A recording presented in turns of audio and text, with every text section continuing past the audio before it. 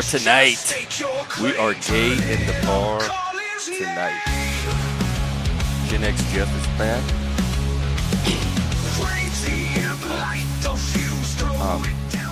So here's what we're gonna do. Welcome everybody, or if anybody's out there. Tonight, I think Friday night's gonna be cut up night. We're gonna save that for the fun, the revelry, the carousing. This is gonna be the gay bar for straight men night. Y'all can come and bring your your whatever. Um, Cut loose. We're not gonna have topics. We're not gonna be all strict. This is probably gonna be the loosest nights of the stream. So this will be the kind of the third space night, and then from there we can funnel into other topics and activities. Tomorrow I'm going to do another members only stream where the conversations there have been very worth it lately to me, and they drive the content for the rest of the week. So come and be a part of that tomorrow. And then Monday, we've been talking about romance in the sense of the hero's journey, the quest, and the kind of the modern Western medieval Christian version of that. But I want to present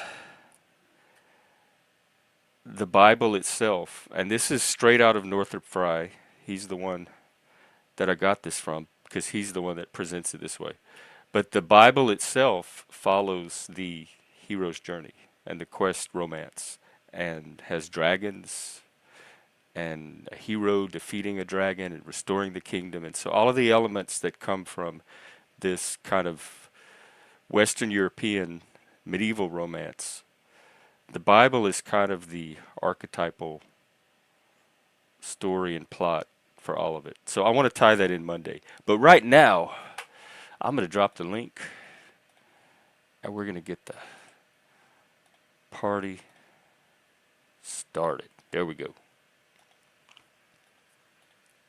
I had a really nice week. I worked, and they have me doing a different job role right now, just temporarily to help out while this other person's out, and I'm really liking it.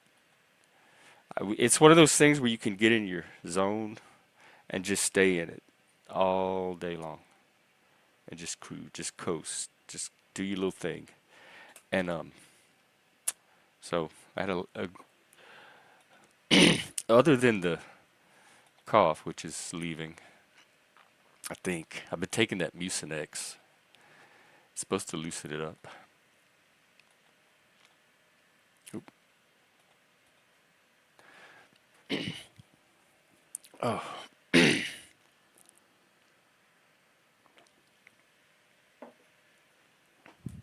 So let me check the news. I haven't even done that today. Probably Trump. I think he met with Zelensky. U.S. detains 2 survivors of latest military strike. A strike on an alleged Venezuelan cartel boat. Oh. Okay. Zelensky visits the White House.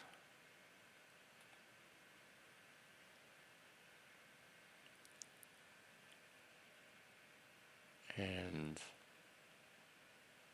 that's about it. So no news. No news with me, no news with the world. Any news with you? That's what I would like to hear. What is your news? What is going on with you? And remember the 3 questions. Why are you here? What brought you here? Why do you keep coming back? What do you bring? And what do you hope to get out of this? But also, what's going on with you and where are you headed into the next week?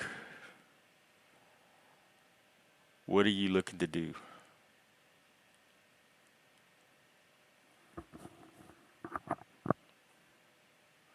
Art, just come up and entertain us. We could do that too.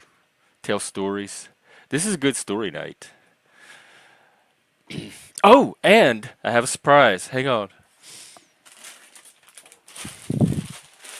I'm gonna wait for Shift and if she shows up. But for ASMR tonight, I've never had these. It's Cheetos, and it's the fiery Cheetos, but it's the dill pickle. So we're gonna try this. I'm so tempted. I'm gonna leave them right there. Hey, Daniel Barry, happy Friday. Happy Friday. I have a feeling Friday is just getting started. I'm a little early today. So people are just waking up, shaking off their Thursday haze, um, and kind of rolling out of bed for Friday night.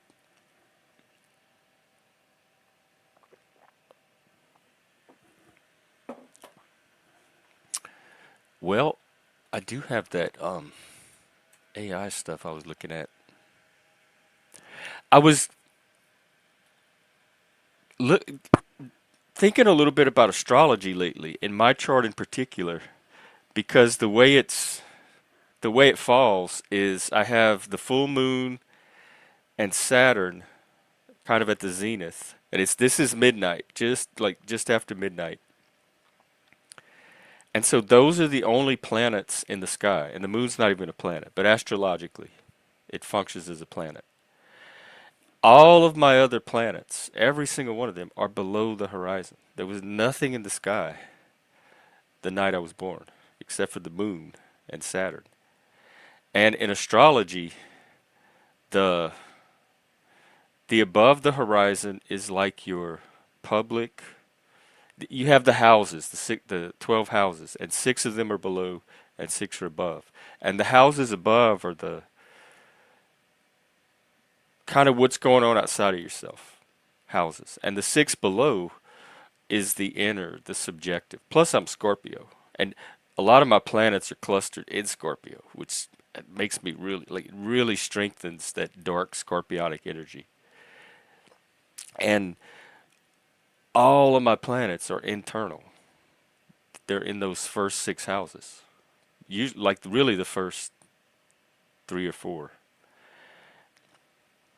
And so I found it interesting how because I'm not really a believer in astrology, but that it's kind of a language that somehow very readily describes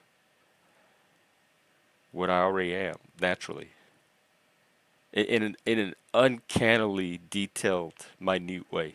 The Enneagram was the same way. If you played around with the Enneagram, it's nine types, and they form this circular pattern, and they're interconnected between them. But my type is so accurate. I'm an eight. I'm an 8-7 wing, and supposedly so is Donald Trump. And the thing I like about the Enneagram, and I've covered it on a few streams before, is it gives you your type. And then this is actually used for the channel now that I think about it. We should look at it. It gives you your type,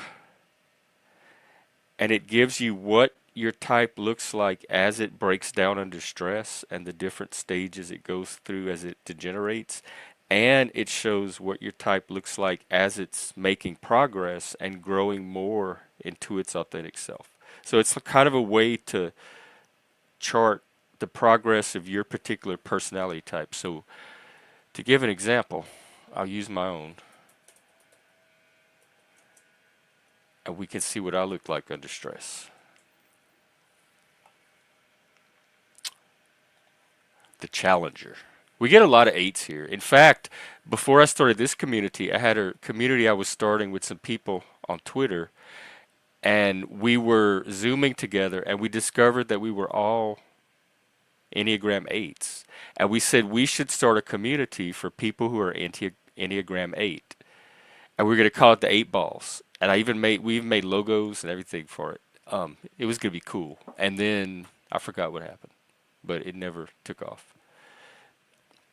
So I tend to draw 8s. This community tends to draw 8s. Lots of challengers.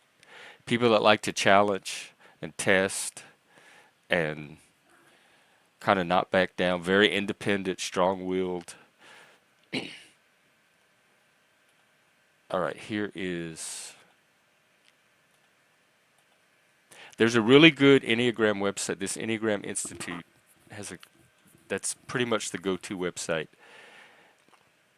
But what I wanted to show you is. See, do not want to be controlled or allow others to have power over them. Whether the power is psychological, sexual, social, or financial, they're very much they kick the most back out of the types, making sure that they retain and increase whatever power they have. A lot of what goes in this panel verse that looks like drama and conflict content, fake or real, is power dynamics, power driven, and status or perceived status. It's always perceived status because status is subjective and collective in a way, but subjectively, collectively subjective. But I wanted to show you this. Yeah, the levels of development. See, they break it down into 9 levels, and the 3 healthy levels are at the top. This is you just as you're going about your day-to-day life. And then as you start to break down under stress, you get more and more unhealthy. So I guess 4 would be the current like ideal. Self-sufficient, financially independent, resources, enterprising, which is what I'm trying to do here. Risk-taking, hardworking. I very much one of my weaknesses is I will overwork things and neglect my own. I'll forget to eat. I'll forget to sleep. I will forget to take care of my own, like do my own self-care.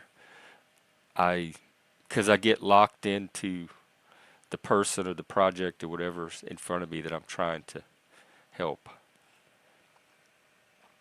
So let's look at progress first. So they say as I move up, I become look. Oh my God, this is happening now. This is Daddy coming home. Decisive, authoritative, commanding, the natural leaders others look up to. I'm quite sure that is me.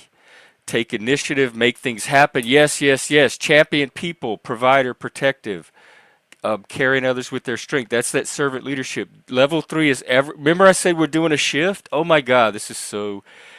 This is the shift. We're moving up this Enneagram ladder. And hey, Ninja Kitty.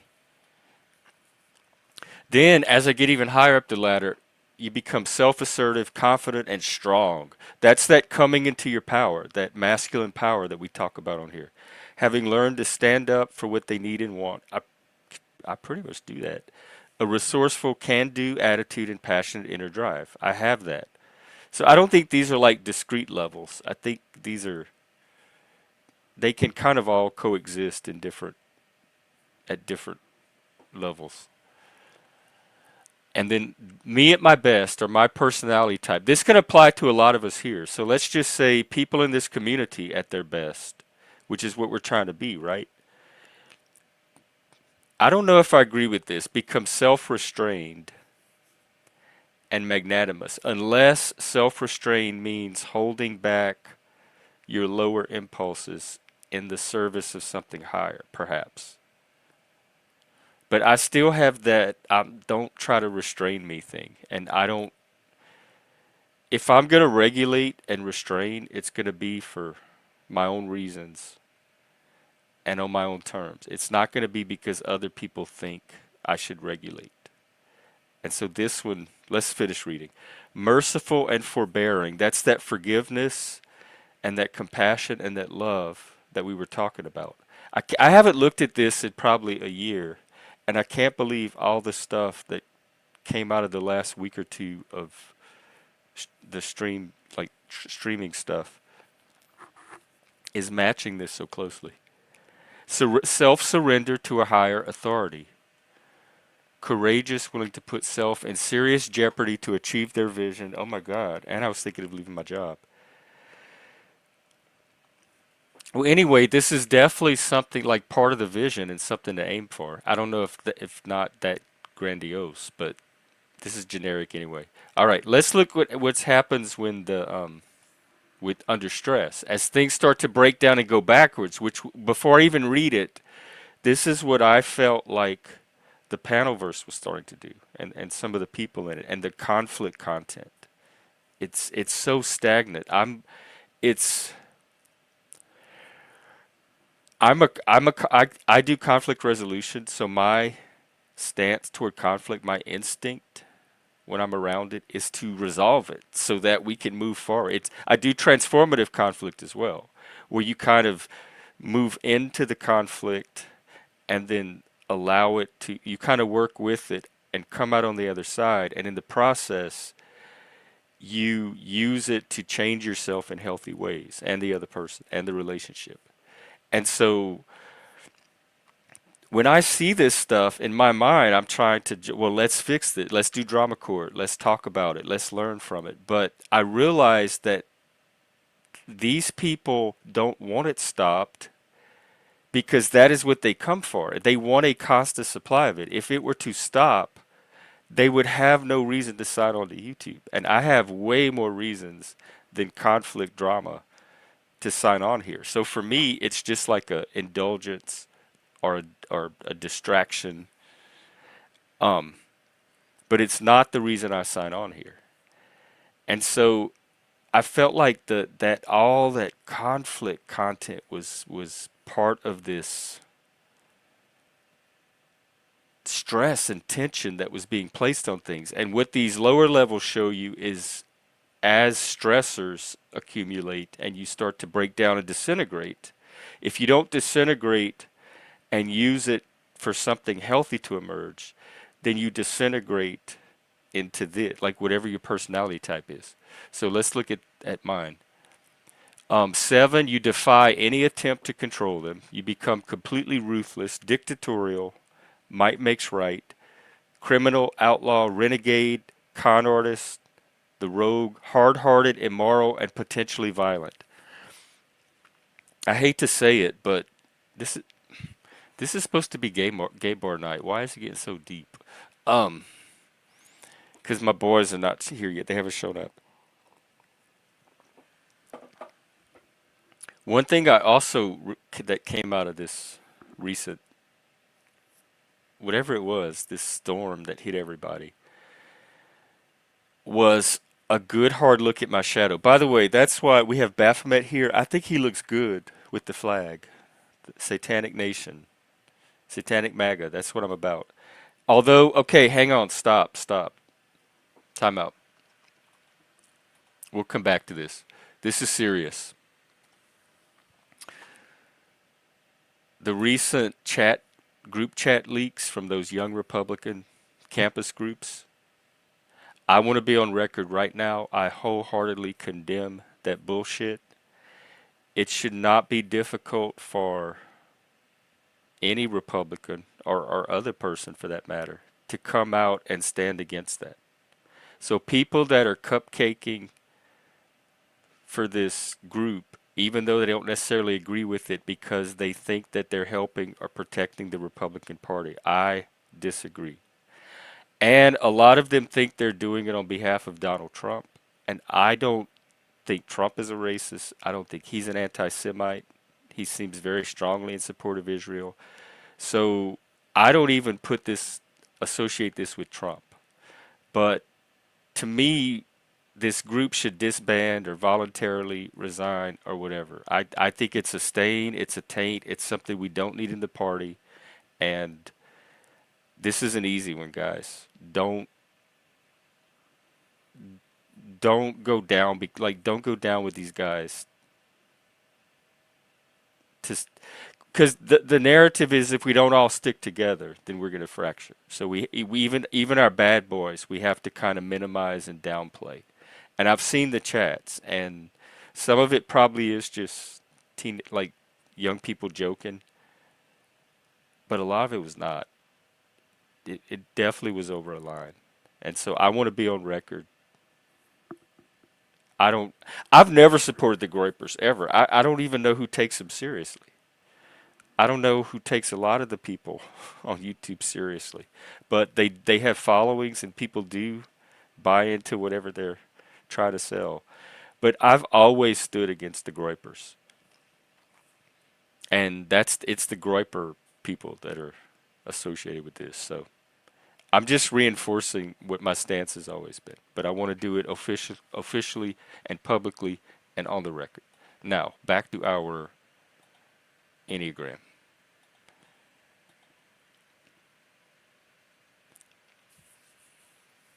Hard-hearted and so the shadow thing, I got a really good look at my shadow, and it is dark. It is all of this shit.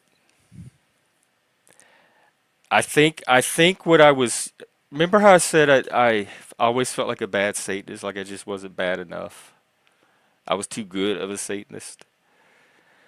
I think what I lacked, truly lacked, was a vision of evil. And a vision of evil in my own self. Satanism being the religion of the strong, autonomous self. And I think I got that now. And I think Satanism is about maybe not embracing that, but not fighting that and just acknowledging it as a reality. I think it's an awareness of the evil that you're capable of the destruction you're capable of, the violence, the harm. I can be quite the tyrant. And this all matches this Enneagram 8. And I'm aware of that now. I accept that. I want to do my God prayer later too. Please remind me.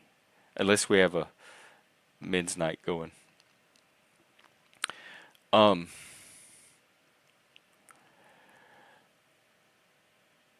so for that reason, I think I have a foot in the Satanism because the Satanism is what helps me to acknowledge that and gives it a context for it that elevates it to something more than just being that.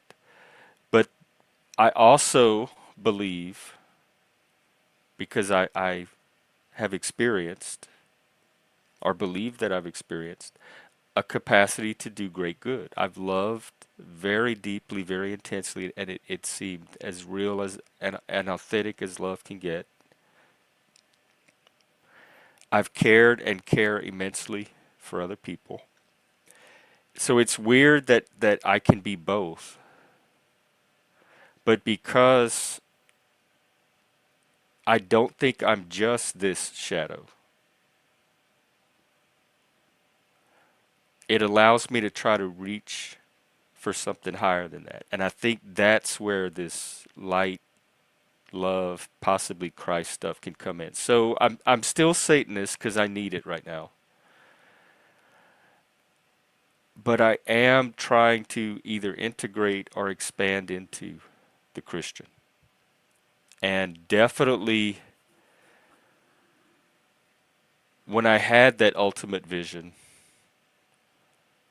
of evil, the evil that I'm capable of, never mind other people. I saw it all. I saw what all of us are capable of, but me, maybe even more than most.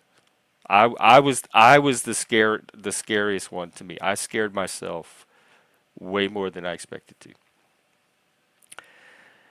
The light was the only place to go, or nowhere, or hell, damnation. Like that was so. I think Christianity is a mythological key, just like astrology. It's a language that just maps on to processes and states that are already going on inside of us and that we already are. It's just a way to talk about it and describe it in this culture. And if it works, I'm going to use it. And so this thing about Christ saving you from, like, you have the salvation. You turn to Christ to get saved from your capacity for evil, or others' capacity for evil. It doesn't have to be a reality. but as a mythological language that you can participate in, it matches very nicely, if not perfectly, what's going on with me. And so I'm going to use it. Like, I don't have to go searching for something else that might match even better because this is so close. It's very convenient to use. Okay, let's the next level. This is if it got further than that. I feel like level seven's maybe as far as I've taken it. Develop delusional ideas about their power, invincibility, and ability to prevail, megalomania, feeling omnipotent, invulnerable, recklessly overextending self. I've seen this in other people here, a lot of other people here. If you ever think that you see this in me, please let me know. And I can tell you, as part of this shadow vision, I am definitely capable of this. And my ex was probably at level 8, if not 9. Let's see what 9 is, because he was at 8 too. If they get in danger, they may brutally destroy everything that does not conform to their will, the tyrant, rather than surrender to anyone else. Vengeful, barbaric, murderous, sociopathic tendencies generally corresponds to the antisocial personality disorder. I feel like with the X, he got to this edge when I was with him because of me. Like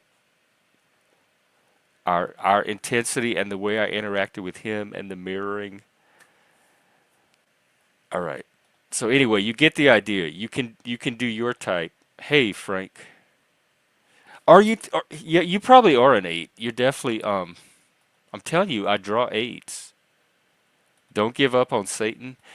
No, I'm telling you, he really helped. The Satanism has really helped me. I would not be where I am today without the Satanism. Because remember, it happened at the end of 2019, just before COVID. And so when I went into lockdown, I went into it as a Satanist, a brand new Satanist. And I had to figure out what do I do with, because I hadn't met other Satanists yet. I was hoping to like be part of a satanic community, but then we got locked down.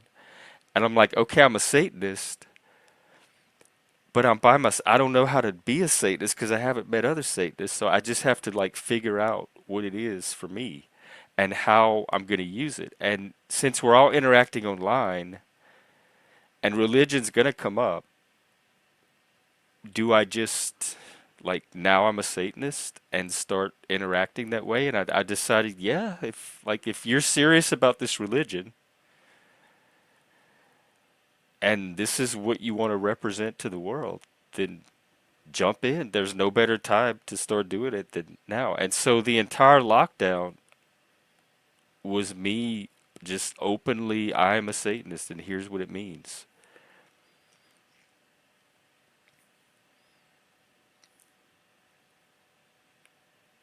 But all of that could have been two things. It stabilized a lot of things about me that I find valuable and think that it's good to have stabilized, but also maybe transition me to a point where I could move on to something else. So we'll see where it goes. I did say the other night that with the Christian Satanism thing that we were doing the lie and talking to Chuck and he said it didn't necessarily even have to be Jesus, and I kind of saw a vision of beyond Christianity and Satanism, and that was just one form of. That's just the excuse me. That's just the form it took in our culture at this time, but that it could take the dynamic or the phenomena that it's describing or depicting could take other forms elsewhere. It was the best thing that I wrote that song. The best thing that ever happened to me. I'll play it as our piss music tonight. Um, because COVID was the best. If that was hell, that was exactly my type of hell. And I'm not even an introvert, and I had to be. I'm an ambivert, so I can do both. But that was the first time probably in my entire life that I did not have people. I had me and my roommate and the cats. That was it. That I did not have people around me. And I thought I would be miserable. I'm like, I can't do this. I'm an extrovert. I need my people. I need my social stimulation. But I realized as long as I had the internet, I had all of that. Whatever I get from people, I get it from the internet. And that I could introvert as well. I could shut myself in my room and sit in front of a computer or read a book or be by myself for days and days and days and be just fine. And so I had both. And it was wonderful. I was getting in touch with the introvert side of myself. That was integration. Like it integrated the introversion and extroversion so perfectly that I have the whole range. I can do it all.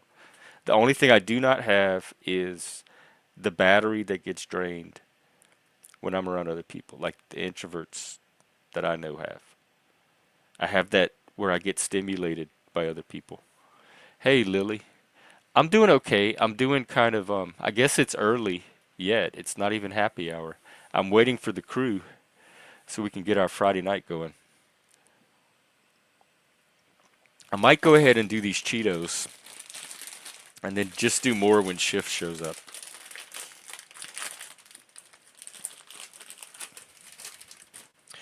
I do. Men weren't quite men, and they're becoming even less so in the at least the groups I was part of. And I do not miss the Karen at all. Although we were talking the other day about the dark feminine, and the Karens are a perfect example of that.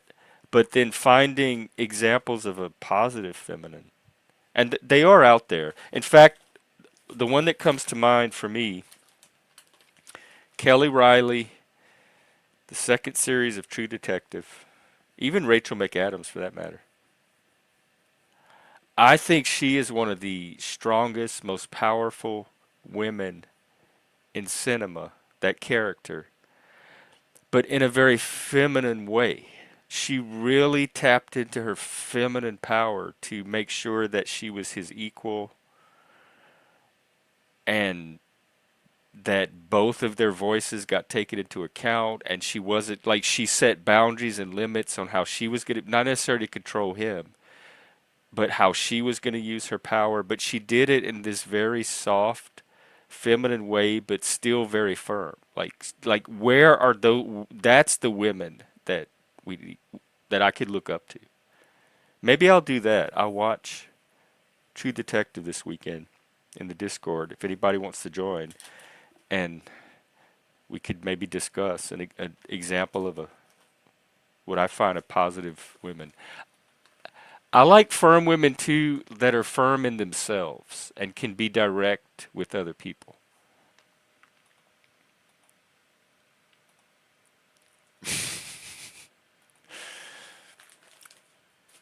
I can't even imagine that, Frank. Oh, wait, here I go. All right, this is dill pickle. It's hot and pickles. I'm so excited. Mmm, I love the pickle. This is good. I might even like these better than the what do they call Takis. Very nice pickle flavor. Oh, it's hot. Shit, that fire. Why does the fire always hit later? Ooh, y'all, I think this fire is stronger than the Dinamitas or the Takis. The Takis had the little like I think baking soda and monosodium citric acid, that type of stuff that zaps your tongue. This doesn't have all of that, but the pickle flavor is really strong and really nice. The fire, I'm not, look, I didn't even finish it. This is not even a whole Cheeto, and I cannot close my mouth. Oh, well, try these Cheetos then, Frank. Oh, God. See, it's bringing up my mucus. I'm sorry. Oh, technical difficulties.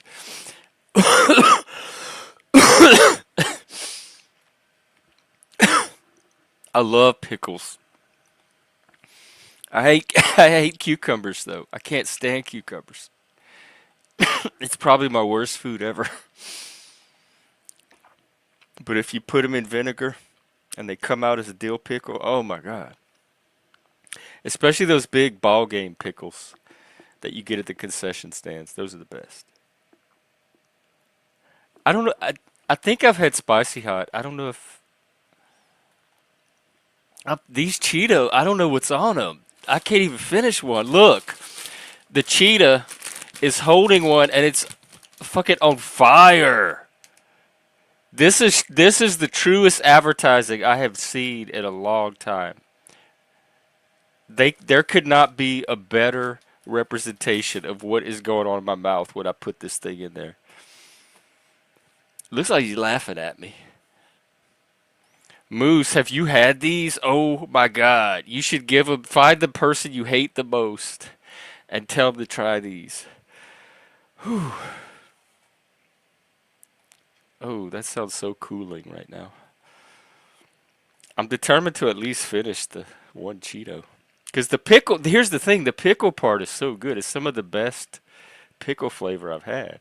And I eat all the pickle stuff. The pickle chips, the pickle pistachios, the pickle sunflower seeds, the pickle salt.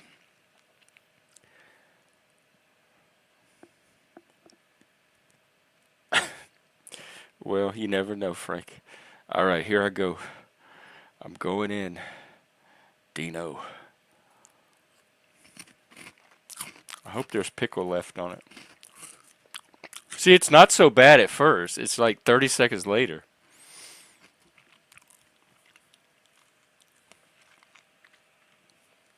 Ooh. Why did I have to swish it all around in my mouth? I could have kept it in one little spot. That wasn't too bad. I think a lot of the heat was on the first one. The first I I have stories. Yeah, maybe I'll save it for a member stream, but I will tell one story tonight. And then I have a guest in the back. I used to carry around, it wasn't mace, it was pepper oil in like a mace canister. You could spray hot pepper oil. When I was living in Vegas, just because I had it and it felt better to have it on me than not have it on me. And me and my roommates were going to dinner one night, and I had some really tight black jeans. We were all gays, and it was in my pocket of what that tight black jean. And as we're walking to the car, I felt this like burning sensation on my leg, and I started to feel, and my jeans were wet, and I felt around, and I felt that pepper oil canister, and I realized that, oh my God, did this thing just bust open and leak? And as I was realizing what was happening, it had gotten all down my testicles, all down the inside of my groin from the jean fabric. Y'all don't ever, not even as a dare, not even as hazing. Oh my God.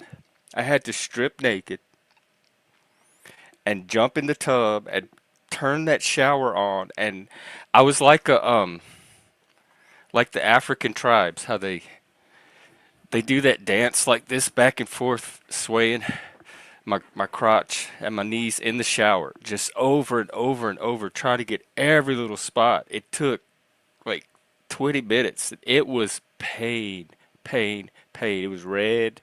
It was sore. And then after that, I put a new change of clothes on and we went out to dinner. All right. Speaking of stories, let's see if you can top that one. Salute. What's up, man? Salut, my friend. As soon Hey, as I man. figure out What's how to going on? work my.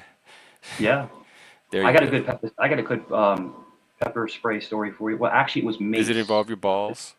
No, but it got in my face. It actually got in my face. But we were doing a contract for Food Line, right? There's a really bad like a Food Line that always gets like shoplifted and like Wait, people a get in what fights line? and stuff. A Food Line, a Oh, supermarket, yeah, okay.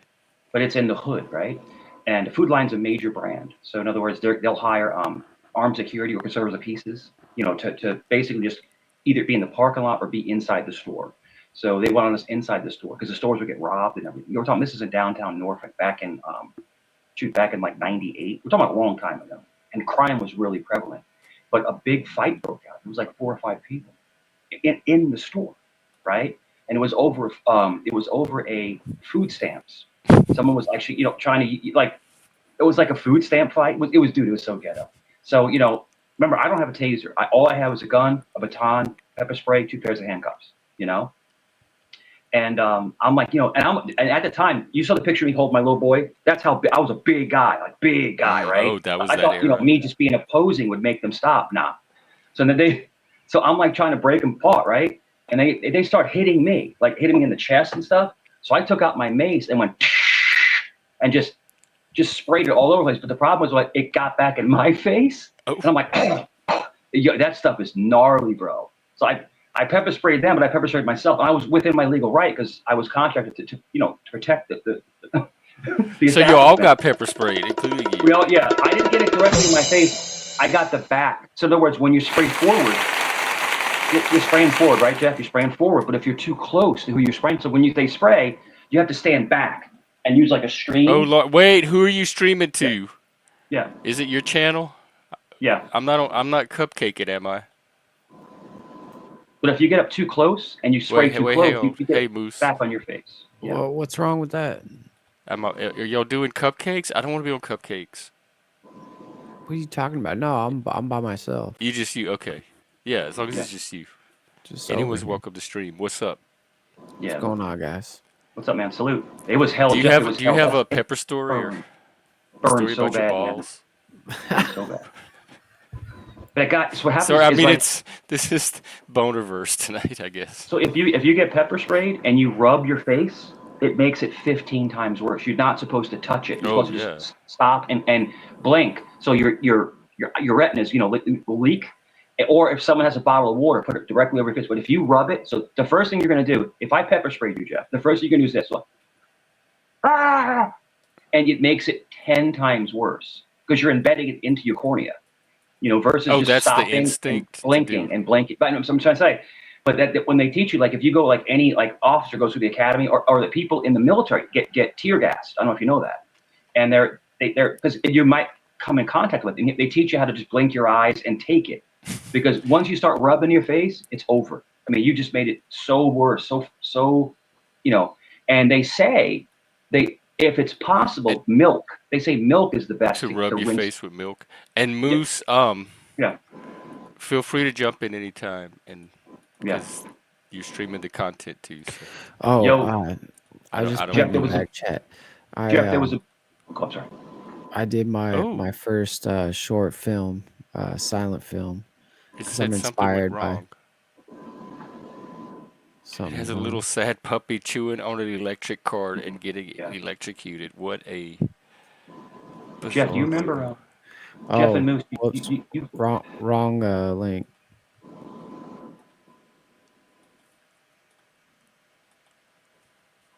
Oh, Frank wants to know who they is. I gave you the studio link. I don't talk to Frank. There you go. Oh, okay, I didn't know. Yeah, I'm good. Frank, I'm good, he don't talk to you. I don't talk to you, bro. It's all good. You're a worthless troll who never comes on camera. Wait, what? Okay, so the AI wrote the story and then you set it to images? It's my story. You wrote the story. It's not a very long story. Sure. It's still cool. Sorry, Mike. Okay, I wasn't trying to sorry. cut you off. No, you're fine. You're fine. I wanted to tell Jeff about a breakthrough of mental health. I wanted to tell him about a breakthrough that happened last night. Okay. Oh, with you? With me and someone else. Yeah. I'm skeptical. Okay, yeah, definitely. Let me. No, whenever Moose is done, Moose has carte blanche. I'll wait, please. Hang on, I gotta re-click the link. I don't like the way these shorts do.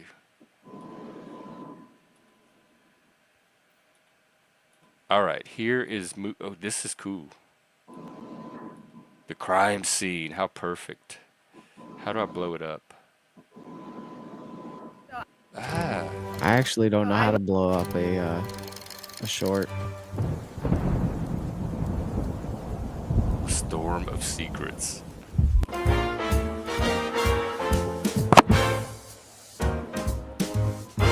I'm a huge Agatha Christie fan. This is. Oh, it's. Wait, she was on his lap, and the bird is the cage is open, but the bird is in. Wait, did she come back up? I'm so confused. I thought it was a girl. Oh, he died. Okay. This is really involved for a short. I feel like I'm watching a full length. I love the movie lines.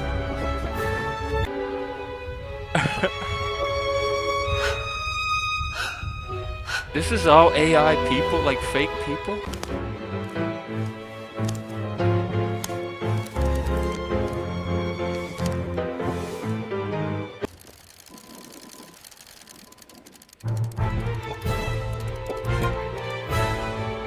Amazing.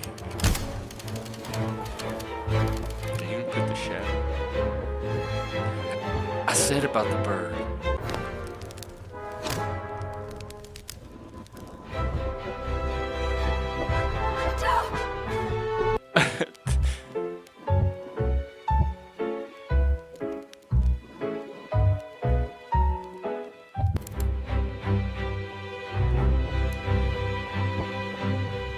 Wow.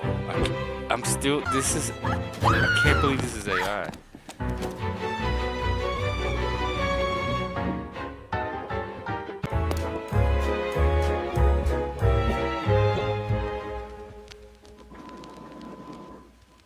Sam Spade. Wait, was that Moose? How do we find out what happens? Is this the like first of many? It's just the first part. Oh, I think It's a teaser. That's all it is. it teased me. It was told mostly in images. I That think how long was that thing? I felt like that I like watched a half hour 2 minutes. pilot episode. 2 minutes of a silent I thing. think I think fashion was at its heightened in those 20s. Like the fashion and the beauty and the style. I mean, there's everyone just was dressed to the nines. You know, the women were gorgeous. The men dressed in beautiful suits. You know, and everyone had They had money class. too. But I'd everyone be had class. dressed that way too if I Yeah, could. yeah, If I not that way, but I'd be yeah. dressing nice. And there's some clubs that have like retro night where people will dress up like old timey stuff. You know, and I think it's neat. I think it was a great time for fashion back then. It was also a time for poverty. You know, in the 20s, it was the poverty stricken. A lot of people, it was Oh, the was that haves the and have Gilded Age where yeah, it was the the haves and inequality? have-nots. You had people on the soup line, and you had people also like in mansions. So it's like it was definitely the upper class and lower class, definitely. You know, so definitely a strange time. Oh God, Frank, you must be really bored. Yeah, Moose, have you had these hot Cheetos? Mike, have you had these? I haven't had them yet. Yeah, I told you I had a couple of the Takis one time, and I couldn't eat them. And I had a hot Cheeto one time. My son loves them. My son loves that stuff, and I'm like, yo, they smell gnarly. Like if you smell, they smell wild. You know, like what is this Oh, thing? that's on yours. I can't do it. Okay. Yo, Saron. What's up? You know, Mike is not Cheeto even. Pesto. You've been usurped, Mike. You're not even the biggest lowcow in the Panaverse anymore. Of course not. There's I a never. there's people now that make you seem normal. Everyone's saying that. But the whole thing, Jeff, is I actually am normal. I actually was playing an act. This is actually the real me. I've dropped my troll the last couple of nights I've come on your panel. This is actually the real me. Like I I'm not like it. trolling right now. I'm completely normal, man. And but when I start to get elevated and start going at people, that's the troll. That's Hmm. the troll. You know. But I actually you know, understand what that's like now. yeah, After yeah. It's it very kind of much gets set off inside of you. yeah, but it's acting, and a lot of times you're not angry. You just want to kind of get things going. In other words, sometimes I do this. Sometimes I'll sabotage myself. In other words, you know, things are so mundane on some panels. I just snap into like we're attacking somebody. It's just to get everything going, and all of a sudden people Right. start popping off, It's and that conflict content to get that yeah, adrenaline that's going all. because it's more exciting than And I've dropped it, and sitting around being normal. Moose, what's going on with you? Um, Lately I've just been working on video stuff and music and um kind of staying away from like the panel verse itself as a whole and trying to like just create stuff instead of just consume. You're like you a one man studio right now, like media Mhm. enterprise. You're churning out an enormous amount of stuff and working a full-time job. Yeah, yeah, Wow. and a family and stuff. And a So family. Mm. That's Right. wow. That's dedication. That's what's called dedication. It's You it's dedicate. Yeah. creativity and passion. Something's Yeah. flowing out. well, I don't Yeah. know, Mike. Have you been following my stuff lately? I have I don't think not. you go there. I had to. I switched accounts a couple times because my accounts kept getting messed up. So, but I haven't. If you want to drop it in the back chat, I'll sub to you right now if you want. Yeah, Hold on. that's fine. You Yeah, don't have I'll to. drop it too. Which one's the best one to drop? Because I know you have a few. I'm gonna do it all on the producer Moose now because I want to get Okay. Yeah. monetized. I'm looking at back chat. So if you want to drop it, I'll swing over there and subscribe real quick. Here, I can Yeah. pull that. I got Yeah. it. There you go, dude. There it is. All Um, right. Give me 1 second. Boom. Give me but one yeah, second. I mean, I just did. Hey, Haley. No, hold on one Here you go. second. Here's Moose's channel for those that I'm want doing to it right. follow him if The you're not producer. already. I mean, yeah. Do you like the old fashioned stuff? Because I got this video I put out yesterday. I think it was. Oh shit, wrong one. I thought that was back Here, chat. I'll grab it. There it is. I'm having fun with it. It's not perfect yet. I'm still trying to figure out how to like get it to because you only get Do you eight want me to play second this one? clips. If you want, you don't have to. Yeah, I can't meet because you're streaming back to your channel too. So I want you to have some content. We're All right, making here's content, baby. Making huh? content. Oh, hang on. How do I do this? This one's cool. It's a different style. I like the way you're experimenting with different mediums and styles and ranges and genres. You're playing with it all.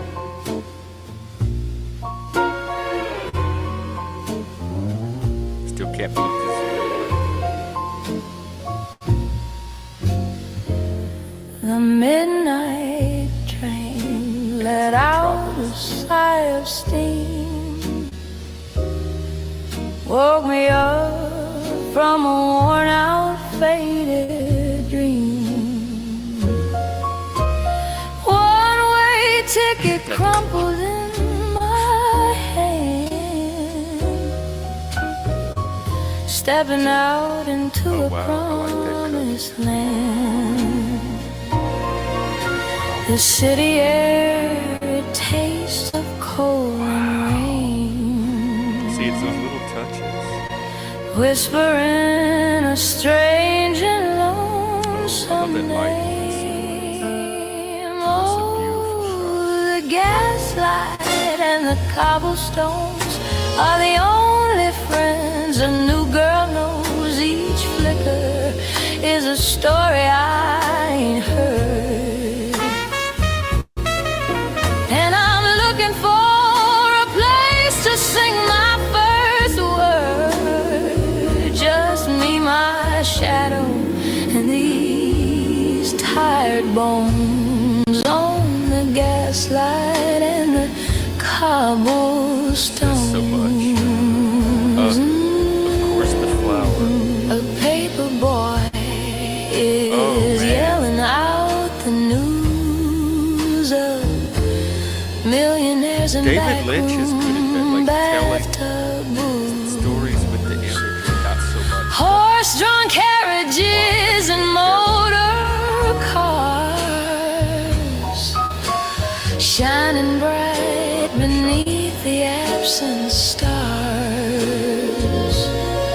Got one suitcase full of thrift store thread and 1,000 melodies inside my head.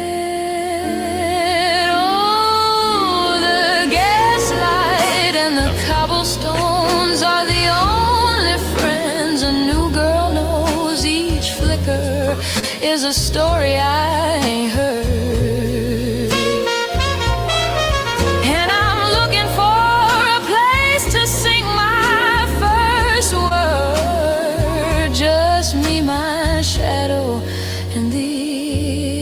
tired bones on the gaslight and the cobblestones. The saxophone is crying from a hidden door. Sound I've never ever heard before. It pulls me in, it's telling me to stay. Maybe I can sing my blues away. Maybe someday.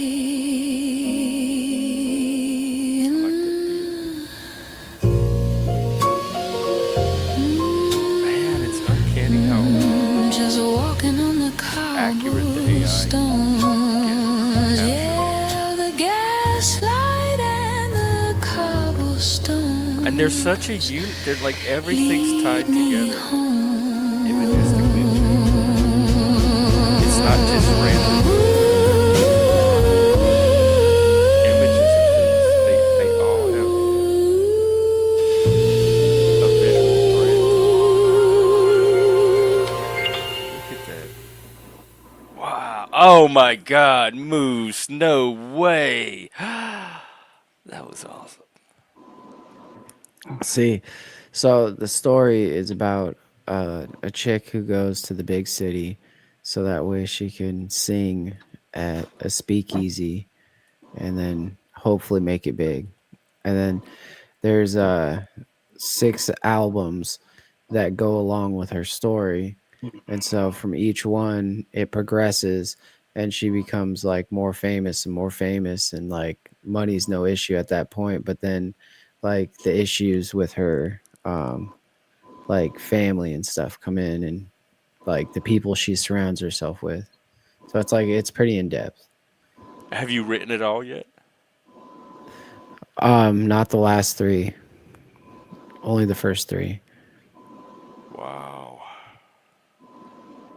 Well, keep plugging away. You don't It's like lose this. it's like a story. It's like watching like a story. Yeah, Like pretty cool. there's a lot of stories. He's just like But I I love don't know, something got unlocked and yeah. But so much is pouring out right now. I love the 20s theme. That 20s theme is like my favorite. The people I think were the most glorious in that time. You know, everything like the Who would cars. you be in the 20s? Would you be like one of the gangsters? I probably most likely would be because I would because I'd be fresh off the boat, and a lot of Sicilians you had to resort to because you couldn't get a job anyway because you're Sicilian or you looked as less than then. It's like, so it is what it is. But who knows? But if I was in organized crime, I'd try to do something more like I could see like you like running an yeah. ice cream truck. Be Oh, be okay. the local Is that what you ice cream think, Jeff? guy. Is that what you think, Jeff? You think I'm just an ice cream truck? You think I'm not dangerous? No, I do. I know. If I, I'm dangerous, I know yeah. y'all are dangerous. Yeah. Oh yeah. No, we're no joke. No, but I would hope to be more kind-hearted. So if you had to work in a line of crime, maybe just running numbers, stuff like that. Not being an enforcer, not trying to take lives or anything like that. I wouldn't be interested in doing something like that. I wouldn't. Because there were people that did organized crime that ran numbers. They did accounting. They collected money. And stuff like that. So you didn't have to always have be K-wording people. Those people that didn't have to do that. But the enforcers, the mob enforcers, those are the people you have to watch out for. The Luca Brazzis. Those are they come to your door and that's it. It's over. So I'm just thinking of the potential now for role playing yeah, and no AI, doubt. and like Yeah, people could role play the stories in the game and then yeah, use the AI to picture them, and then or like generate stories for other people to you put into yeah. AI based on the plots of their But it's role amazing. playing game.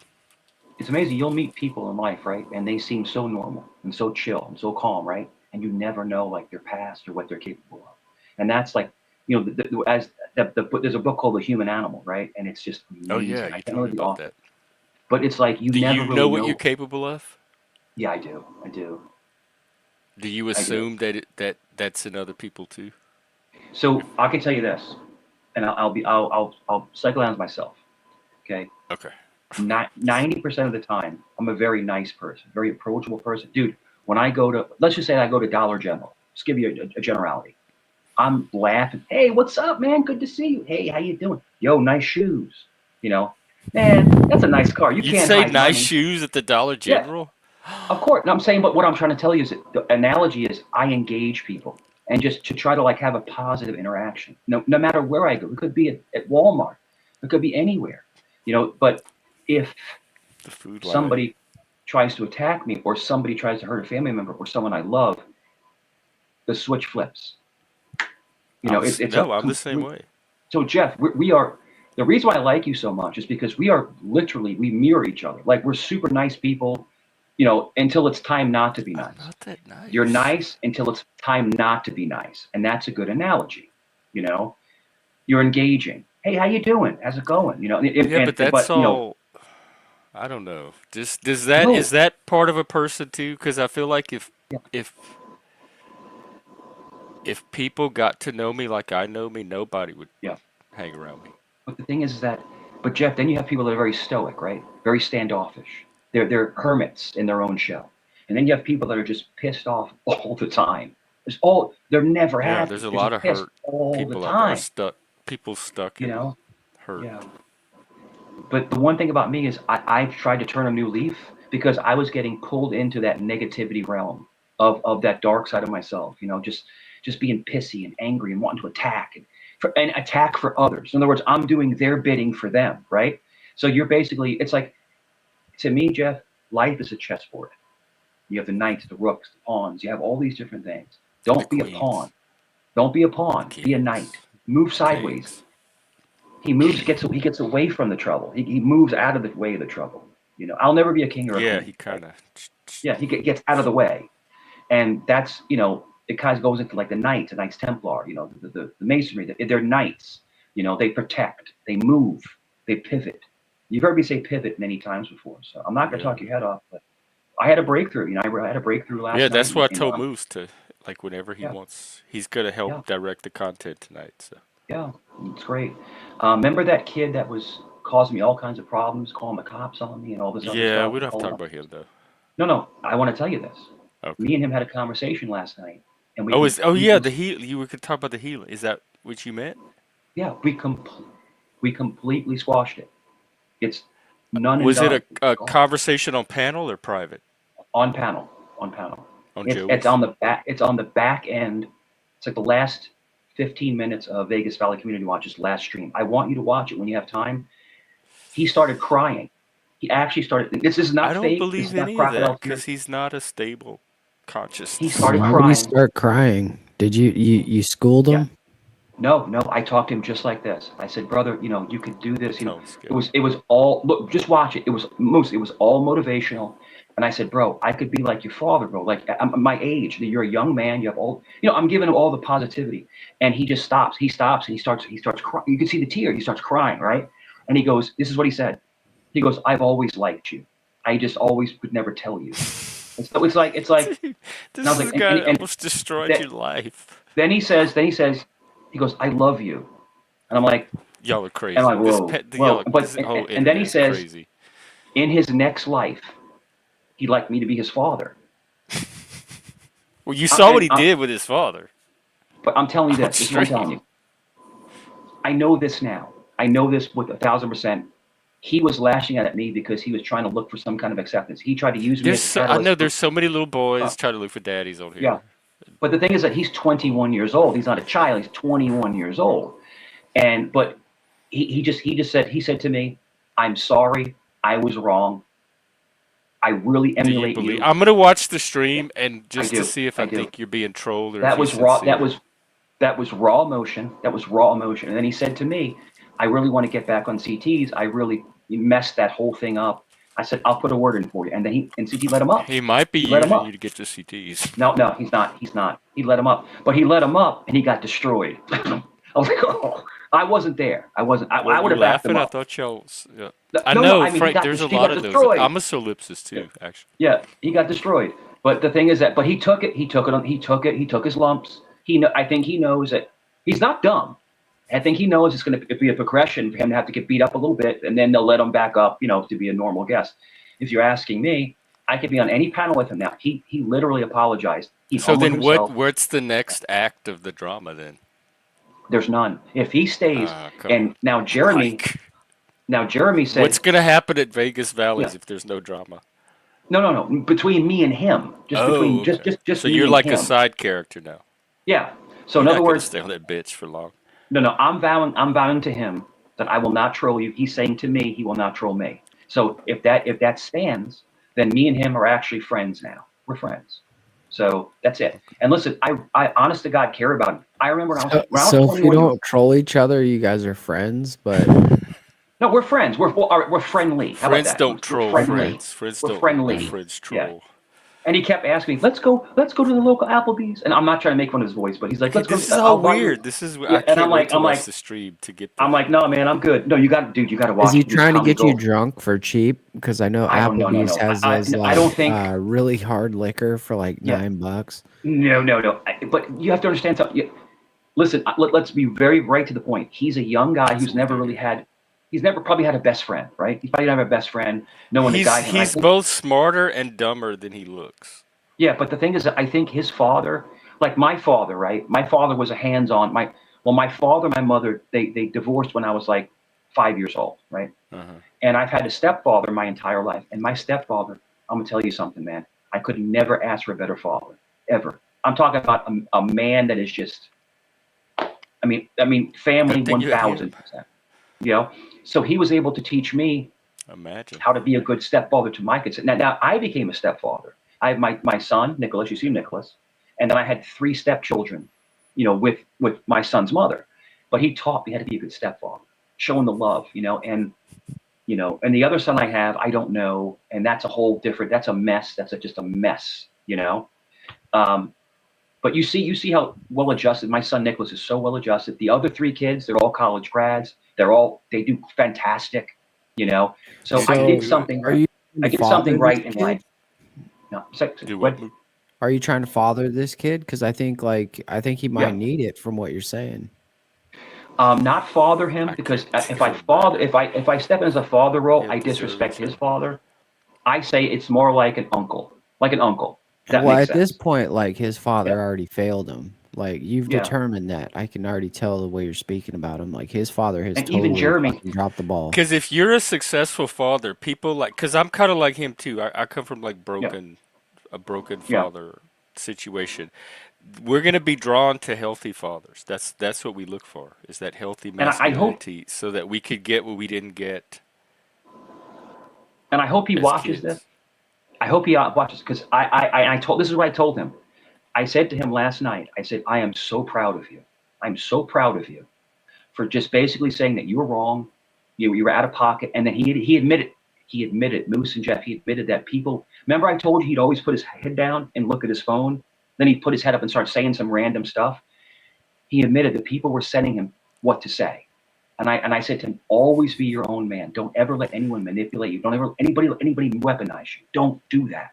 And I think How do it you dawned on stop? him. We needed to do a whole stream on how to stop being Yeah. weaponized. When I see him again on panel, I'm going to ask him to come over to your panel, Oh, because he's it not. would Oh all. no, I'm not at No, that but level of trust that you are with him yet. no, leave We'll the see banner how it up. But plays out. I think that I think you could help him with his healing. I get I paid. believe He that. could contact me through my Yeah. website. Do a free All right. I'll tell him. consultation. He's got money. I'll tell him. Oh yeah, I'll go on Yeah. Zoom with him. Yeah. We'll Maybe probably what I'll do is record this. and I'll do have some him. video. I'll ask him to message you, like in the chat, and ask for the link, and Oh, then maybe he can it's in contact my you that way. description and all over my Okay. YouTube. Got you. Just satyrsgrove.com. Because The I think wise with old your satyr in the forest. The half retarded wise satyr. when I Do you did it have when tips since you were a successful father? Do you have tips for up and coming fathers? sure, the whole thing is that when you become a father, you're terrified and stressed out, because you're taking I can on imagine. another life and you're taking on Right. responsibilities. So some men, they don't know how to handle it. So I'm one of those. That terrifies me. That's why I have so what much what admiration for men that take that yeah, on. what I suggest is find someone who's older than you, that's their kids were raised, right, and ask them advice. How did you do this? How did you deal with this? In other words, it's almost like a counseling session, and just ask people. Because as a father, if someone was to contact me and say, "Man, Mike, how do you do it?" and I would say easily. And there was times where I was so tired and so beat down because I had 4 kids, bro. At 24 years old, Jeff, I had 4 children at 24, and I made it work. But I had to work day and night. I had to, bust my tail. I had to, everything I had to Well, do. we saw the fruit. Yeah, but the whole thing is that it's scary. It's a scary thing to go into, and that's why I think a lot of people now they don't want a family because Because you don't really, there's no guy, like nobody, no parent knows what they're doing. exactly. And I think It's everybody is learning as they go. Jeff, I think the secret is if you had good parents, remember how they treated you, and pass it forward. And You if you know, did, all yeah. you have to do is be at least better than they were. And I think if you had a horrible childhood, a traumatic childhood, maybe don't have a family because that trauma might carry over because you don't have the training to be able to be a parent. It's just, I mean, I hate to say that, but there are I people don't like know if that. I know people in their 50s that never had a child, and I mean, yes, you can have a kid at 60 years old. I mean, it does happen randomly, but would you want to have a 20-year-old at 80 years old? I mean, you have nothing in common. Like, it's like, so what I'm trying to say is that I'm so blessed that I had my kids in my 20s because I was able to kind of grow with them. I was still relevant. When you have a kid when you're 50, it's like you have nothing in common. They're listening to Cardi B and shit, and I'm listening to fucking doo-wop and Elvis. It's like a whole different paradigm. So, but I think Yeah, because Cardi B is different. got to be relative with Shift, are each you other. still out there? Yeah, Because I got these fire yeah. pickle things for you I told you I got that big box of Takis, and I gave from it the to my food bank. sister. Yeah, yeah, because they didn't want them. No one wanted them. So, but Just I don't eat them. onions. I gave them to my sister, and then I called her, right, because she came to the bank. She came up there. So I gave her this box of Takis, right, and it was like, was it like 30 bags of Takis in a box, and These are truly Satan so snacks. she calls me, right? She calls me like the next day. She goes, damn you. I was like, what? The kids' mouths are burning. They wanted them. No, but they love they love the hot Cheetos and remember Andy Cap's They hot had hot sauce? Cheeto at the food bank too. Yeah, yeah. Why No, are they no. giving The food bank people Takis, all this Takis. hot stuff? It was Takis. They just have Takis, tons of Takis. The Cheeto brand. So check it out. So when you get stuff, when you donate stuff to our food banks, it's usually stuff that's not selling. Like the Cheeto brand, But they they sell fly like off the hotcakes. shelves here. I can't Yeah, they believe sell like Takis hotcakes. are But, not but the selling. Takis, they don't sell that much. So they'll That's just donate them weird. to the church, and then the church will give them a tax credit. So yeah, I gave her a I whole know y'all box. have Mexicans around there because you Yeah, we said do. you We do. lived across from A a lot of lot of them. Mexicans. The majority of my church is it's Italian and Filipino and Mexican. But the But they large don't eat amount of Takis. they don't like them. They don't like them. So they just sit in a box because you can take. So when you go through the line, right? So we do is we set up an That is, auditorium, of right? all And, the and it's stories it's you've told, that's one of the hardest to believe. it's a square line, right? And it's so you can take 4 items of each. You get 4 items of each, right? You can take four loaves of bread. You can take 4 Takis. You can take 4 bags of rice. You can take a bag of potatoes. You can take onions. But the thing is that like nobody wants the Takis. I don't know what, and then you just sit there. I don't know what it is, but they love the kettle chips. We get Hostess cakes. They take. It's great, man. They eat like kings and queens. Yeah, Eric, where's my $5? yeah. Where's you owe me $5? You admitted it on the stream. Go wash some windows or wipe some windshields or something. Give me my $5. Yeah. Go Hey, shake listen, a Jeff, I'm gonna can. drop. I'm gonna drop in a second. I gotta take care of something. Oh, But no, I'll wait for a few minutes. I gotta take care of something. I'll come oh, back up too if you're still up. I'll it's come back is it the cops? up. It Come on, shouldn't Jeff. be. Stop, Okay. Jeff. I gotta make a Well, I phone mean, call and take care of something. don't- Yeah. you never I know. gotta go. I gotta go to the store because the store closes at Oh 9. So I'm yeah, gonna well go. Yeah, run you there, should do come that. back. Yeah, that's okay. I can wait a little bit. Grabbing I a just looked 12 over it. It's pack, only like 7:15. I thought it was like 8:15. That's only 7:15. grab a Oh. couple brewskis before the. No. I'm gonna close. actually, don't believe it or not, I'm gonna get some candy. That I'm seems like addiction. Do you think you have YouTube addiction? I'm feeding for candy. Like, dude, I literally I crave Laffy Taffies. You like Laffy Taffies? Shake I that laffy remember. I didn't taffy. like it that much as a kid. Shake that It was laffy taffy. sticky. It like What? Shake that stuck in your laffy. teeth. I literally crave them like crazy, man. Just like the grape, those I grape remember Laffy and they Taffies, had the the grape and the banana, strawberry. the strawberry. Yo, the green apple. Oh my God, man. Come Oh on. yeah, I remember. Yeah, love them. When we were growing up in New York, we'd eat Now and Laters. Remember Now and Laters? That. Mm-hmm. And they were hard, but then they came out with the And Mike and chewy Now and Ike. Laters. Oh my, Mike and Ike's. Yo, remember lemon heads, cherry heads, Oh grape yeah, heads? dude. Come on, That man. wait, I remember lemon heads. You mean they had grape and cherry after that? Yeah, Oh no, yeah. I only remember the lemon and the Boston baked beans. That shit My is absolute poison. favorite. If you ask me about the head candy, but my favorite was always lemon heads were always the best. But dude, those cherry heads, oh my God, they were so good, bro. Do they have If you apple like that, heads? I didn't see apple heads. It was cherry, grape, and lemon. Cherry, grape, and lemon. That's what the three lemon heads. And I remember back in the day, they were like what? Moose were like 15 cents for a little box. Oh, they weren't shit, man. They were Cheap. so They were cheap. cheap. You So had like cheap. you had like 50 cents. You get like a couple of them, and then you had candy all night long. You're like jumping off the roof and shit. And Hey, Ag. yeah, it was good, Jumping man. off the roof. We Yeah, no, you're we jacked up on partied on the sugar. roof, but You're we on never sugar, jumped so off. you're like just jumping around because you're on sugar so much. That thing's Oh, yeah, no, tons we of did do sugar, a lot man. of that, just Yeah, under the roof. we never drank Kool-Aid though. That the one thing. We So used to all of eat my Kool-Aid neighbors, like I grew up, and now where I grew up, right, we had a large and house. dye our So hair with it.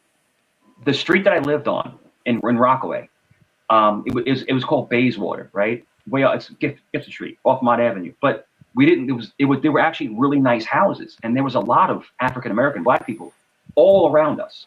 But they had nice homes, and I remember going over to my friend's house, and he's like, "You thirsty?" I'm like, "Yeah, because we drink like in my house we would drink like water or like iced tea or something like that, right?" And he's like, "Here, you want some Kool-Aid?" I took a sip of Kool-Aid, bro, and I was like, "Whoa, dude!" Wait, Was you so were? much Is sugar. Kool-Aid a status thing? Were you like above the Kool-Aid There was so much, line, status line? Jeff. Because we There was got so Kool-Aid much, all the fucking time. I must have been on the wrong side of the Kool-Aid tracks. Jeff. They put so much sugar in it, bro. You took a sip, you went Yeah, they'd like make a you're big like, like gallon pitcher, or we could make it. They let us make our own dude. Kool-Aid. I looked at the bottom, right, and there was like this much cinnamon sugar on the bottom, and it was already sweet. Like they put a whole bag of sugar in it, like a whole bag. It's like, whoa, you're drinking pure sugar, We used to make and like, popsicles with it too. yeah. I used to love that. Remember, you take you put it in the ice cube tray, right? You put them in the ice cube tray, and you Yeah, put they had these popsicle little. sticks You got them inside from the Tupperware lady. it. It was these little Yeah, Tupperware popsicle maker things. Yeah. yeah, and you had to. We would do it, Jeff. We would do it with grape juice, actual grape juice, and apple juice. We wouldn't do Kool-Aid, but we would do like juice. And then my mom would get fruit punch, the Tropicana fruit punch, and we would do we get all the popsicle sticks, and you pop them in there, and you put in the freezer, and then you got little popsicles, Mm-hmm. But Jeff, growing up, how great was Bomb Pops? That was like my favorite. Remember the Bomb Pop? Is that the red, white, white, and blue ones? Yeah, the Bomb Pops, the Yeah. cherry, the raspberry, and the lemon in the middle. Oh my God, man, those were great. It was great because growing up, it was straight New York, and we're talking about 80s and 90s, right? And the ice cream man, you hear the ice cream man coming down the That was street, your ice cream man. coming down the street. They're like, "Oh, here comes the ice cream man," and his name was Mario. He was a little short Italian guy, right? Named Mario, right? It was great. Here we go. We Like, got Mario, us a what's up? story, folks. Yeah, like, Mario, what's up? Now he'd come down the I street, can right? see You'd the hear AI. him. The AI needs to do Yeah. a Mike story. Yeah. Feed Mike into I'm the telling AI. you, bro. Go ahead. Get Mario. Go ahead. Check this out. So Mario was a couple streets over on McBride Street. And so McBride Street, there was a lot of scumbags over there. Like my street was like, my street had a couple All city the workers classy and people. actually a couple police officers lived on actually my street. A couple cops lived on my street, right? So like people didn't really F around over there, right? Because there's cops that live there, You're cool. They stayed away. They didn't really mess with the cause. But 2 streets over McBride Street, It was like a crap street, like there was all kinds of fuck shit over there. And Mario went over to McBride Street. He got robbed. They robbed the ice cream man. They robbed the ice cream man. But I was not there when it happened. But they said Mario didn't go out without a fight. He was like punching people. And yeah, they did robbing the ice cream man. Yeah, I'm telling you, bro. I'm telling you. You should write a song, yeah, like get AI to write a song about it, and then we could put it to Yeah. a video. I would Yeah. collaborate with you You for mean AI. AI? I feel like it's the next step in the evolution of our relationship. Yo, so check this out. Hey, Vinny. So back in the day, so there was no Uber or anything. It was always cabs. They used to rob cab drivers, man, all the time, man. It was like dangerous, man. So anybody who carried cash, they robbed them. Like Hey the Jeff, I'll be paper back, boy. man. I'll be right back. Okay. All right, Moose. What's going on, bro? Chilling on a Friday. This is the night to kind of let it all out.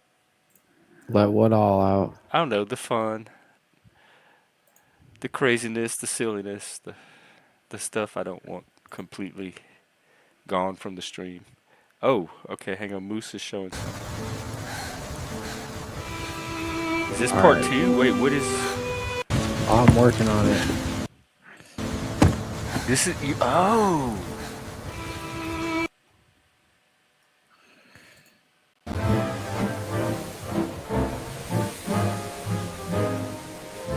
Let's see what you do. Darling, wasn't the journey simply... Don't like either one of these.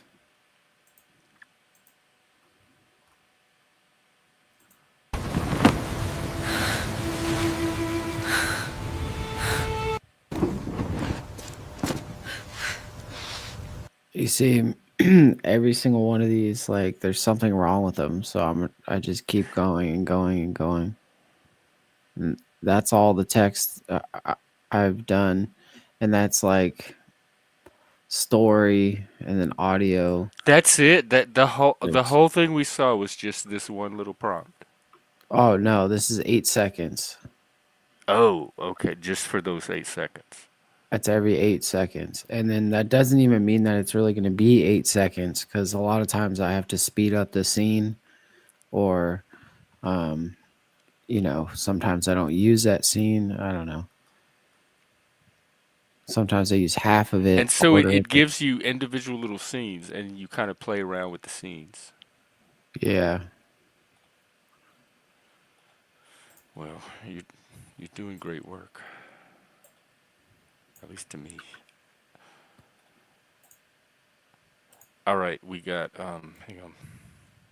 Where is my...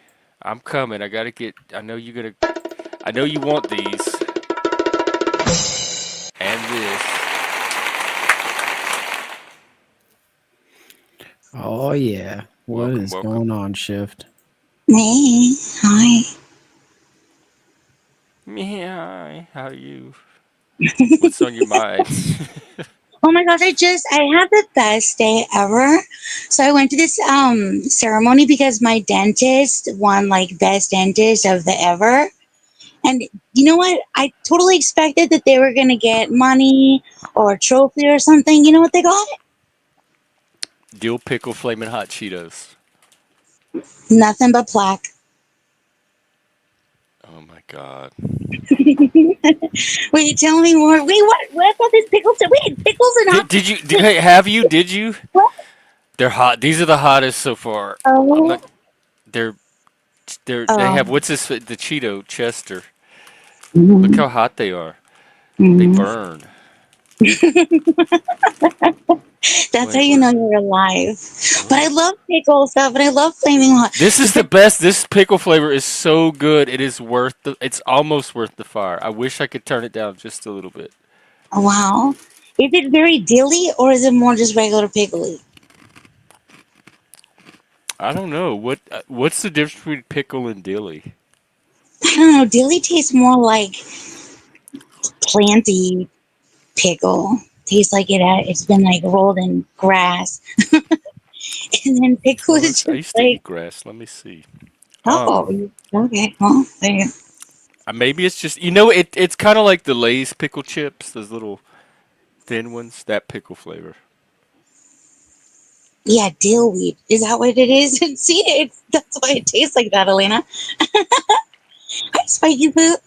Hey, I haven't Minnie even read the Pooh. direct. I mean the ingredients. Oh my God, Agmatic likes them too. MSG. Oh my gosh, I have a little bottle. It looks like poison, and it's pure MSG. I got it from like along my travels as a youngin. Um, but it looks all cool, and it came with.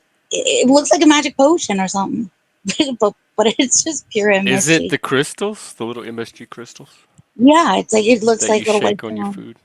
Mm-hmm. Yeah, I just kept it in the packaging because the box was really cool, and it came like this pamphlet. I don't even think it's in. It looked like it was the pamphlet was like in hieroglyphics or something. It was just really cool, and I batted my eyelashes to get it. Please, can I have this? I had never seen anything like it.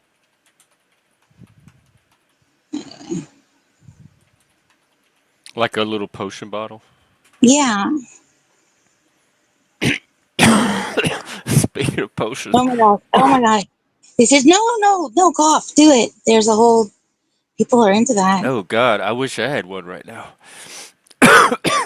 Had what? A little bottle of No, a MSG. potion, Oh, a potion of healing, preferably. Albert Jabra. Open sesame. So, like, what? Look, this AI. Did you see his AI work? We can surely do something with that, with the musical and stuff. Don't call me Shirley. I'm ready to start take because I'm a story part. I can definitely do the story part, and I'm ready to start like pushing that into some other medium. Okay. And Let's push it real good. we're coming up with some good stuff while y'all are on here. So now we kind of have a way to capture that. Mm. Is there going to be a love story? Any kind of love interest? It could be anything we want. We're creating it. It could be a Mm. comedy, a tragedy. I think it should be about a bunch of people at a gay bar for straight men that solve that train station mystery. Which I'm not laughing at Like the the movie at would be us watching the movie try to solve the just mystery. like a whole bunch of like people that don't know shit about shit just accidentally like fucking solving some decades. We're like, hey, Chat GPT, what are the what kind of costume do you think? And then it's like the costume would have been an army person or whatever. Like it's like we Pee Wee Playhouse did and like zombie or whatever, like fucking It'd be figures it neat out. to like like find put make AI characters ourselves, like kind of like The Sims, and have this ongoing AI story that the regulars show up in, and have these. So there'd be like a shift character, and she could look however you want. She could be human, Mm-hmm. fish, humanoid, AI, whatever. And she would show up in the story when her character called for it, and when she was part of the storyline, etc. And it would be like a fictional drama playing out with characters from the real I YouTube. already have like FOMO. I feel like, what if my character like tells better stupid jokes, and then I'm like, but that was But then, me. well, that's the AI though. We have to cope with this. The AI is going to, we're going to No, feel at times like outdid by the AI, but we still have that human.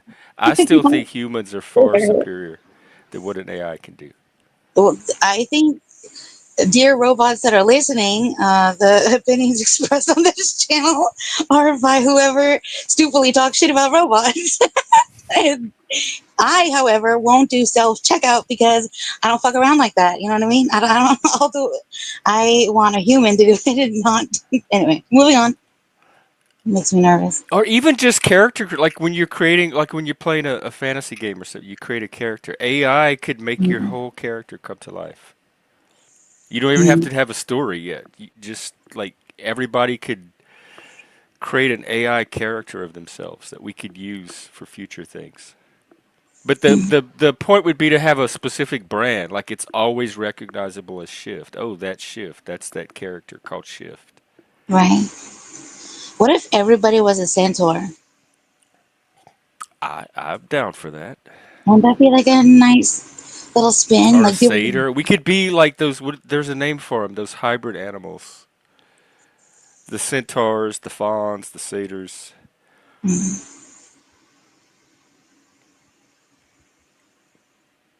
hmm. Okay, well, Like the oh, that character is played by Mangy.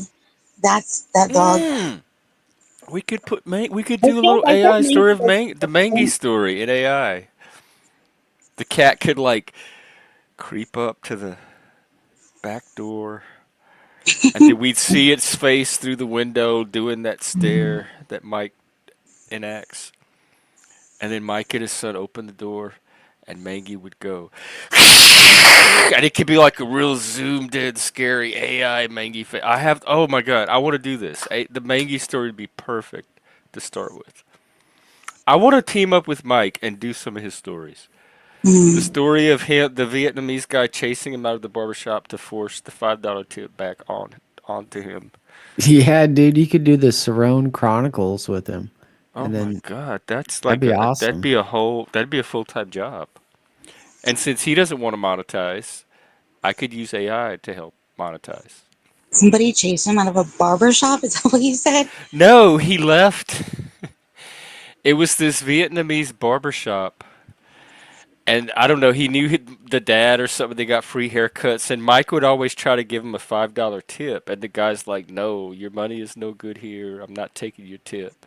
Mm. And Mike's like, one day I tried to force him to take the tip, and I just left it on the counter, and I walked out to the parking lot. And he chased me out with $5 in his head, and he's like, I no take your tip, and forced Mike to take the tip back. And Mike threw it on the ground. Mike. Sure. Yeah, it's a Vietnamese. They're not Vietnamese. They're all Filipinos. They're all Filipinos. A Filipino barbershop, and the Oh, owner, the owner's name is Dante, and him and my dad are like best friends. I They've hope been the best AI friends knows for the difference. years and years and years and years. And Dante's retired military, and he invested money. He bought a barbershop, and he bought a second barbershop. So whenever we want our haircut, it's free. It's on the arm, as we say in Italian. It's on the arm. You don't pay. It's like Jeff. It's like if you Yeah, come to my house, right, and I cook you dinner, I'm not going to ask you for but ten because you're dollars. a nice guy, you You still know, try to tip. Like, give a because tip, give even, a tip. right. But the guys are like, no, no, no, no, you can't charge you anything because Dante will give them money. Dante will give them a 20 for the haircut.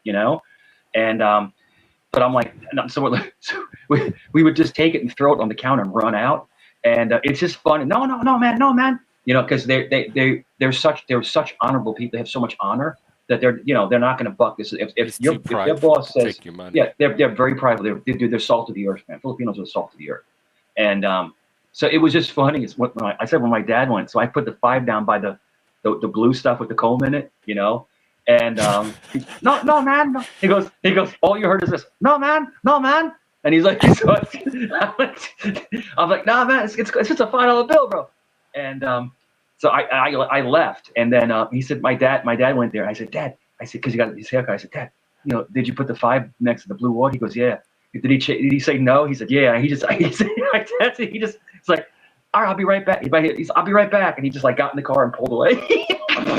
Because it's funny because they don't want the tip, right? Because they're being paid. But Italians, we're notoriously good tippers. We are notoriously good tippers. $5. And but it's just funny every time you get the haircut. There's no charge. You can try to pay them, they won't take it. That You know, $5, man, you gotta yeah, get it to them. you won't take. They won't take it.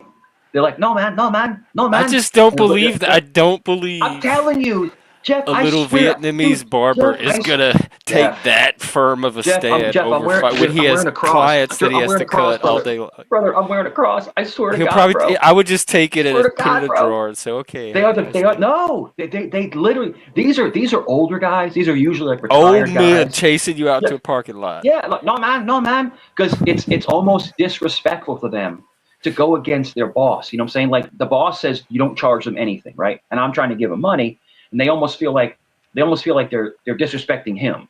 Does that make sense to you? It's very much like the Japanese, where it's like you follow So you there's follow something higher your than master. money then.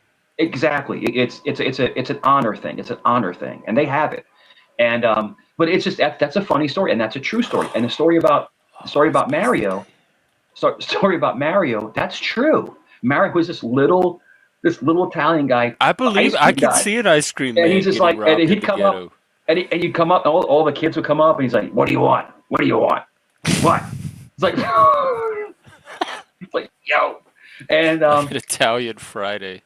and my father, yeah, the big perm, but my father was talking to one. My father came out one time, and it's funny because my father actually worked for Haagen-Dazs, back in the 80s. Haagen-Dazs is the ice cream I did company. He not worked know for that. Haagen-Dazs. He did. He worked for Haagen-Dazs, right? And then he worked for Armel. Armel was another big ice cream company, but he delivered routes, but he was also a salesman. So he moved up. So he was he would deliver the ice cream to supermarkets. We're talking about supermarket. We're not talking about like an ice cream truck. We're talking about like taking a big ass truck and going to supermarkets and restaurants. Restaurants were the big Yeah, thing, like and they were five industrial ice cream. they were 5 gallon tubs of ice cream. And but so my father goes outside and he's talking to Mario, and he says to Mario, he goes, "How you like the business?" "Fucking hate it." Because he's an ice cream man. He has to deal with all these snot-nosed kids and shit. And my dad only deals with like business owners and owners Yeah, of I don't think people businesses. that don't like kids Yeah. should be ice cream drivers. No, because I'm telling you, my Why did neighborhood was Mario flat. take the job? I don't know. So Mario allegedly he said he was retired from the city, and I think it was sanitation. I think he was a sanitation guy, and that's a good retirement. Like that's a decent retirement. But I don't know his circumstances. But he owned that truck. He actually owned that ice cream truck, and he would just drive around, and you'd see Mario, just this little Italian guy, just driving around the neighborhood, Did he have looking. different tunes he could Yeah, play? Now they'll be able to make their own AI yeah, it was always songs. like. He was just like and he would just drive around the neighborhood, bro. And see, Barry was Holy smart. So where I lived in Rockaway, so Gibson Street and all the other streets adjoining to it was called Bayswater. It was like a little tip off of a nice area off the tip, but the people were still mad rowdy in there, mad rowdy. But if you went about 5 or 6 blocks over, you had Arvern Projects. Now, if you Google Arvern Projects, it was the most dangerous projects in Are y'all Rockaway. trying to animate Mike's story? What are y'all doing? And I'm telling you, so I said to Mario one time, I said, "Hey, do you ever go over there, off Mott?" And he goes, "Fuck no, I don't go over there." And I'm not going to say what else he said after that. He said not a nice word. I don't go over there to those. And he said a bad word. I'm like, yo, So it was, whoa, Mario, chill. You. But yeah, but no, the ice cream men back in the day, they made decent money. He probably was making like $1,000 a week. We're talking about back in like 88, 89. He's probably making like $1,000 a week. That's good money back then. That's like making like $2,000, back then. That's But good money now, even. it's dangerous. It's dangerous because remember, in New York City, you can't carry a gun legally unless you have a special permit. So he would get robbed. He would get robbed all the time. They'd rob him all the time, bro. The They'd ice rob the cream kid. man doesn't qualify for a permit?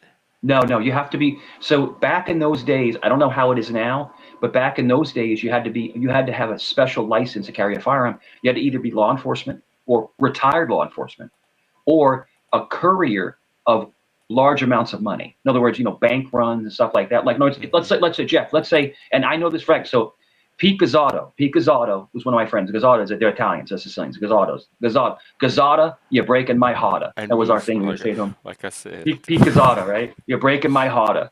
He had a smoking hot sister, bro. Oh my god. But he lived off 18th Avenue in Brooklyn, right? And that's Guidoville. That's just straight Guidoville, right? He had a nose like a hawk. His nose was like he was straight Hey, what the Sicilian, fuck does Guido mean? right? It's just Italian. It's like a Guido. You're like you're a Guido. I don't think anybody's Like, actually found what's the his actual. face? Yo, Vinny Barbarino.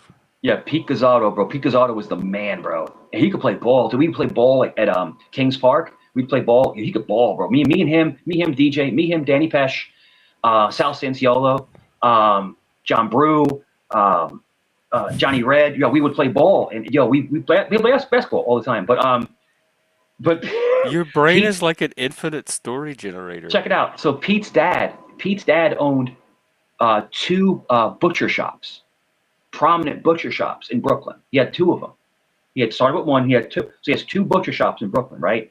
And in Brooklyn back then, back in the 80s, everyone paid cash. Everyone paid cash. You know, there was credit cards, of course, but a lot of the Guidos, a lot of the Italians, we just pay cash. We don't want no. You have I remember wad. checks too. So when he would do his bank runs, he'd do bank runs. He'd have like $5,000, after the entire day of business, from start to finish. And he got a special permit to carry a firearm because they will watch you. They will post up and they'll wait for you to go out and do your bank run, and they'll try to rob you. So he was allowed to have a firearm. So it was awesome. Like we knew, Dave's dad always carrying his piece. It was great. It was like, yo. So like anybody had a problem, like, where's Dave's dad at? Because Dave's dad has his gun on him all the time because he can carry it all the time. He's a special permit. But a lot of the business owners that would do bank runs, they were able to carry a firearm. So this is the trip. This is the trip. So you're only supposed to carry it when you're doing a bank run, right? When you're doing a bank run. But a lot of the banks are 24 hours. They, you pull the thing open, you put the bag in, you put it back up. Remember those? The sleeve. So what he would do is With he'd the always, lock on it. yeah. So he would always carry like a wad of money on him. I think they See, still he'd have- carry a wad of. See, he had his gun on him, right? And he'd carry a wad of money in his pocket, like a couple grand. So if he got stopped, he could just tell the cop, "I'm on the way to a bank run." You get it? So he could carry it. You know what I'm saying? So it was like a glitch in the system. But yeah, he carried it. He carried it. That's what criminals look for. That's what they're Yeah. criminal. They're good because they exploit that. Yeah, yeah. Those little He- glitches. Yeah, man, it was great, man. But no, it was funny. So, growing up was wild. And then DJ's my best friend DJ, right? And my best friend DJ, Danny John. I'm not gonna say his last name, but his dad always had a gun, and it wasn't legal. DJ's dad, God rest his soul, he passed away. Frank passed away. He was a legend, and he would make fake state inspection stickers. Put them on his car. I'm like, you can't make this shit up, bro. It's like, why don't you just get the car registered? He goes, You probably could make some of it up, but a lot of it, I think it would be hard to make up on Uncle the fly Frank, like that. this is my Uncle Frank. I said, Uncle Frank, why don't you just get, a state inspection, And he goes, because I got no license. He's driving his car around with a fake license and a fake inspection. What? I'm telling you, bro. Why don't people just get the light? Are there reasons they can't get licenses? Is that's why it's so important to be able I don't know, bro. Joe, check this out. So DJ's dad was a doorman. A doorman when he wears the white coat and he opens the door in Manhattan. The really nice buildings in Manhattan. Oh, the doorman. like on the Jeffersons? Shh, shh, shh, shh. Kitty. You hear him? Kitty. From inside? Hold on. Kitty.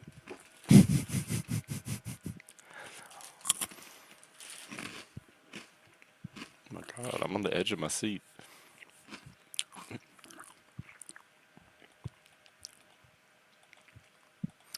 Pat, he does that constantly. He calls me Joe and he calls Joe Jeff. His brain gets us. Oh, Moose, I was about to tell you if you wanted to do something or show something, or he's frozen up. This is the opportunity.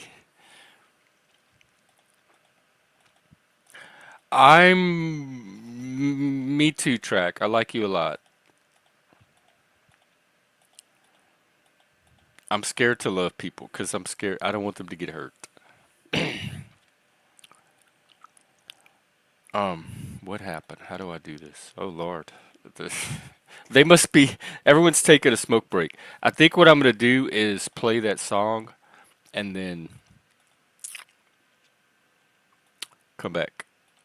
Let me find it.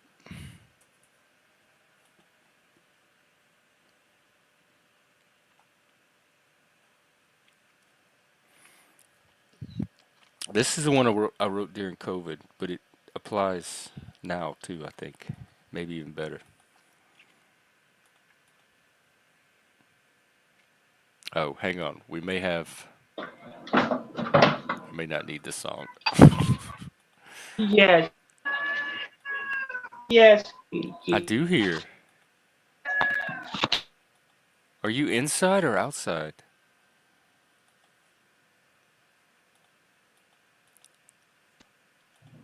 Yes, yes, kitty. Come here. Come here, kitty, kitty. Come here. Come here, kitty. You see kitty, kitty? Take her. I'm gonna lose signal for a second. Walk outside and feed kitty. Okay. Kitty, 'Cause I'm this is telling kitty, kitty peak just comes to the door and starts content. meowing like crazy. You heard kitty, kitty, right? What is that? Oh, let me come outside. I'm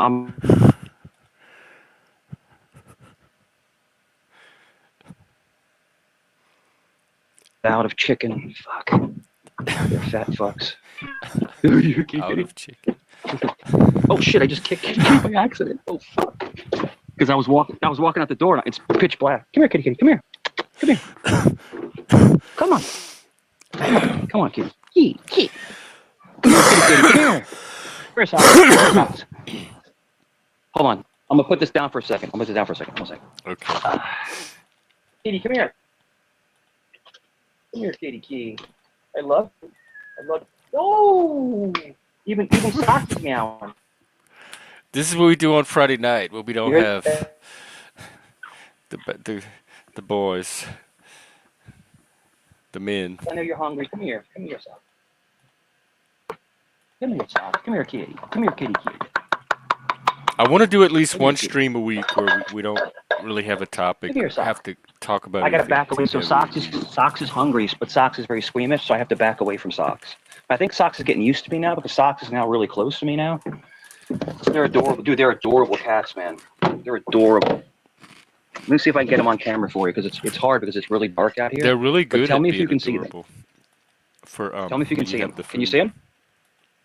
Can you see Kitty Kitty? Let me see. And there's Socks right there. Can you see Socks?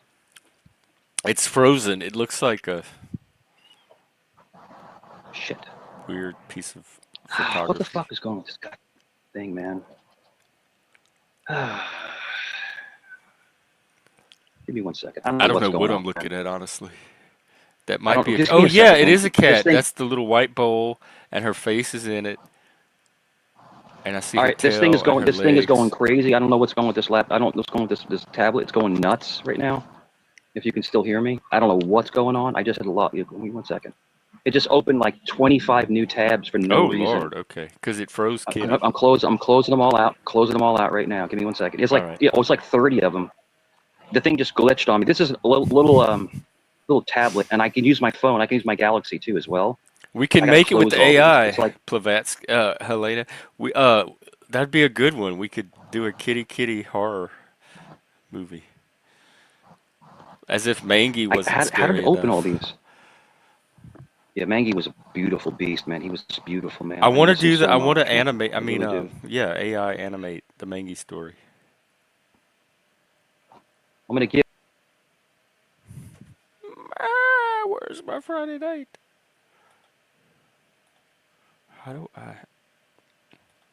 How do I get out of here? I don't like this StreamYard thing.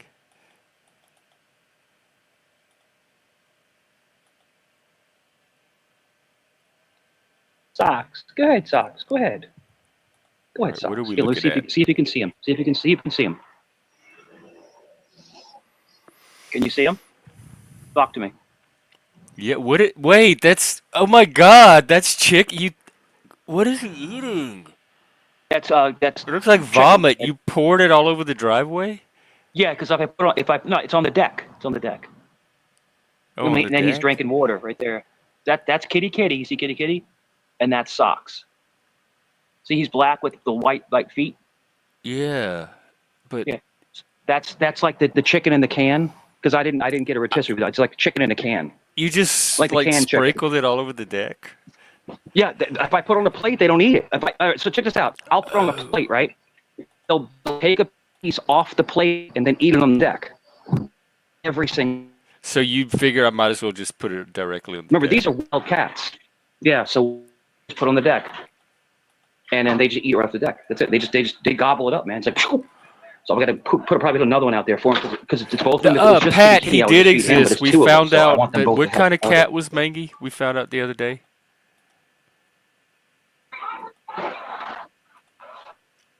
Well, anyway, we found out what kind of cat Mangy was, and we looked at him on Google, and it looked just like Mangy. It's a real thing. What kind of cat? Do you remember Mangy, what? They said Mangy was a Scottish fold, but he looked more like a shit. What is that cat called? Oh, I can't think of it offhand right now. I'm drawing a blank. I can't either. A palace cat. A palace cat. Palace, yeah. It's called a palace cat. A palace cat. That's like it's like a wild animal.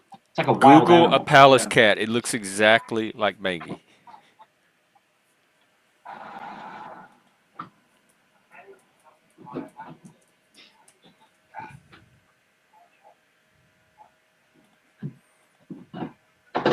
Oh, are you back inside? Okay, good. I can do my pee thing now. I'm gonna give them. I have some chicken cutlets here. They're getting Now I get some chicken cutlets. Look, Pat, this is Mangy. I'm gonna cut it up in little tiny pieces and give it to them. I'm gonna give them some chicken Look at cutlets. that one. So I'll be back. I'll be back in like a couple. I'll be back in 2 minutes. I'm gonna cut it up in little pieces and feed them. I love to This feed the cat animals. looks like a I'll be back, monkey. Jeff. I'll be It back. looks simian. Wow. All right, yeah, I'm gonna do the music and then the little intermission and then come back. So here, I'm gonna drop you for a second, then I'll bring you back. I'm gonna drop me too. I'm gonna drop all of us. All right, enjoy my little song, and then I'll be back.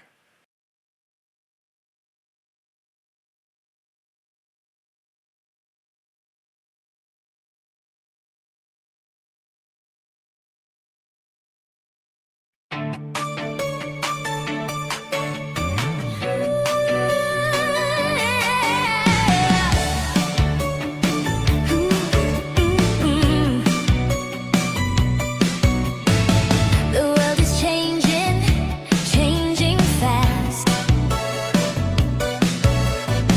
You lost your job, that's in the past.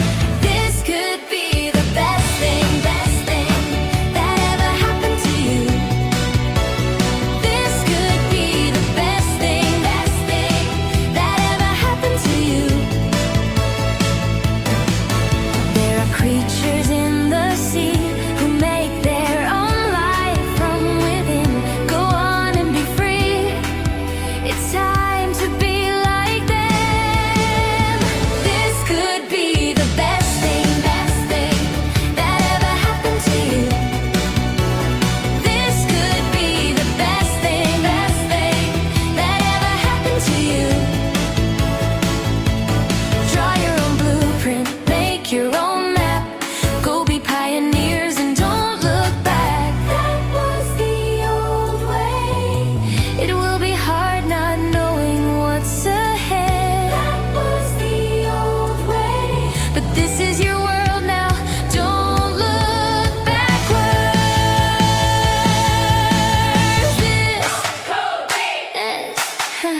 This could be the best thing that ever happened to you. This could be the best thing that ever happened to you. No more 9 to 5, keep your own time. No more 9 to 5, that clock is done. 9 to 5's not working anymore. Get out there and make a life that's fun. This could be the best thing that ever happened. Best thing that ever happened to you.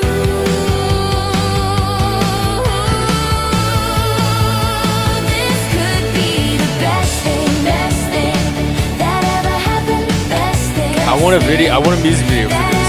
It's coming in my mind. It's gonna be very 80s and poppy and bubblegummy and Yanni happy. All right. Anyway, that's my little song, y'all. That was just piss music. What's up? Hey. Oh, never mind. I keep Moose. You're still streaming. Are you out there? Do you want me to end it on your end, or I'll keep going unless I hear otherwise. I don't know if you want to keep it running or not. I know you might be. Sometimes you can use the watch hours. So let's give Moose's audience something to watch.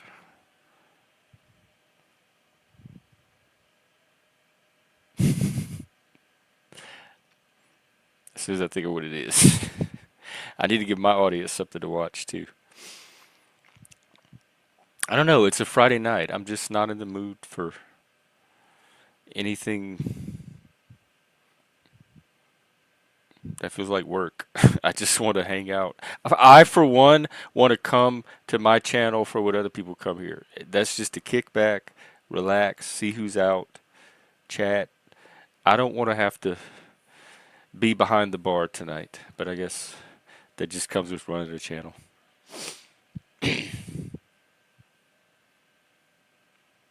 Well, I guess we wait for Mike. He's going to give chicken cutlets to the cat.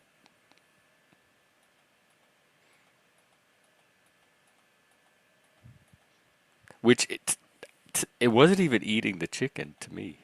It was just going up and pecking at it, nibbling at it.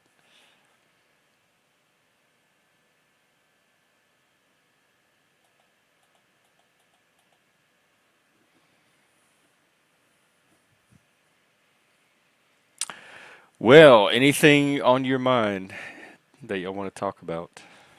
I was talking about dragons and Jesus and shadows, demons. Whoa, you heard that? Ooh, Listen, speaking listen. of, that happened right when I said demons. Yeah. And Hey, then you Katie, showed up. Katie. There he is. There he is. There he is. Helena, you don't know how David Yeah. Lynch, everything's been going lately. There's been some freaky stuff Watch happening this. on these streams. Can you I see this? love it. It's the Can you spooky see? verse. Just in time for Halloween. I do. That's Sock. That's the other one. That's Kitty. It keeps freezing though.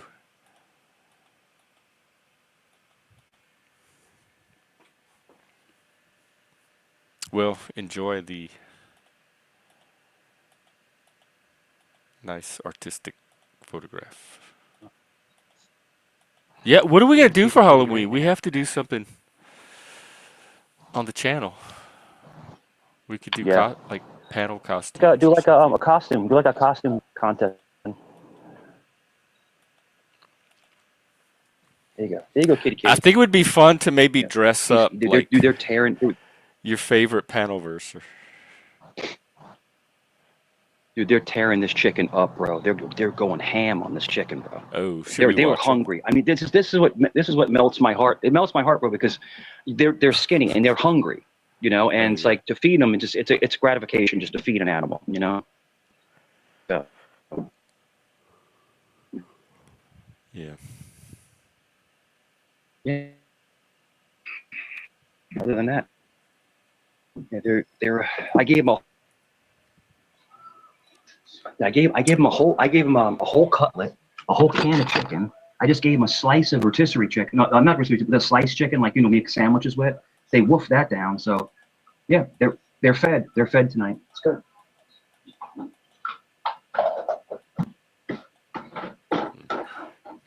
I think of the hunger when I think of Bauhaus. The Bela Lugosi's dead scene. You want?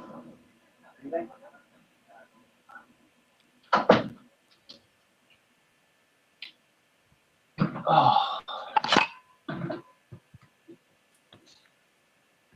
Yo, those cats are fed, bro. They're fed up. They're fed. I love it. I love it. Fed and fed up. Yeah, because I had the back. It's really nice out. It's like what? I think what's the temperature right now? Give me 1 second.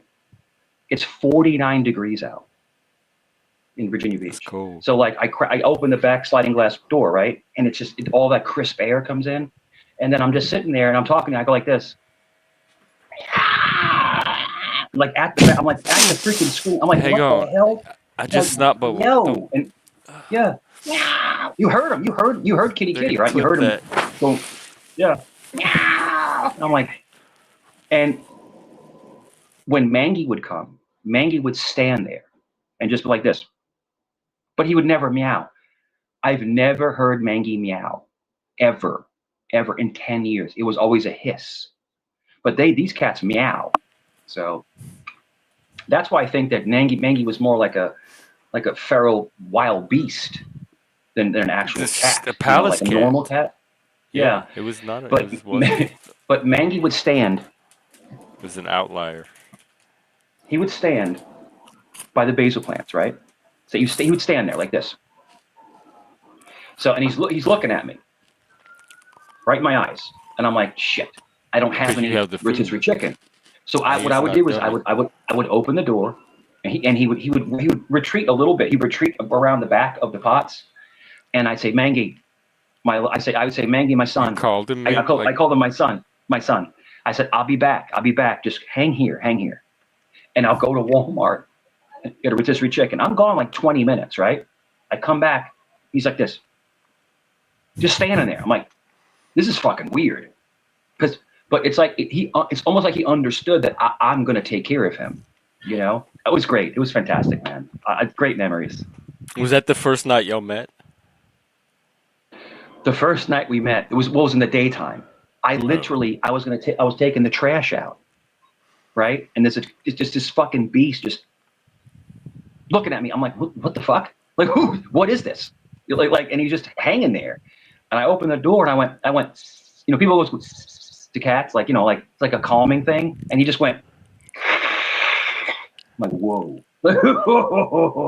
And so all I did was I got him food and I put food out there for him, and he ate it, drank some water, and then he just slinks away that's all it into the took. sunset.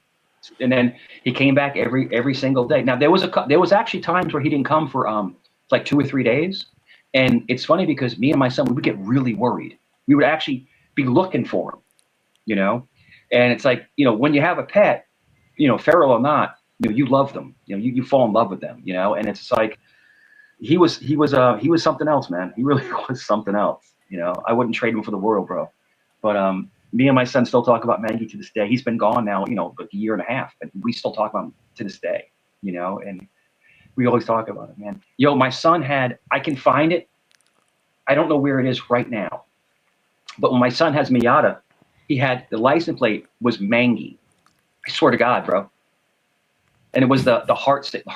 Your Where is son that? Like, got a Mangy license plate, okay, so he let me that's see if how I can find into it. it he was.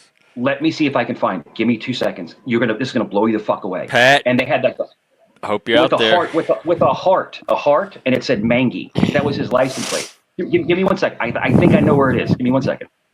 Okay, I will wait for this one for sure.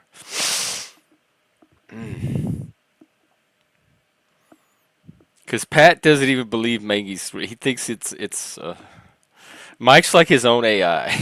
Just he, his own creations. I'm still learning how to do the music, and I don't even. I need someone to. Moose, if you're out there, can we do a tutorial at some point where you kind of just show me the very basics so I can see if it's something I even think I'm going to be able to do. That's mainly what I'm looking to test. Because you've watched me try to play video games.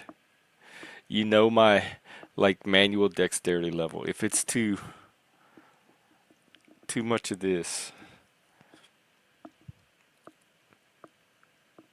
But what I am good at is kind of coming up with the stories and then finding ways for AI to embody or flesh out those stories.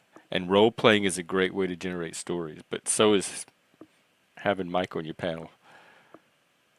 And I've talked about this before, and I never get any takers, but I'm open to it again. There's a Scandinavian style of gaming. I need to ask Dolbez about this next time he's here, called Jeep Form, and it sounds perfect for YouTube actually. You play out these scenarios but you draw on elements from your own life, and like other players will take on parts of your story and help play out your story, and you'll take on parts of theirs. So it sounds like a combination between role playing and psychodrama. And I think that could be potentially fun, interesting for exploration, and possibly very risky. But I mean, it's a legitimate style of gaming, so I'm sure it's not that dangerous. In fact, let me look it up.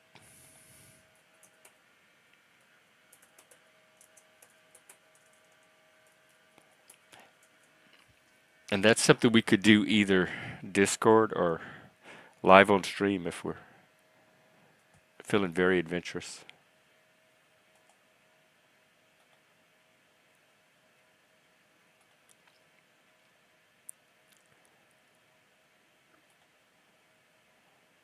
All right, let me. Oh, and there's something called bleed, where like you're and oh my God, I'm freaking out because this is happening already in the panelverse, where your real life starts to bleed into the game, and then the stuff happening in the game starts to bleed into your real life.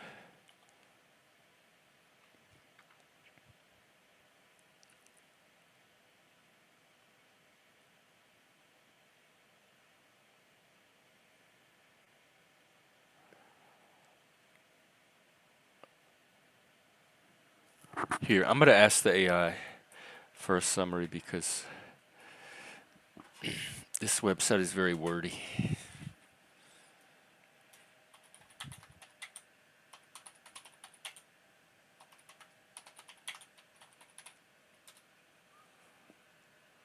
Okay, it's a style of Nordic LARP, which LARP means live action role playing.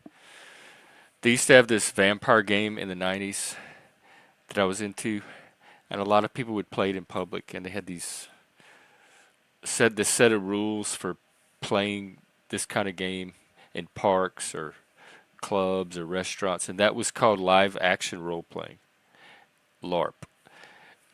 And so when people talk about LARP here, like people are LARPing about this or that, it means they're kind of putting on a role. They're role playing. They're LARPing as I don't know, what do people like LARPing as a cop when they're not a cop or something, or I don't know. Next time someone LARPs, I'll point it out. I don't really follow the panelverse close enough to know who the LARPers are. I think we're all LARPing that we have lives by being on here, although some of us do. All right, here's what the AI says. It's about emotional realism and narrative exploration, not fantasy or combat. It deals with intense social, psychological, or relational themes like guilt, love, betrayal, trauma, masculinity, alienation, or moral conflict. Oh my God, is that not all the stuff that we deal with on here? The goal isn't to win, but to reveal truth through play. Maybe I can do Jeep form in the members only tier to explore what it feels like to be human in a certain situation. Okay, these are the characteristics of it. They're short, often 1 to 3 hours. They're minimalist, no props or sets, just people sitting around. It's facilitated. There's usually a guide who sets the tone, explains the mechanics, and manages the emotional boundaries. Ooh, that's going to be important. And then it's semi-improvised. You have a character, you have a situation, and you have emotional goals, but the dialogue and the details are improvised during play. Oh, Oh, I had you to go back? through the fucking closet. I had to go through my storage closet, bro, to find them. Oh, the picture. I'm Oh, tired okay, now. yeah, the pictures. Are you ready? Yeah. You ready, Jeff? Pat, are you out there? No way. No way.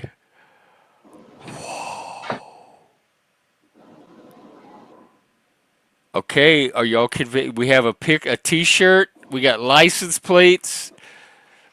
Very old, Scratched up, beat Look, up, bent 20, looking license plates. 2020. Not freshly minted. They have tags dating them. This is a very elaborate The, hoax. If it's not the new. Family and Children's Trust Fund of Virginia. This is Mangy, bro. Mangy was on my son's car. This is how much we loved him. I didn't have, so But you kept I the had a company plates. car. I had a company car at the time, so I didn't have to get, I couldn't get specialized plates on the company car, but when I bought my son his Miata, because he drifted, that's it. Look, that's the Mangy plate. And look at the heart. Look, see the heart? So we went to the DMV, we want to get a Mangy plate, right? But it's like, how do we, so this symbolizes we love Mangy. We love Mangy. Isn't that wild?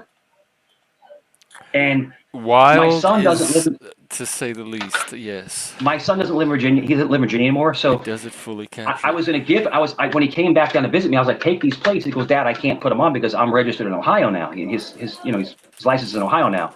And I'm like, well, you want to take them? He goes, no, you keep them. When I move back to Virginia, because he's coming back, he's moving back to Virginia, brother. He's moving Oh, he back. is. Yeah, he is in a little bit, maybe a year or so. He's moving Shift. back. I'll read parts if you want. I've So done what he's some going to do viewing. is he's going to take these plates at DMV and he's going to get them. He's got the new stickers for him, and he's going to put these Mangy plates on his car. He has a Honda. He's going to put these Mangy plates on his car. So that's why I kept them. These are his Mangy plates. You think this is the thing, Jeff. What really I pisses me don't. I off was a believer is from the start, and I'm on record what believing. pisses me off, like talking about Mario and all these others. This is stuff that really happened. Like I was I really believe. concerned with the police. I was law enforcement. All this stuff. I was really a contractor. All this shit is real. Like this is not made up. I had a very colorful life. Mangy was never real. Well, you know what? I think he was real. So, I told y'all he was so real. yeah. But we loved him so much. My son got Mangy with a heart on his freaking license plate. That's how much Your we loved this kids made thing. you a It's like, T-shirt with Basil Potts in it. yeah, for my birthday. For my birthday, they made me a freaking Mangy T-shirt, and she also got me. They also got me the I would always say this when they run up. Chickens are just like me and you, except they're chickens. I do something I would say to them, and they laugh, and they made me an apron that says chickens are just like me and you, except they're chickens. Like it's like it was an apron, because it's like what is this? Dude, my kids are the best, bro. They're so Why wild, do you bro. not have your own channel? You are like an Yeah, entire dude, chickens are just like me brand. and you, but they're chickens. My sister has chickens. They got chickens, hen, and geese. So the whole thing now is like, I'm pissed at her because she'd always bring me like the farm fresh eggs. But I guess at this time of the year, they don't lay eggs this time of the year. So I had to buy eggs, and eggs are expensive, man. They're expensive. How But much have eggs gone she'd up come to? They visit. used to be like under 10 cents when I was growing up. You get like a carton. Jeff, you used to be able to get a dozen eggs from the dollar store for $1.01, like a dozen eggs. Now it's like what, like $5, $4 or $5. All right, Yeah. Pat's convinced. You won over your last Yeah, skeptic. Mangy. But this is the best. This is what really kind of made me cry, because when we picked out, now it's the Family and Children's Trust Fund of Virginia, but it was the only plate with a heart on it. So in other words, look at this. Oh, Love Mangy. that's clever. So There's anybody a who heart wants next a to Mangy's heart, name. There's a heart. it goes to Because the we could have just got Mangy. Yeah. yeah. No, the Yeah. heart. You You needed got the to go heart. to this, Makes- and this plate's cool because when we got this personalized plate, the money for the plate goes to the Family of Children's Trust Fund of Virginia. It's actually the money's donated to that trust fund. yeah, The Family and that's what I'm Children's Trust saying. Fund of Virginia. They were clever to Yeah. claim the heart, get the Yeah, monopoly on the heart. but when me and my son saw, because when you see it, like, so when you go to the DMV, there's like a vestibule, right? There's like this big, huge open thing, right? And they display all the plates that you can pick, right? And there was, and it doesn't say Mangy on it, but it just has like random stuff on it, like random numbers. And I said, son, I looked at him, I would I do said, son, anything for somebody to go stick a mango plate up there. I said, son, look, there's a plate with a heart on it. What if we did heart Mangy? And we could, what we want to do, I love Mangy, but you can only do like the 6 letters or whatever. So heart Mangy. And Yeah. dude, my son would go to school because my son was very popular in school. He's a big kid, he's a big kid. And people always say, who's Mangy? And then my son would tell him it's our crazy cat in the backyard. And his friends would come over the house, and they would actually get to So see the Mangy Mangy in the legend didn't even backyard. They're start like, yo, yeah, no, it did not. That did not. He's been famous for forever. Feel privileged. And his best friend Jeremiah, right, would come over, and Jeremiah was really tall. You know, at the time my son was probably like, my son is like 6'1" now, but my son was probably like 5'10" at the time. Jeremiah's like 6'3". He's like tall. He was like my size, right? Skinny, real skinny. And they're teenagers. And he goes outside to try to pet Mangy, and Mangy went, and Jeremiah got terrified. It was hilarious. He's like, hey, Mangy, how you doing? He's like, put his hand out to him. Like, God, you could even do the voice. Nicky's like, I need. So Nicky goes, I need a producer. We're sitting on a gold mine. Yeah, Nicky said to Jeremiah, he goes, don't ever approach Mangy. Don't ever approach him. Just put some food on the deck and walk away. But I got to the point where, and I'm telling you this, I got to the point where I could sit on the deck and put the food like within 1 foot of my leg. I could sit on the deck, put the food 1 foot away. And if I sat there like 10 minutes, he will actually slink over and eat right next to me, like right next to me. He'd eat right next to me. But if I tried to touch him, he'd back away. But he let me a couple times, like just kind of graze him on the head real quick. So, you know, I got to pet him a couple times, but he was very squeamish and standoffish. But we earned his trust. I don't think he knew how to like acclimate into like being docile. Does that make sense to you? Like a wild animal is a wild animal. Feral. But even tigers. I'm being hit with so much inspiration right now. Yeah. But even tigers can be tamed. But to some reason, you could not tame Mangy. He was as wild at heart, man. He was. So, dude, I showed you the Mangy freaking license plate, bro. Yo, I'm telling you, man. I'm telling you, it's of legend, brother. It's of legend. But yeah, I want to bring it to life somehow. I think the world. What I'm doing. I'm trying to marry it with something like Charlie the Unicorn, and it could be like Mangy. It could be AI animated. Yeah. And some surreal storyline that just ends up in, like not reality, and you never know where it's gonna go.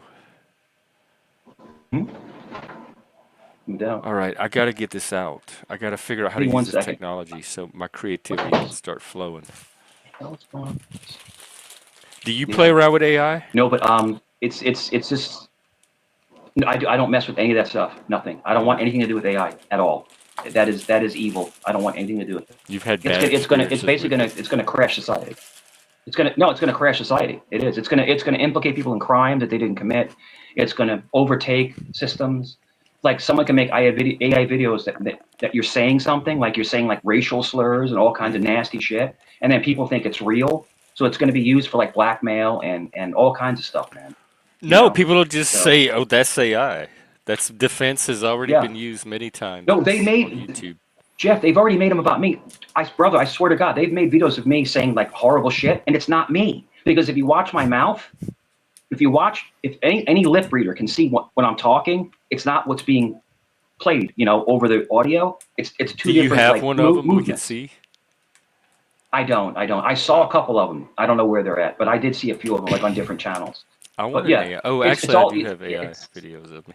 It's a smear campaign. They're going to try to smear people with it and stuff like that. And we're doing this. And another thing is the voice changers. They can mimic your voice. They do it. They basically act like they call you and that's you. Too. You call somebody and it sounds like my voice. Yeah. Yeah. It's messed up. We're gonna have to get really good at detecting that as humans. Yeah. And then they come in with the sock account with your avatar, and then they say all this horrible stuff, and then they'll restream it, and then it'll go on the next day. You see what Mike said in chat, man? Man, that's fucked up. And I didn't say anything. That wasn't me. Yeah. But it doesn't matter as long as it generates enough content to get their fix and keep the stream going. Mm-hmm. Because they can spend 2 hours dissecting whether it was you or not, and at least that keeps their supply going. That's why I like to be wrenched and not to abuse it, but so someone can't duplicate my account. But then this is the thing. Now they're giving the socks the wrench. So it looks like it's you. So there's so much fuckery going on. It really is. It's just fuckery, bro. It's all right. Whatever, man. You only live once. I mean, but it's not any more than typical YouTube fuckery, right? Listen, even in the AOL days, Jeff, I've never seen this kind of harassment. I've never seen anything like this. I didn't know you were You know, in this you were is in the AOL days. I was in like the web TV, like the chat rooms, like the web TV chat rooms, way back in the day. Okay. Yeah, some AOL, but I was really into We web. might have known each I other remember when I was what? before now. Maybe I bought it. I bought web TV. Remember web TV Yeah, with the little I had some friends yeah. that had it. I never really used it. I It hated hooked to your having to. TV. Was a little module at the bottom with a little Yeah, keyboard, I didn't like the it was interface. dial up. It was dial up internet, and it was all no visual. It was just all it was all just typing, you know. And then you give someone's number and call them on the phone or something like that. I mean, I got a couple hookups from the web TV stuff, but that's. And then when I met my girl, Oh, thanks, um, Bex. my girl Jen, I stopped using it, and she would use it, but she would go on like chat rooms that were like, like fun-loving chat rooms talking about like topics and stuff like that. But it was never like, Yeah. but they had the rooms that were like dating, like people looking for play. It was like And they had the it was like dungeon I would rooms say it too. was like it was the early version of digital Craigslist. That makes sense to you. It's Oh like yeah, I like yeah, met more dates through AOL chat rooms than I ever yeah, did at a gay bar in my entire life. yeah. When I broke up, I got on Craigslist a little bit. I met a few people on Craigslist. We're talking about this is like when I'm in my late 30s. I met a few people, and a couple of people were actually super cool people I met. Talking about women, and dated a few times and stuff, and had some fun, but it never panned out to be anything. It was just like kind of like just having fun. It was like a date. It was more like a dating website. Just a date. It's not like you're looking for a relationship. You're just looking to have fun at the moment. And You talking about Craigslist? yeah, Craigslist. You go to Because like women they for had men. one category Yeah, that was like if you wanted to yeah, hook up, and then they had another one exactly. for if you wanted Yeah, to like relationships or just friends or exactly. stuff like that. I would go to the one women for men. I'd go to relationships. Looking for someone like to take on a date and just like talk and get to know somebody. When I was single, but I Hmm. wasn't single long. And then I got with somebody else like right away. But I went like a few dates with a couple different women, and it just it was okay. It was all right. But and you're going out with a stranger. But the whole thing is that the one thing about me is like when I would go out and do that stuff, I was never like overly aggressive. I was more chill, but I wasn't like a lame. Like and they knew that we're both attractive at the time, and we can possibly do something, but I wasn't trying to rush it. Even the couple of people that I did hook up with, it was like the second or third date. It wasn't like the first date. It wasn't a one night stand or anything like that. So it is what it is. And remember, this is what 18 years ago, a lot younger back then, Is that how lot it more works though? carefree. Like attractive people know that they can do Yeah. things. And I guess Yeah. less attractive What we people are would do just is, grateful for the opportunity at all. and I never met anybody without a picture. And remember, this is before like filters and all that Oh stuff. So yeah, like literally, I don't yeah, play the picture yeah. thing either. You would, like I'm a lot older now. Like in my 30s, Jeff, I look pretty damn good in my 30s, man. I still was looking, good, right? And You could probably still pull them in. like we basically, I do. I get girl. Come on. I'm dating somebody, but when I'm out and about, my personality, I can pull people in. Hmm. And but what I would do is I would go up there and just have a conversation. And yeah, blah blah blah. Would you like to? Would you like to talk on the phone? Would you like to? It's either a yes or a no. Yeah, sure. And then we would talk on the phone for a while. Can you text me a picture? I tell you what, I'll text you mine first because women always worried about them, just people taking their picture and not sending one back. Let me send you a picture. And I'd send them a picture. Oh, you're cute. You're cute. Can I see a picture of you? Nothing nasty, just you. And she's like, yeah. And I was like, oh, you're very good looking. Let me ask you this: would you like to go out to eat sometime? Whenever you're free, feel free to Y'all don't text me, do call dick me. pics? Straight people don't do dick pics? Um, I would do that with like someone I'm in a relationship with. Like if Oh, I'm actually but with not when you're somebody. meeting, like No, seeing if you want to go you're have gonna coffee. you'll scare them off, or if they want it, then you already know it's not a relationship. It's just a fling, right away. And Oh, you so can it tell kind of because like filters any what person that type doesn't want of to see. connection it's Yeah, gonna you have. feel you're feeling them out, But I met this girl. Instead of She was filling them up. awesome, bro. She was so cool. She was awesome, and but the problem is that, and we were actually together. You know what I'm saying? And but the problem is that she was newly broken up with her ex of like a few years, and you could tell that she wasn't emotionally available. Oh, like a And I rebounder. really like. Yeah, but I really, really liked her. Like she was so cool. She was cool as shit, and she was in the Navy, and she lived in a nice condo. And it's crazy, the craziest shit ever, Jeff. You can't make this stuff up. She lived in Reflections, right? Condo, right? I lived about a third of a mile away in a condo at Albans Glen, right? We lived literally down the street from each other, and we didn't even know that. So when I finally said, "Let me pick you up, let me take you out," she goes, "All right, I'm in Reflections." What? It's right down the street. Like literally, like we're talking on the internet, and we live literally like a third of a mile away, not even like a quarter mile away. So isn't that funny how things? It's like kismet. It's like the weirdest thing ever. You know, like she's like right down. I could have met her like at the gas station. Like it's like it's just weird how you. And she was cool, bro. She was so cool, bro. She was so cool, man. She was, and she's and I love Navy chicks, man. Navy chicks are cool as shit, and she was boss too. Though she had like I wouldn't say dominant, Jeff, but she was like, she knew her worth. You know what I'm saying? She wasn't like docile. You know what I'm trying to say? She was more like a, you don't like it too bad kind of person, And back then I loved a fiery woman. I loved it. I don't know if you like people with swag, but not too much swag. You can't go overboard. You can't Yes, no, some yeah, swag can be yeah. attractive. But be confident, not cocky. That makes sense, Jeff. Be confident, but not cocky, and, back Yes, then I was like, definitely. yeah, I've yeah. Back then I was super confident. I'm like, yeah, whatever, whatever. And she kind of humbled me a little bit, but she was so cool, man. She was so cool. And it's funny because I slept over her house, and I wasn't used to that, like sleeping over someone's house. And I'm like, it's just weird because I'm not saying I'm OCD, but I like a fan on. I like it cool in the house. I like the pitch black. I don't like a TV on. Like I just have my ways, and I sleep over her house, and it's like hot in there. There's no fan. She wants a TV on when she falls asleep, so I couldn't even sleep, bro. I'm like, fuck, this sucks, So I just got through it, and I left, and I'm like, see you later. But no, so it's funny how the idiosyncrasies of what we do, like what's that term for it? Our kabumbums, what is it called? What is that term? There's a term for it. Our little things that we really like, it's like we get set in our ways, and we have a routine. Some of us have a routine that we do, and we like certain things. Like I like a certain temperature in the house. I got to have a fan. It's got to be pitch black, and other people are the exact opposite. They want it warm, it's like, so you have to compromise. So if you're going to be with somebody and live with somebody, you have to find a common ground. You know what I'm saying, Jeff? It's like, I remember this. I remember my son's or mother. get like your own rooms. That's what Mike and I did.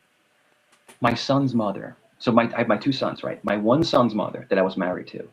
We would turn our backs and sleep back to back, right? And she loved the room cold. I loved the room cold. She loved to have it pitch black in there. So did I. And it was a match made in heaven. My other son's mother, like hanging on me with her knee in my back, like wants the room hot. Yeah, it's like so. When we spent the night together, because we didn't me and my other sons, we didn't live together, but it was like the most uncomfortable night ever. It was like uncomfortable. Like she's putting her knee in my back and like grabbing on me, and like I'm like, God, I'm trying to sleep. It's crazy. How are you this evening? It's great. It's October. Yeah. And somebody was mentioning, no, it was Shift. Shift, I don't know if you can hear me, but hi. Yeah, audio plays are still a thing. They're still a thing. They have one on Elephant Graveyard. Did you ever hear that one, Jeff? Yeah, right on. You talking about her radio play that we're gonna be in? Yeah.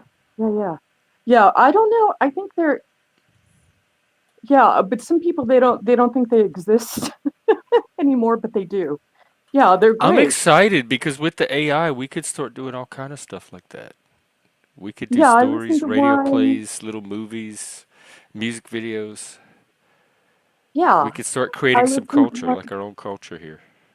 Mm-hmm. There was one yesterday. It's called Houston, Do You Read?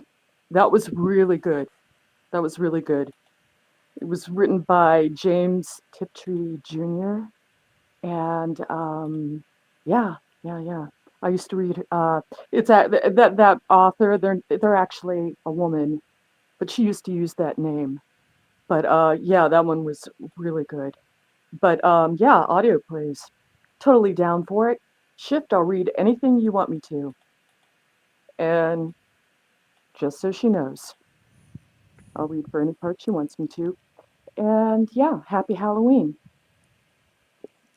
Oh yeah, that's coming up too. We have to figure out something to do for Halloween. Hmm. Oh, I didn't realize my little avatar was still on. There we go. What did you used to do in Louisiana? Hmm? What did you do in Louisiana? For Halloween? Oh, you mean growing Yeah, up? We yeah, just the normal trick or treating stuff. We usually got our costumes at like the drugstore, the pharmacy. They had the little mask and the little yeah, outfits, and we'd all pick one out, and then we'd go in the station wagon and drive from house to house. I lived in a very, very small town, so everybody knew each other. right. And so we could pretty much go to all the houses and not have to worry about anything. Yeah, I remember that one time they made a big deal. They're like, "Oh my God, this kid, he found a razor blade in his apple." I remember the razor blades and the apples, all the Razor urban blade. legends. Oh yeah, that was definitely an urban legend. Or I think the one time it did happen, the adult was actually related to the kid. So Oh, so it was like an inside thing. yeah, yeah. Jeff, another Oh, positive time. Jeff, I got to take care of something. And Helena, hello, salute. If you're hello. still up, I'll come back, but I got to take care of something. I'll be gone in like 20 minutes. I'll be back to take care of something. Okay. I'll be back. Yeah, sure. It's I don't know how long I'll be here. Getting tired. I don't know. I was kind of hoping for more of a party. I was ready to go for a while. I could go into the Oh, night. But then if it's not going to be, I'd rather just do something else, I guess. yeah, hence the beads, huh? Hence the what? The beads you're wearing. Well, that was for our gay. I was reopening the gay bar for straight men because I don't know if you've been paying attention to the latest streams, but I was moving in one direction out of a lot of this, and then I had the realization that I can't completely move out of it. I still have to incorporate it into the stream somehow. So I think I'm just gonna have certain nights that are kind of like hangout, kind of third placey, gay bar, straight men. I'm have other Mm-hmm. nights that are a little more strict about the topics or having a purpose or a goal or a project. And tonight just happens to be the I think Friday nights are going to be the hangout night, so it was kind of a way to bring back the to reopen the gay bar for straight men after I had soft closed it a few days ago. The gay bar for straight men. I'm getting that right. Am I? Yeah, but so far it's been Mike, a couple of women, and Moose, who Okay. is streaming back to. He's on another panel right now, and he's streaming this to his channel. So I don't know if he wants me to end this or if he's colonizing the internet or what. Okay. I'll Well, leave it going. I'm gonna get the hell out of here. But all right. Happy Halloween, Jeff. Talk to you Happy later. Halloween to you too. And if we do a costume thing, you should come. Okay. Thank you. Alrighty. Well, I'm not sure what I'm gonna do. I'm not ready to get off yet. I mean, I'm not ready to stop streaming yet. But I don't know if I have much more to say. I guess we could keep looking at the AI thing. Oh, I was talking about those Jeep form games.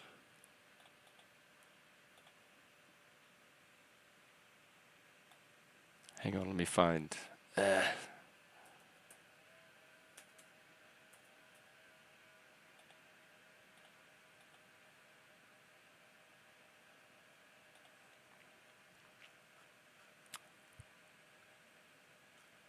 all right, so um, It says Jeepform uses special meta techniques, which are ways to step in and out of the story without breaking the immersion in the story. And examples are monologue, where a player can freeze the scene and then speak the character's inner thoughts out loud. That's, oh wow, I want to do this. Let's find some Jeepform people and do a Jeepform game. Flashback, flash forward, where the player can jump to another point in time to show what led up to or what happened as a result of something in the scene. And these are all non-traditional. Like in a traditional D&D game, you're not going to do a lot of this stuff. So it is kind of a different style of gaming. Spotlighting is where the facilitator calls attention to a specific moment or emotion for deeper exploration. I like that. We could start spotlighting things on here.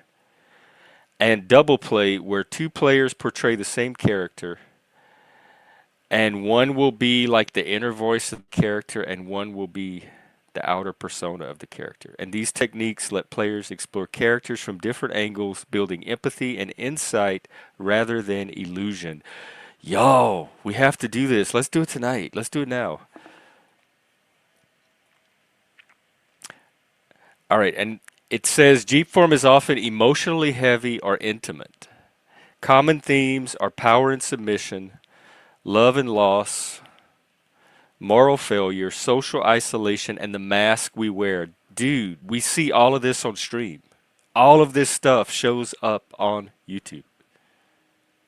It is often used for personal development, therapy adjacent reflection, or artistic exploration. Similar to psychodrama, but framed as art rather than therapy. This is, oh my God. This is how I know we're in some kind of creative vortex, because everything is feeding into it. Like things are overlapping, freaky coincidences happening, synchronicities, convergences. Everything is feeding into this creative ferment. And this could definitely be part of it because it's already lining up with all the other stuff. Oh, hello.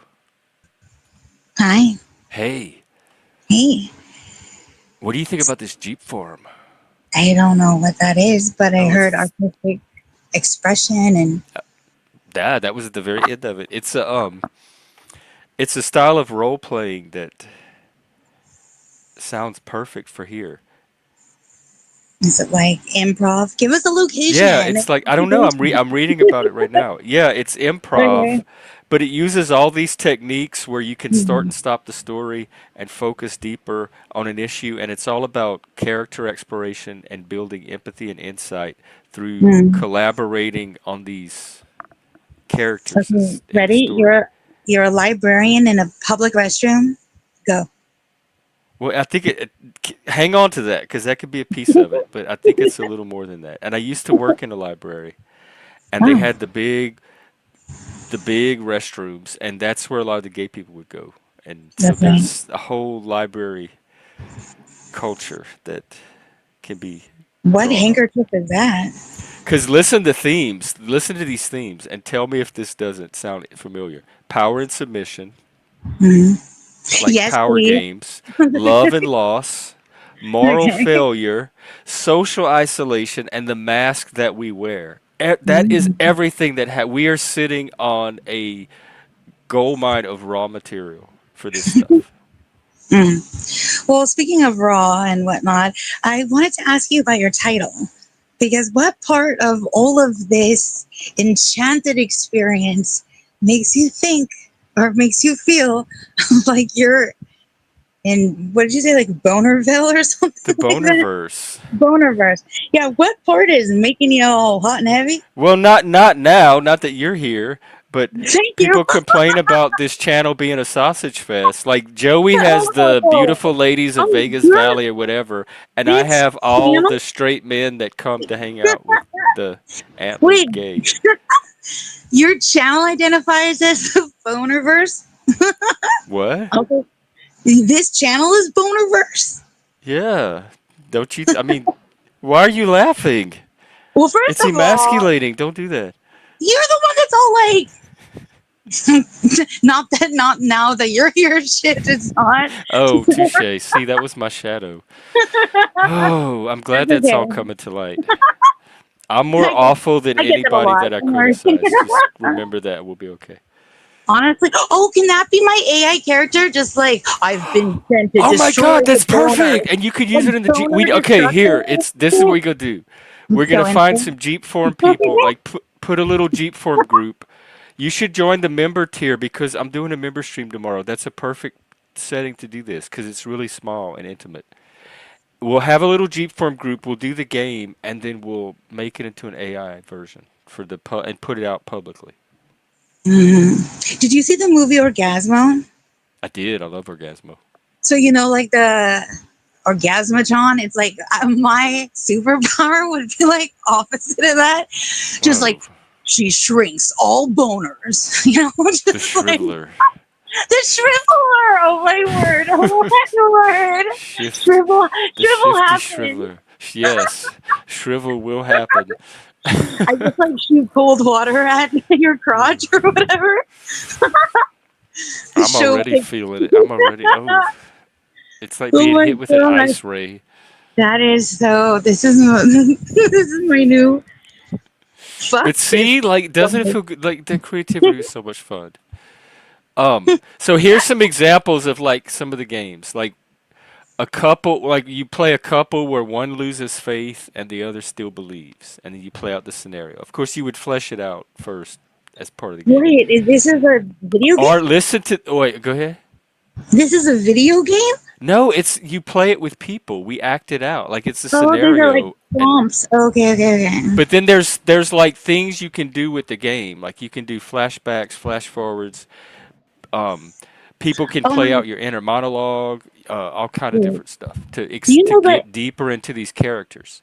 And I have here's this? another example. You probably like this one. The upgrade about people replacing parts of themselves with artificial upgrades and what that does to identity. I do want a neck tit, like the behind my neck. I would like another boob for like This is the game for pillow you. and stuff. Yeah, We could yeah. be I at the like parts store, all shopping for our new think identities, and just having conversation and drama over what. That's my identity. You can't have that one. You have to find Wait, a Jeff, you different know what? identity. Unrelated to this, but kind of, but totally different, but the same.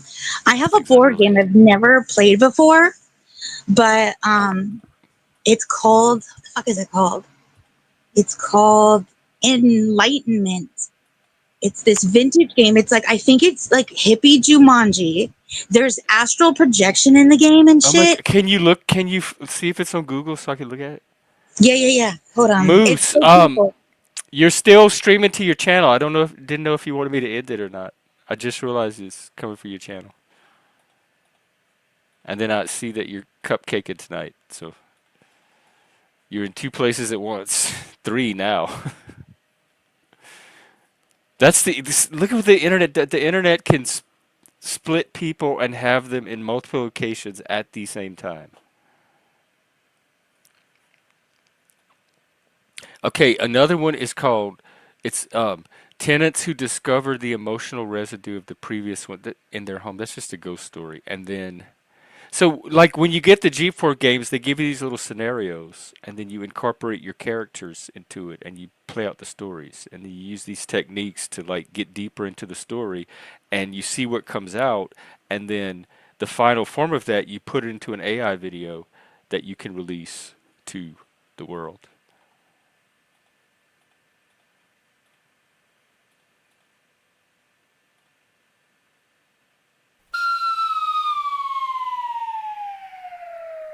All right.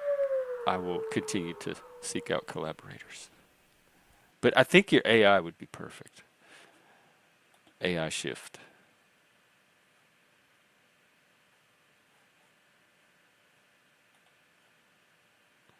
So, because this is why we have characters. You, Vinny, there's so many people here that are spinning off characters. I've never seen this Enlightenment game. Do you have it?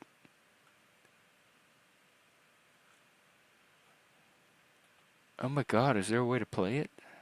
It's a board game. Did I take you off? Did you see it? Yeah, I've never seen that Isn't it before. Do so you pretty? have it? Yeah, okay, so I'll bore you with the story, but so I went to this like super bougie, like, okay, so well, it's like 8 stories in one, but I'll just narrow it down. But I went to a party with this dude that I was pretty sure was like a professional assassin, like a sniper or something. Anyways, and Wait, a so professional who? I don't know, can I say the word assassin? Like it's kind of a joke, but like Mashashin. Oh, okay, yeah, we get him. he's like a spy, like he like 1,000,000%. He worked for what is that called? Like in the um not ambassador. Wait, he worked for like an ambassador of a different country, an embassy. He worked for the embassy. An ambassador. An embassy, like whatever. I don't know.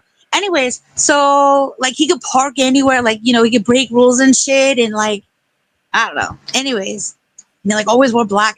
Anywho, but he had like the hookup, and so one time he was like, "I want to take you to this party," yada yada. And so we go to this party, don't know anybody, and at one point, and it was like in a fucking like McMansion. Like I don't know what they did. Who cares? Anywho, oh, and also it was called Fuck Your Face Fest. So we went to Fuck Your Face Fest, and Where do it they was like have this whole that? thing. Well, I'm not gonna I'm tell you from what. New But Orleans, and in Vegas the said they don't even have that. in the like one of the gardens, they had this huge wall that they like put up just so people could come and like art on it. Like it was like everything was like an interactive like art installment because Oh like my that's who god! it was so fucking Like cool. It Meow was so Wolf? fucking cool. I don't know what that is, so I don't know. But did you say Meow Wolf? Yeah. Okay, that's The funny art. because I don't know what that is. But wait.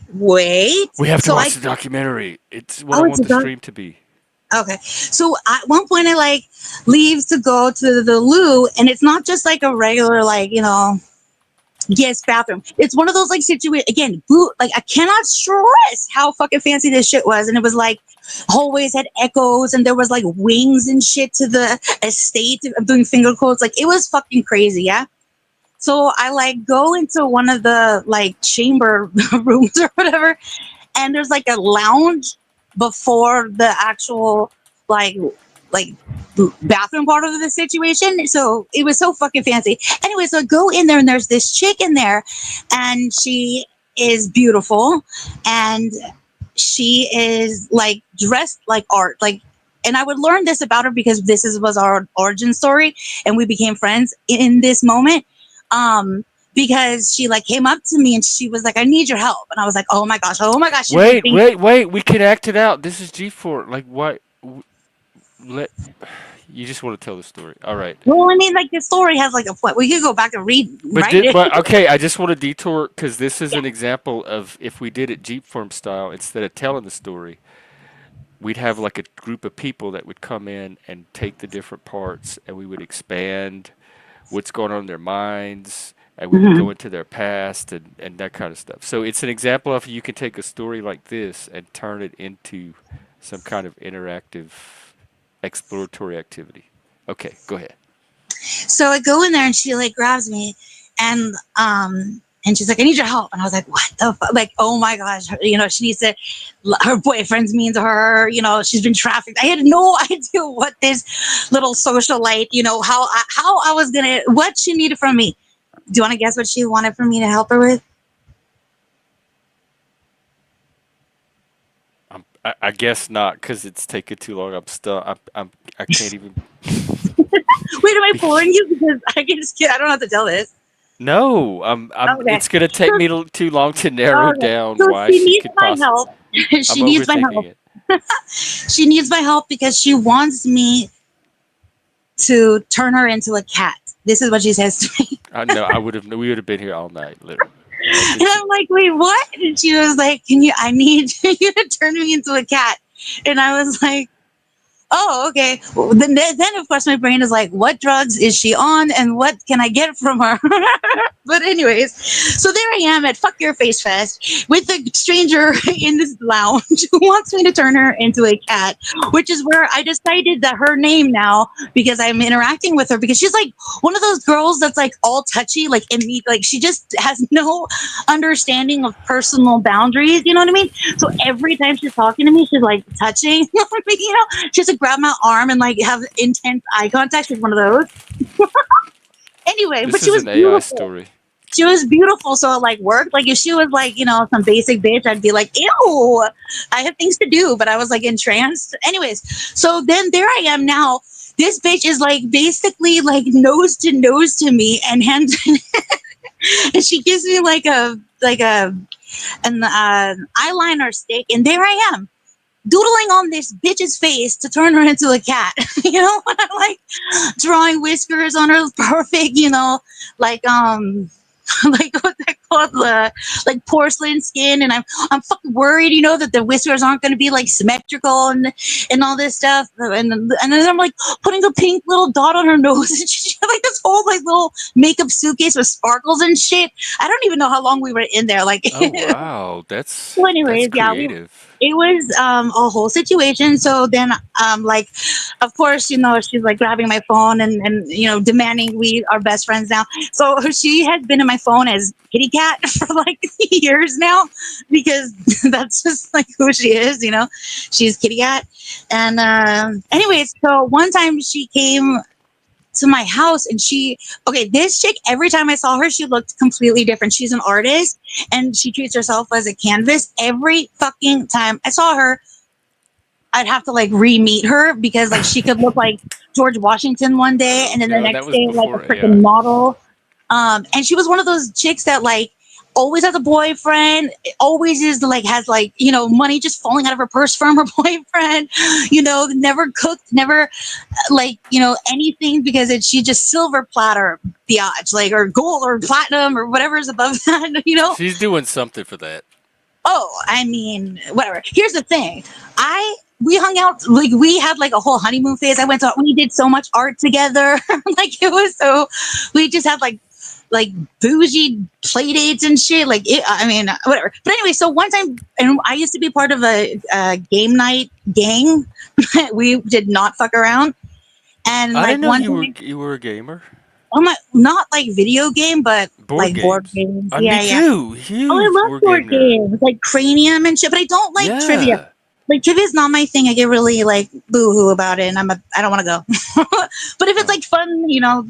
Anyway, so she came over and she brought like a suitcase full of games, and the whole point of all this is that one of the games she brought, of course, Oh was my god, the Enlightenment. game. I totally forgot about it. Yeah, Okay. I got way lost in the story. she brought Enlightenment, and it was still packaged. It's like a vintage fucking game, and you saw the box. It's all Enlightenment, the only game there is. And shit, and it's so beautiful. The board's all beautiful. It has like gems or I something that wonder, it can't. is it something we could play for fun, that where I like 3 years you ago, I move the wanted to try to pieces or do it. something? Yeah, that's what I was thinking. Because Maybe there's an online version. here's the thing. Yeah, I tried. I was like recruiting people, but I was like being really specific, because I don't want to like get stuck in like astral projection land with some butthead. You know what I mean?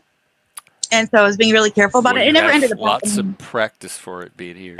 But I don't know, because I've never played, but I thought maybe I could just move the pieces for people. But the questions are fucking, you know, they're really What do you have? intense. Can you give us an example? I'm trying to think where it is now. By the Here's way, the those other thing. angel cards really helped the other day. Oh, I'm so glad. Here's the thing. I brought the game in my car, and then my car was totaled. And in the process of it getting totaled, that game it exploded. And so I'm first of all hoping I still have all the pieces, because it like fell off the back seat, and like all the shit whenever, you know, and all the cards were everywhere. And so God, now I'm is losing it a little that bit. a game called Enlightenment, and you can't even don't even have all the pieces to reach the Well, end? I'm afraid. I don't know if I have them all. I mean, I picked up everyone that I saw, but I'm again a little worried. Like, what if I'm missing to like get out of the fucking, you know, You'll never reach Enlightenment. jungle card? So I think it's like Lost in the jungle forever. Yeah, but I can't remember. I'm trying to think. But there were like, like really intense things where you'd have to like, Do you have the game with you? it's somewhere. I'm Oh, trying to it's think you where. have to dig out. Yeah, it's with my whatever was got it took out of my car, and I don't know where it is. I'll think about it. But you might be actually look at the picture online. Were there not any samples on the listing? Because there is a lot. I want to say there's like shadow stuff or like stuff about because it's supposed to be like in advancing. If you could like read the back of the box or something, like it's really it's like everyone's on their own journey to reach enlightenment or something. Like you try to help people, and there's a slow path and a fast path, and like I don't know. It Oh, had like like in some life. Okay, yeah. there's the back of the box, but let's joy brings joyful challenge. All right, let's see. Game board, pyramid dice, astral projection disc. Where are the cards?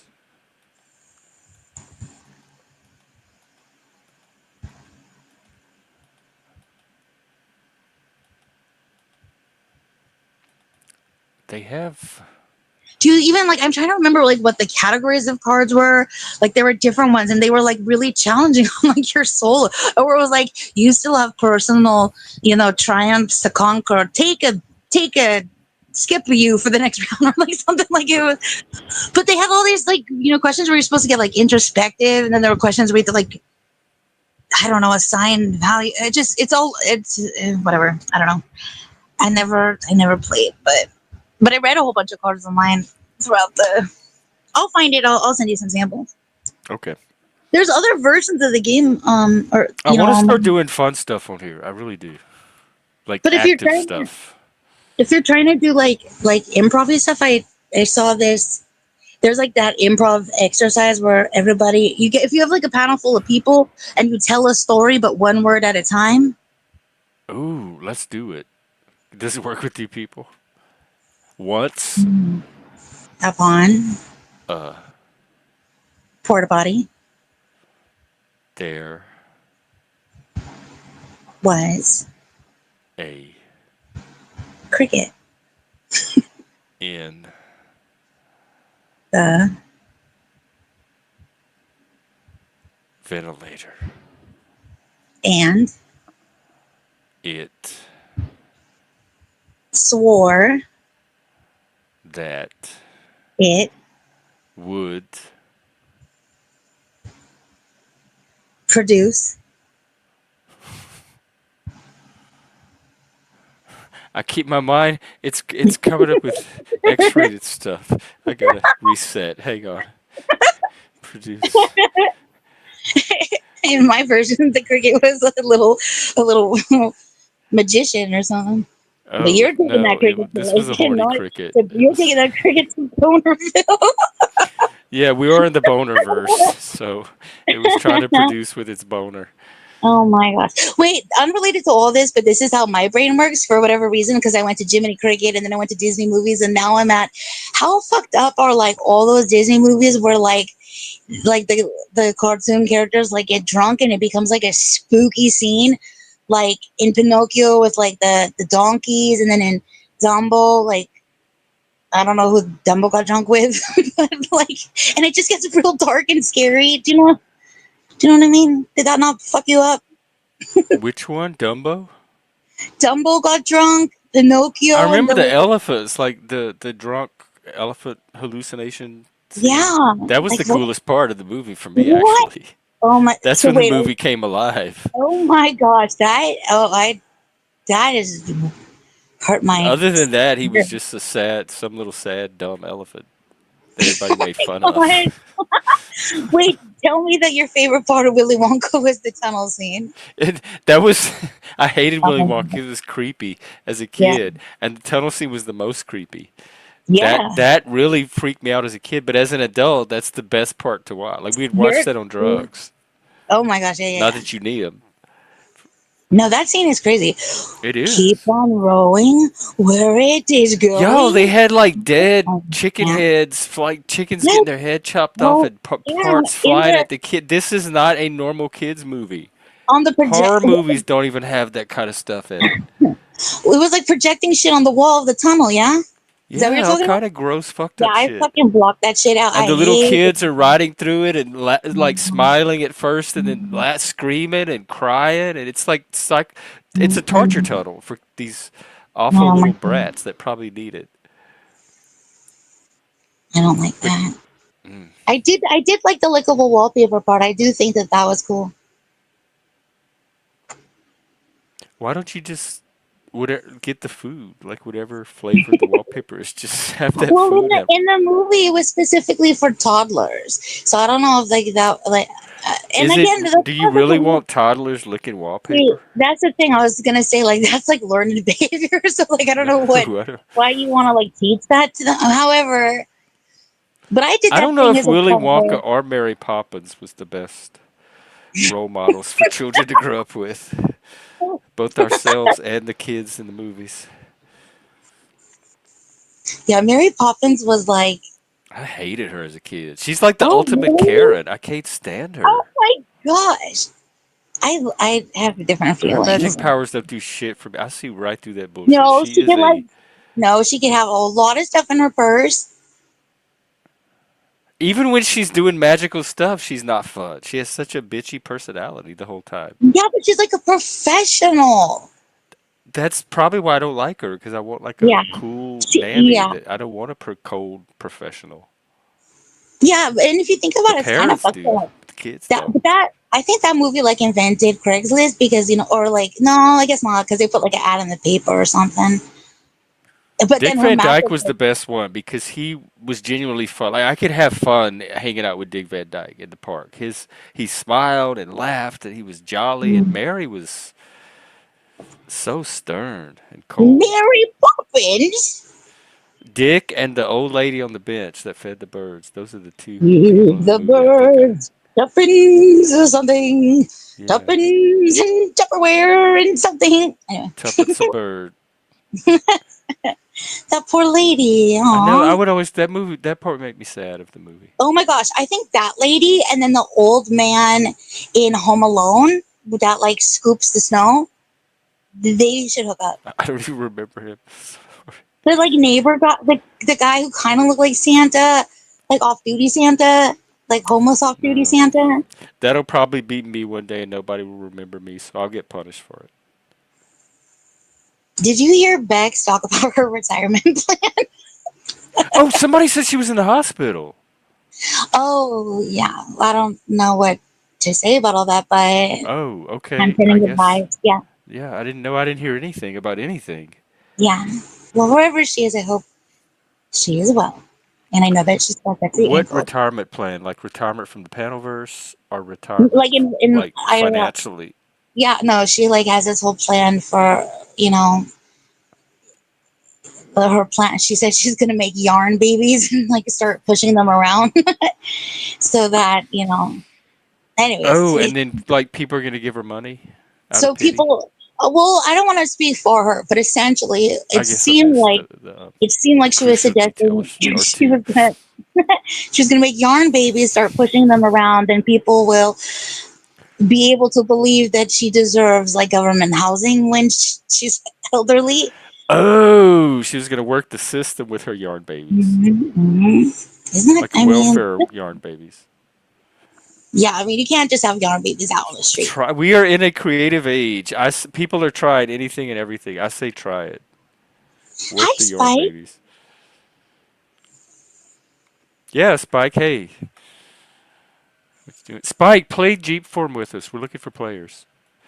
Mm. I'm trying to make the stream more. It's more of an activity stream now than a Can you play Family Feud or sit something? around. Can you just like We know each other. We've talked for years. Everybody knows everybody. We don't need to sit around and talk mm, anymore all the time. We can actually do mm. stuff.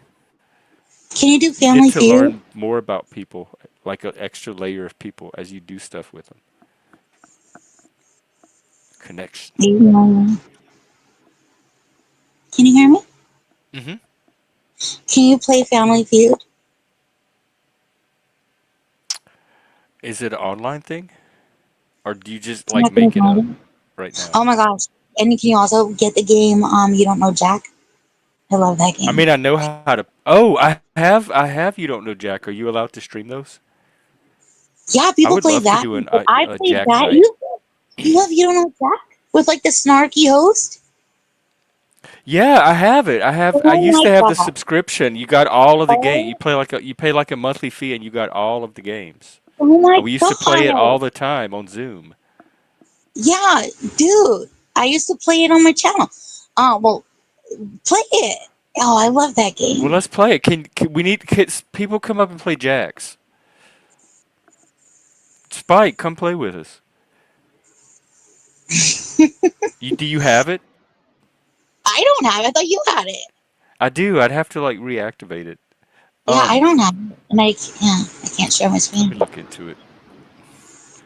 I would do it if I knew it was going to be a regular thing.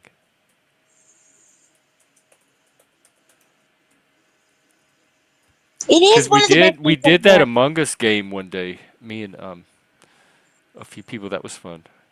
People play. I think You Don't Know Jack is so much better than Quiplash. I have You Don't Know Jack like on a floppy disk in like a scrapbook somewhere. They had one that was it was like some dating game. Like who would you had to like date each other and do these little challenges to see if well, yeah, it's still available. I could do it. I just we have to have people to do it with. Hold on, BRB.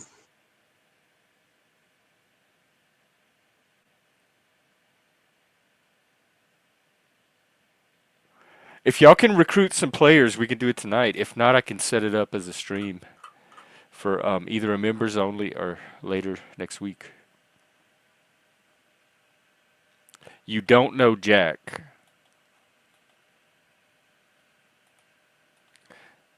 Here, let me look at some of the games and try to remember the ones that were fun.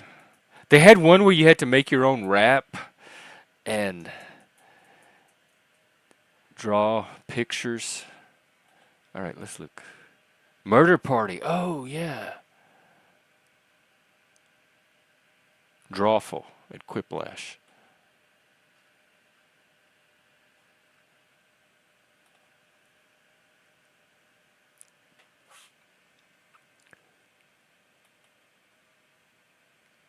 All right, the party pack. Oh, wow, wow. They have a I love the ticklish gibberish question.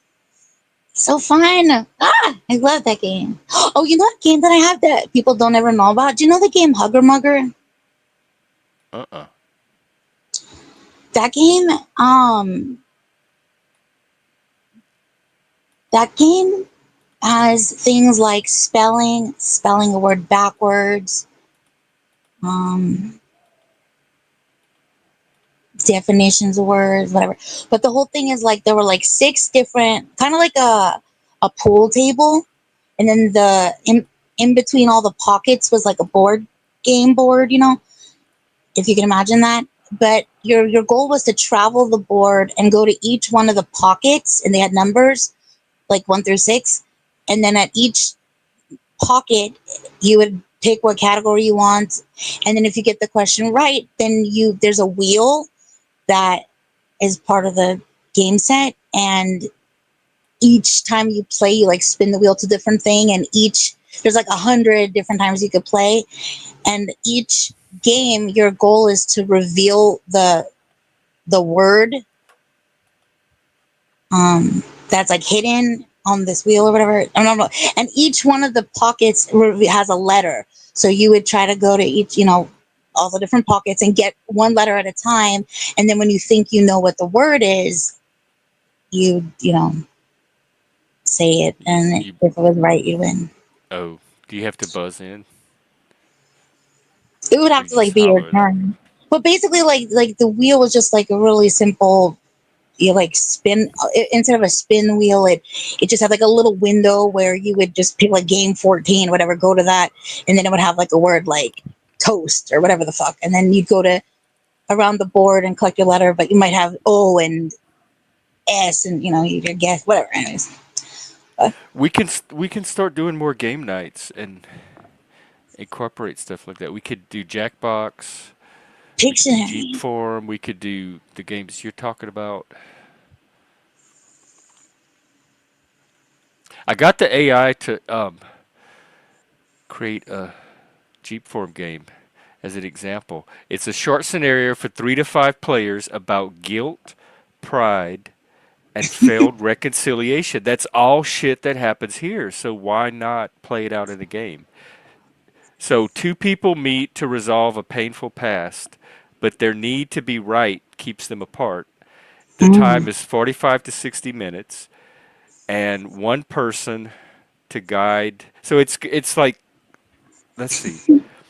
Alex feels wronged and he's still angry. He wants closure, but he also wants to be understood. Okay, already Alex is wanting more than he's probably going to get out of this thing. Sometimes you just have to That go. is so Like, reasonable. all right, Understanding. Jordan. Oh, I guess. Oh, it's a gay. It's gays. Okay, Jordan is, or maybe it's friends. Jordan is the one who hurt Alex. He Okay. feels guilty about it, but he resists taking full responsibility. I'm Jordan, because this is me in real life. I do this all the time. I'm sorry I hurt you, but I don't think I did anything wrong. I feel bad about it, but I don't know what I need to do, like change myself about it. And then there's the chorus, which is 1 to 3 players, and they are the inner voices, memories, or outside perspectives. They speak thoughts, they replay flashbacks, or they pose questions. Wow. Mm.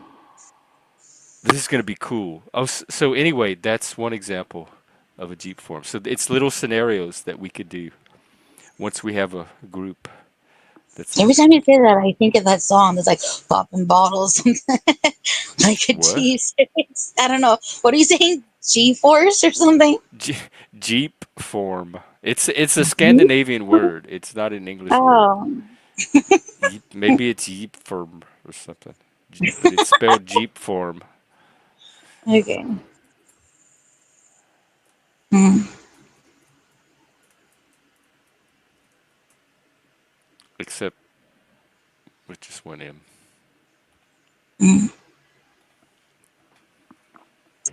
Spike, I'm not sure if you want to So defend Spike, you're this not coming up. little. He challenged you to dictionary any day. Actually, no, I take that back because he's really talented. Jeep form as Well, opposed to like, what did Jordan do to Alex, and why does Alex feel wrong? Let's at least start there. is that in the prompt? No, I think we have to make that part up, like the characters. And here's what the goal of the game is. It's to explore 3 questions. What does it mean to truly apologize? Hmm. What does it mean to forgive?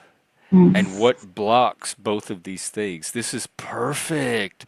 Remember when I was asking for Jesus or God or something to come in and do this? I feel like this. He's showing me these kind of things. It's opening Oh gosh, doors. you have like a. Okay, that's cool. I don't want to.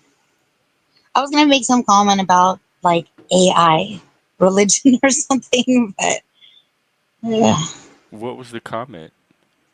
I Oh, didn't. it's a little script. Okay, you It's about like wait. robot. I don't know. I don't Wh- even want to like. I don't know. I think if you find light and love, and if that's what you tether to, whatever you call it, okay. What if it brings community, even better. So I don't want to say anything. I just have like an aversion to like robots. I just like I'm like team human. But But like I that's mean, it's humans are the ones creating the AI and using it and create. Like, have you seen the AI videos and stuff? What do you think of those? yeah. I again And the music, the AI songs that people are making. mhm, just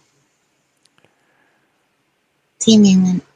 Okay. I think there's Well, purpose for me, it. You I'm know what I team mean? human too. I'm not. I don't feel threatened by the AI or that it's going to make me any less team human. It's What just I going to feel help like me tap more into my human potential. I feel like I learned from here. Bonerville, your universe. the I feel Bonerverse. like We do try to be educational. I feel like I learned from here that there was that chat GPT thing, Yeah, like that's deletes what I was its just using.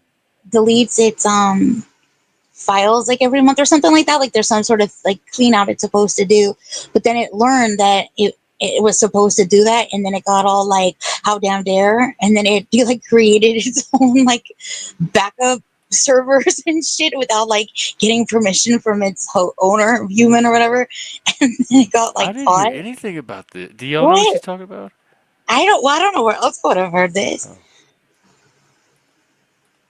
I don't know. Maybe here's the thing. So that's the thing. I don't like robots making decisions like, where they're like, you know what? I'm not gonna just delete that. I'm gonna keep it. But when people are talking about like using AI for creative purposes, the robots are not making. I mean, like Moose's videos, he might describe the scene he wants, and the AI will choose the Yeah. images, but he could always tweak it. So Mhm. to me, it's very much human. It's an art I form that Here's the thing. If but like, I learned recently that there's this thing called dermal tentacles, which are eyeball teeth, kind of like the some whale has them. Anyways, and then that led me to look up what creature has the most teeth. Do you know what that is? some kind of shark. We were talking about this the other day. Mm-mm. A snail has the most teeth. Oh, And right. so then your friend Dino used AI to send me an image of fucking like saber tooth snail or some shit. And it was the most like fucked up thing I've ever seen. So that's what I'm saying. Like people weaponize this technology. Because I never needed to see that little cartoon fucking psycho snail. And People are now doing some fucked up shit with the AI. I'm Even now, I'm not gonna doing. lie. They're making attack videos and like using like weaponized. That's exactly what it is. Yeah, I mean, Because I say now that. instead of I going on a feel. panel and cursing someone out, they can go off and make a video and Uh, circulate it uh, around the panel. well, I mean, I'm being like silly about it. It wasn't malicious. It just was. It just was a really creepy cartoon snail with a bunch of teeth. But yeah, I've seen people use AI for that. Here's the thing. I feel like all damn day, like make a fucking stupid song about somebody, but leave their their 3D life alone. Don't like make a song about their address and shit. Like, just Yeah, leave. But you could clown them for their participation on the platform. I think that's fine or better. I'm also interested in like how like maybe making songs that would motivate or inspire people to like I don't know personal growth or whatever goals they're working on and like I don't want to necessarily say positivity Mm. music, but something that helps. But then I never used any of that stuff. I didn't listen to happy music.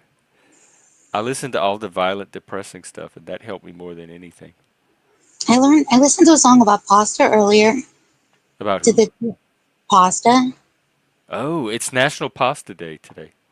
Oh well. Um. Do you have pasta? Maybe we should eat some pasta in celebration. But you know the I'm sure Macarena I have song? some little dinner I could microwave that has pasta in it. Do you know the Macarena song? Hey, Macarena. So it was like to that tune, but it was like, I'm just a little piece of macaroni. Come meet me and grab some bologna or whatever. Like, it was really cute. I am not Panay. Don't call me. I don't know. I don't remember. It was really quite cute. And I'm sure AI was involved in that. But anyway, Oh, making yeah. I think things are just gonna. We're moving into like a remix culture mm. where all the current stuff is just gonna get remixed into new things. But then also, I think out of that, new things are gonna emerge that are their own form of creativity. And I'm even starting to see a little bit of that with the videos. I saw some like news article. I don't know much about it, so it's gonna be real short lived what I say. But about there's like some like new famous like actor chick or something, but she's AI. But like all these And casting she's gonna be company. in real movies. Yeah, I don't really know. That's what it seemed like they were suggesting. Like all these companies were trying to like cast her, but I don't know if it was for like They're web gonna series. merge anyway because if Moose sitting at the laptop in his house could make a movie that looks as good or better than what Hollywood could make, Mm, Hollywood's gonna eventually just start using AI to do their movies. It'll mm. just be the Hollywood like the big grand, big budget version of AI movie. Bonerverse Studios. We need investors. We need Being it's entrepreneurs. We called have so being. many. This is a creative crucible, and it's brimming over. Bring your Mm, whatever entrepreneurs bring, their buckets, their mm, wallets, whatever they catch their money with. Bring it. You have to help us make it though. That's the part I don't know how to do. mm. But there is potential here, starting with Mike's and the Mangy Chronicles. All right. Well, that's where the weakest link. Goodbye. I'm gonna call the series. Okay. All All wait. right. Good luck with How does that. he say? All the things. Let me know when you play You Don't Know Jack, and I'll come back for that. Well, find me some people that we can play. It's Mm-hmm, unless there's some that mm-hmm. two people can play. Well, I am gonna hop down, but I hope you have pasta if it's your pasta day. Oh yeah, Um, I do need to go get some pasta. So Well, I'll thanks see for about having that. me. I'll talk to you later. All right. Take care. Bye. Bye. Bye. All right. Well, that was some good positive feminine energy for the man's night out at the gay bar.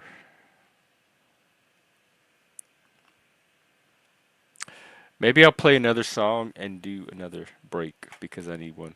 Let's and then I'll come back and act out that conflict between Jordan and Alex until somebody else shows up because I'm not ready to end. I want to get a lot of streaming in tonight. All right, let's find a song.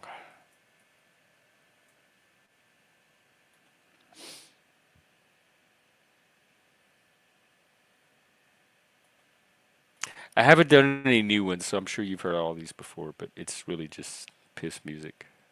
I'll be right back.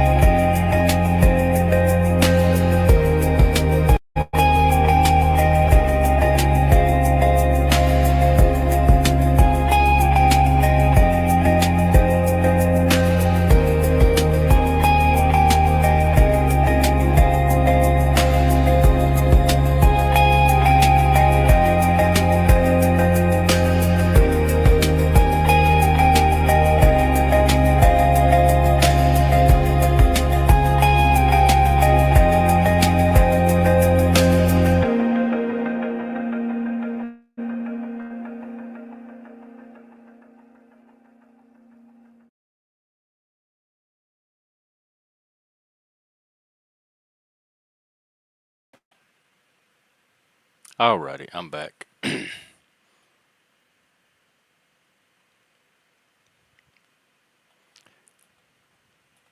Okay. Well, oh, am I here? Oh shit, how do I do? There we go. StreamYard is so fussy lately. It just does all these little frustrating things it used to not do. Anyway, okay. So the AI gave me an example of a Jeep form game, and it played it out with the dialogue. So I'm gonna attempt to just kind of read through it to get a taste. It'd be nice to have other people, but I think I could pull off multiple characters. So Alex is the guy who did the hurting. No, the guy who got hurt. Who he feels wronged. So it's subjective. Alex feels like Jordan did something to wrong him, and Alex is angry. I've been where Alex is a lot. He wants closure and probably wants the feeling to go away, but he also wants to be understood, which I understand the need for that, but I'm so used to not being understood that I've learned to live without that. Like, do people really expect to be understood all the time everywhere? I guess it's nice to be understood, but I don't ever. To me, understanding is going to happen with people that are capable of it or doing it, and it's not going to happen with people that are not. And none of that's determined by me. And so I just kind of go through life knowing that sometimes I'm going to be understood and sometimes I'm not. But wanting the closure part, I definitely understand. And then Jordan is the one who hurt Alex. It says he feels guilt, but he resists taking full responsibility. Full responsibility. So it seems like Jordan acknowledges that he did something that hurt Alex, and he feels bad about it. But it's not something he feels full responsibility for. And I'm in Jordan's position a lot too. And then remember, we have that chorus set of characters that does all the inner thoughts and side comments. The chorus is kind of like the panel verse, now that you think about it, especially the chat. Maybe that's why I like y'all so much. All right. And remember, what we're going to explore is what does it mean to truly apologize? What does it mean to forgive?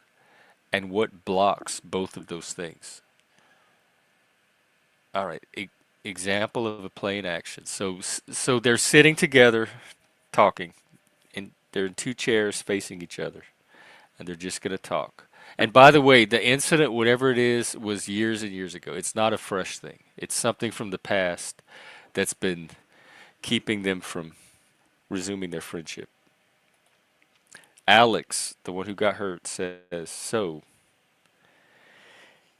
here we are after 3 years." And then Jordan says, "Yeah, I didn't think you'd actually come." Yo, this is already. Why do you have to do this at a gay bar on a Friday night? Um, Neither did I. And it says, pause. The tension is thick. That is, if you think about it, people that haven't spoken because of an incident, but it's hanging in the air between them. We even see this here on YouTube. When they first come together after that time, even kind of through the whole time, but the tension's more separate. But when you have them in the same place, there is that tension. I like to cut through it, me, because I like to get the. My mind is always going to want to get to the next thing, and I know that that's way, way, way, way, way at the bottom. So I'd rather just tear through all the surface stuff and get right to it. But we'll see what Alex and Jordan do. So then the facilitator, which would be the person kind of guiding the game, is calling a monologue on Alex, and that is when the game takes you into the inner thoughts of that character. So this is Alex doing the monologue. I told myself I didn't care anymore, but my heart's pounding like it did the night you walked out. I don't even know what I want from you. Maybe to see you hurt a little. No, I'll tell you what you want. See, I'm going to be the chorus. I'll tell you what you want. You want him back. Who wants to be walked out on? Like, this one's so obvious. If somebody walks out on you, just like you have no way to stop, you don't even know it's going to happen. Like, they just walk out on you. It's out of your control. They've made their decision. You have to live with it. Of course, you're going to tell yourself all kind of stuff. Your mind's going to go crazy trying to think of stories that explain what just happened and why you feel the way you feel and how to not feel that way. But he doesn't want to see him hurt, and he does know what he wants. He wants the guy back. He wants it not to have happened. He wants to still be with the guy. That part at least is obvious to me. All right. And then so the facilitator tells him to resume the play, and Jordan says, "You wanted the truth back then, right? Well, I didn't love you enough to stay. That's the truth." Ooh, that's hard. That hurt. That's hard. AI came up with all this. Look at the AI, yeah. It's even creating better drama than y'all are. Well, I didn't love you enough to stay. So at least Jordan's honest. Okay, here's the chorus. Ooh, this is definitely me. You always knew that, you just didn't want to believe it. This is okay. I'm gonna do a tangent with with my own story as I go through this because I think that's one of the purposes anyway, especially when you're doing it by yourself. So in a relationship, there's sometimes people that pretend to be into it when they're really not, sometimes obviously not, and I can usually tell because I know what it feels like it looks like to be in one. And I try very, very hard. I go out of my way, and I think I do a pretty good job to not be that person. And so the minute this, like when I know that the relationship is not going to go anywhere long term, I try to tell the person like it's soon, like if not right then and there, within a day, maybe two. I don't drag it on much longer than that. I just can't. I can't date someone knowing that I really don't want to date them. And I'm not one of these people that needs to have someone just to have someone around. If I'm not into you, like if you're not what I'm look like like somebody I can really invest in as a person. That's what dating is to me. You're trying to build something long term with the person. If I can't do that with you, then I don't, there's no, we can be friends, but there's no reason to play around with like kind of all of that in between halfway kind of stuff. I'm really kind of all or nothing. And so let's get back to Jordan and Alex. The chorus says that Jordan always knew that, just didn't want to believe it. Okay, then we're going to scene 2, which is going to be a flashback, and we're going to go to the night of the breakup. So it starts with Jordan saying, "You're overreacting, Alex. It was just a message. It didn't mean anything. You told her you loved her. I was drunk. Then say you're sorry." But I also think a lot of, because I spent a lot of time around drunks. I believe I don't think drunkenness excuses you. Like, oh, that's not who the person really is. They were drunk. I think the alcohol shows you exactly who the person is. That things people do when they're drunk are who they are. Okay, the chorus says he's not sorry, he's ashamed. It's not the same thing. Wow, that chorus, that's it? That's the whole scene? That chorus is pretty sharp. All right, then we come back to the present and we're going to do the apology. I came because, this is Jordan, I came today because I wanted to say sorry. I didn't know how much I'd wrecked you until I saw what you became after.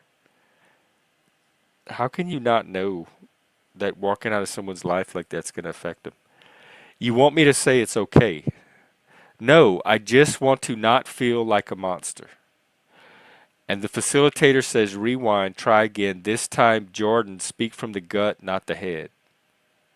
Oh, wow, you can redo conversations and scenes. I love this Jeep form stuff.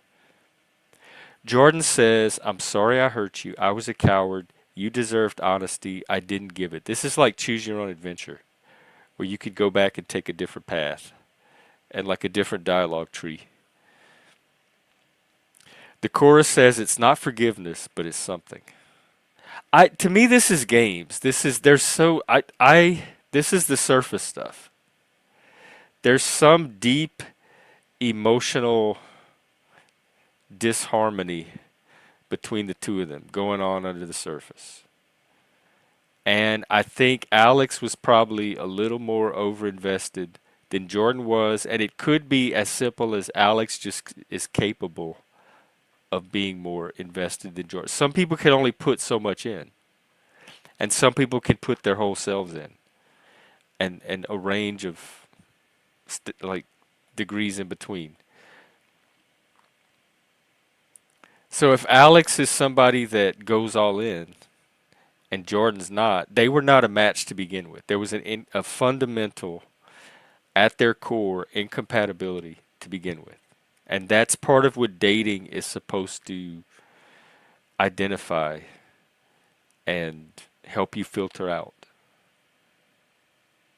You're dating to test compatibility. And once you discover that there's an insurmountable compatibility, or there's just a series of like just the quantity alone is too much to make it worth trying, then you just recognize that and you part. Dating is it's fun when it's with the right person or a fun person, but it's always a risk, and it's rough. It can be brutal. Dating is not for sissies. It's not for cowards. It's not for the weak. You're taking chances every time. You're making yourself vulnerable. You're opening yourself up. You're putting yourself out there. You're taking your time and your energy and your attention, and you're putting it into another person. And this is the key, and this is what I look for in a healthy relationship. Whatever you're putting into that person, whatever you're inspired to put in,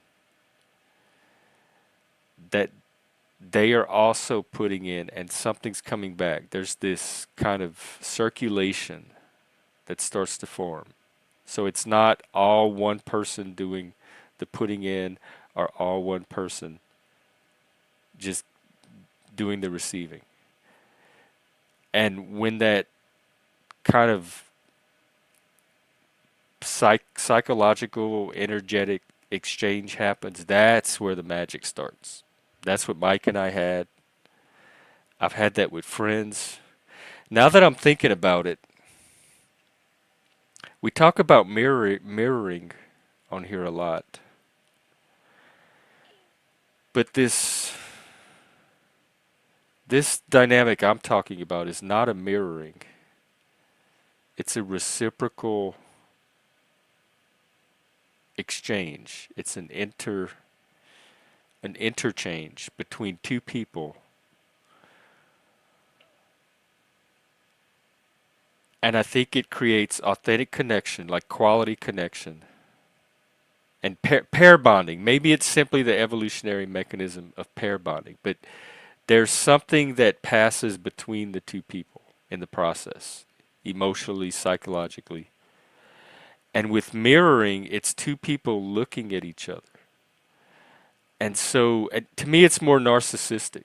The person is seeing themselves in the other person, and that person may or may not be seeing themselves back. But the potential to is there, because if a person's mirroring to you, then they obviously have something similar to you that they could also see in you to get mirrored back. So there's often this dual mirroring. But there's not necessarily anything emotional being exchanged between the two people. They're getting information from observing their reflection. But it's kind of just happening internally with them. So two people in a mirroring relationship can interact and they can get something cognitively exchanged. But I think that's different from this emotional connection that passes between two people that are capable of truly extending themselves into another person that way, because you grow as well when you do that. You both kind of put part of yourself into the other person, and then you both expand as people as a result. And then this kind of shared, I don't know what it is. It's created between the two of you, and the two of you keep it going. And it's kind of like something that you both experience at the same time, but it's not either one of it's coming from both of you, but it's not either one of you. It's shared but independent. Anyway, I'm getting way down a rabbit hole and we got to get back to Alex. Um I don't know. I was yeah, every well, what do I do? No, this is our gay bar for straight men night. We are gay in the bar. That's what I'm doing right now. I'm going through this game to show people what a Jeep Form game looks like. And then it's bringing up all these thoughts because the game itself is kind of paralleling stuff that happens on YouTube. And so while I'm going through the game, I'm drawing in insight and thoughts that I have when I see it happen on YouTube. Well, I tell you what, Frank, make me some music that I can play in the background, some AI music, and I will upload it and I will play it. But make some instrumental music because I don't want to talk over lyrics. I'm open to music. Well, then they don't have to watch. Why are you here? I'm just going through the AI game. If you're bored, go find another panel to watch. There's the Panelverse is right next door. We're becoming not the Panelverse, and we're going to be boring to a lot of people that are looking for the hit that they get off of the Panelverse. But some people get stimulated by being creative, playing games, working on themselves, finding ways to look at their life and all of that stuff. So that's the kind of stuff I want to start doing here. I want to start doing more active things, and I want to start doing more exploratory things. So you can sit there and be sexy and make me some music and listen, or you can go find another panel. Believe me, there's plenty. And I already know on a Friday night that people sometimes start here and drift to the more exciting panels. I'm fine with that. I'm doing my own little thing here. All right, so back to the so now they're going to debrief. And so the facilitator asks, what came up for you? What surprised you? And then they discuss the story as themselves. And the players discuss the emotions to reflect on what the story revealed about pride, shame, and reconciliation. To me, it didn't reveal much about that at all. It revealed more about self-awareness and true honesty, like self-honesty. Because I don't think either person was being honest with himself here. Jordan definitely was not being honest by pursuing Alex or allowing Alex to pursue him. Alex was kind of just a placeholder, and Jordan seemed to know it the whole time. But he didn't fully. He did what we all do. He brushed it away because he wanted whatever Alex was providing in the moment. And Alex probably knew that Jordan was not the guy that could give him the whole person, the wholeness that he was looking for. And Alex probably kind of pushed some of that out of the way to get whatever he was getting at the time from Jordan. That's why when I'm really hard to date. because I go in with a very critical eye. I'm scrutinizing from the start, and I'm trying to filter out. I'm not looking for reasons to keep dating the person. I'm looking for reasons to filter this person out. And I'm doing it with an electron microscope. And so the minute I see something that's going to be a potential incompatibility, I don't waste a lot of time on either resolving it so we can figure out if it's still worth moving on, or just ending it before we get too invested and it becomes more and more painful as we go. But I try to do things early because in the past, the successful relationships I've had, I got that out of the way very early, and then the relationship just was able to coast and build from there. It wasn't a lot of dips and highs and lows and turbulence. And so that's why if you build really strong at the start, you benefit from that stability and strength that you build. And with I find with most relationships, but with Mike in particular, there's like a 6 month or so adjustment period. And in the beginning, Mike and I were very off and on. Um, we broke up several times, and we were all living in the same house. Keep in mind, and sometimes we were just really close friends, but we weren't boyfriends. And then sometimes we decided to go ahead and add the boyfriend element in. But it took about 6 months to work all that out and get adjusted and figure out what we wanted and what we were to each other. Now, we knew from the start that we were very, very dear to each other and had a deep emotional connection and a respect and admiration for each other. And that stayed the same throughout the initial period. But we just didn't know, did that mean we wanted to date? Did that mean we were good friends? And so it took several months to kind of, that's what dating is. It's getting to know the person. It's getting adjusted to each other's little ways. Everybody has their little ways, as we say. And it's getting to, it's noticing the red flags and then either ignoring them, rationalizing them, confronting them, maybe putting them in proportion. Like that's usually in a healthy relationship, that's usually what ends up happening is the red flags turn out to be not so red after all in relation to the entire person and the entire relationship. But in a dysfunctional relationship or even a pathological relationship, those red flags, especially if you're getting more than one red flag really quickly, I just leave. I don't even try to analyze. A certain amount of red flags at the beginning is just an automatic sign that just go find something else. It's gonna be just a lot easier. Healthy, like potential healthy relationships rarely have that many, even one or two or three very early. And so that initial 6 month period, and then after that, if you do it right, right meaning if you set it up according to the goal you have for the relationship, you pretty much have a strong foundation to coast on after that. And that's what Mike and I had. We never fought.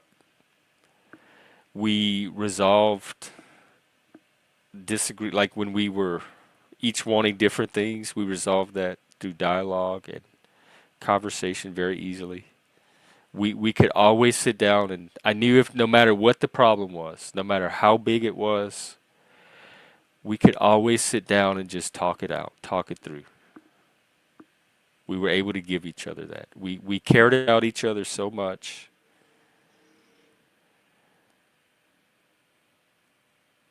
We were just able to get very real with each other because we wanted a solution that satisfied both people.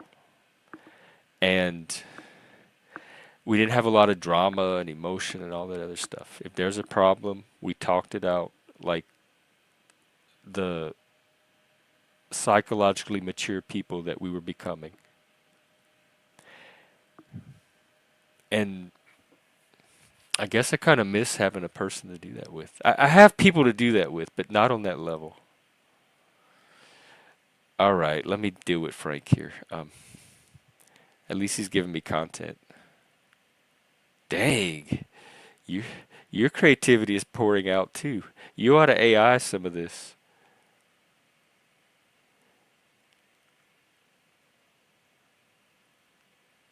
Stop. J- No, no, I don't know which one the girl is, but Jordan, I guess, is bi because the whole fight was over Jordan saying "I love you" to a girl when he was drunk, and that set Alex into a spin. Oh, right, I just got it. Oh, duh. Maybe they're not guys. I just assumed. They made it ambiguous on purpose because you can make them any gender you want, and I just automatically made them guys in my head.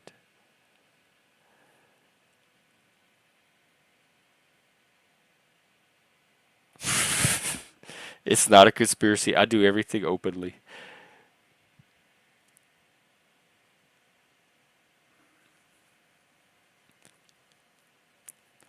All right, let's see.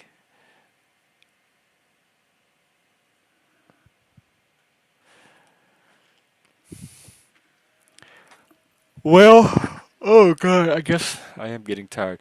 Um, if she's a strange woman and the purpose of dating is to get to know someone so they're less strange, then I would say you're not quite dating yet, or you're at the very early stages of dating, which means that the sex was probably your portal into the dating.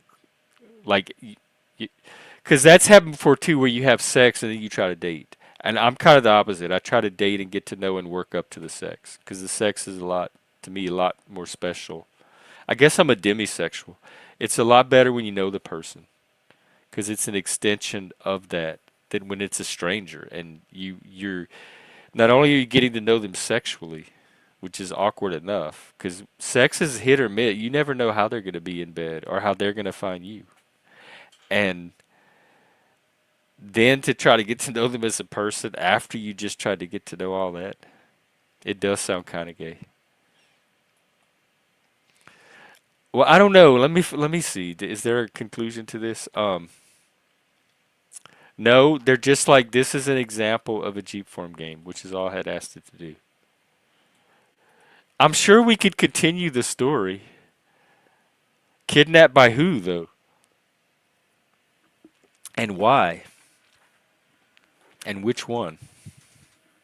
But I like the idea to continue the story. We could do little mini Jeep forms and then could like do a cliffhanger each day, and the next day we could pick up where the cliffhanger left off, and we'll all be surprised because none of us will know what happens next, including the players.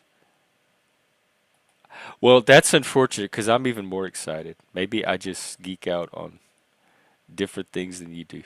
Hey, Frank, I was thinking about watching season 2 of True Detective um, this weekend because it has that image of positive womanhood, femininity. Kelly Riley's character, Vince Vaughn's wife in the movie. She's just the perfect wife, the perfect woman, the perfect. She's, I don't know, I just really like that character. So I was thinking of watching it this weekend.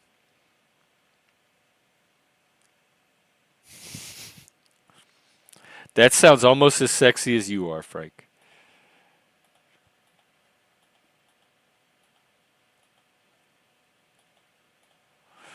Um, I didn't notice, I guess, because he married her. She's a mob person's wife.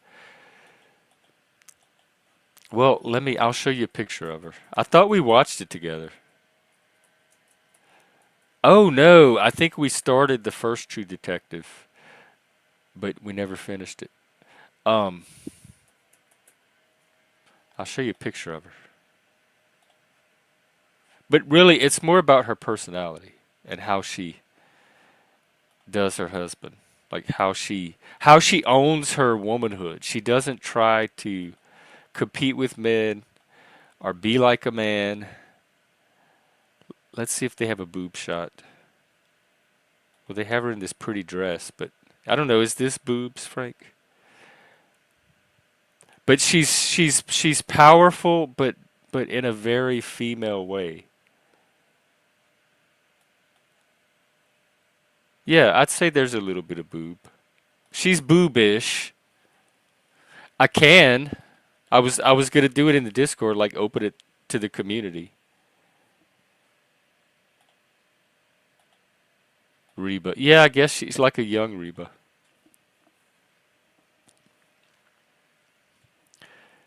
Season two is one of my favorites because instead of just two detectives, they have several characters.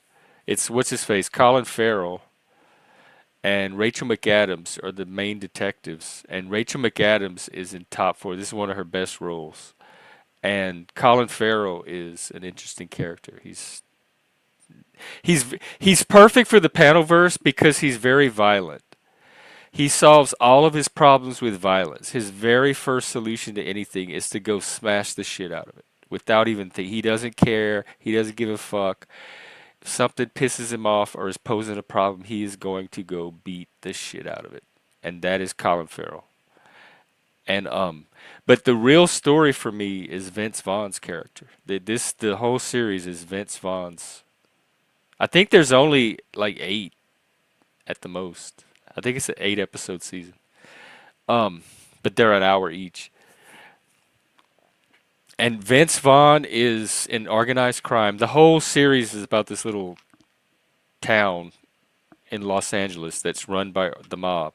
And Vince is one of the players, and he realizes that he's up against he's like by himself. He's alone in all of this, and he's up against everybody. It's like him against the world, and he has to save his mob empire and rebuild it by himself.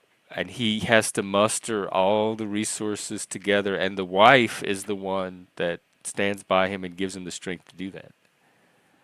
And so it's really his story about how a man like comes back from collapse in a very strong, powerful way.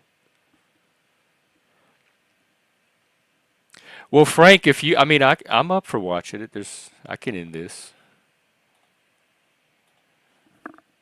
I don't know that we're gonna get much. There's too much going on in the Panelverse tonight. I think Joey's streaming for the drama people that want the drama. I'm sure everybody in the Panelverse is streaming because they're never not streaming. Yeah, Joey is on.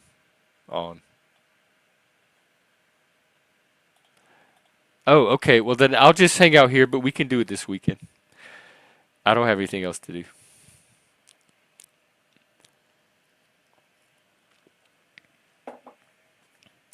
That'll give me a chance to promote it a little bit. All right. Well, I'm going to have another Cheeto and possibly wait for more people. But Frank, while you're sitting there producing me, you can coach me into something I can do on panel right now to entertain everybody.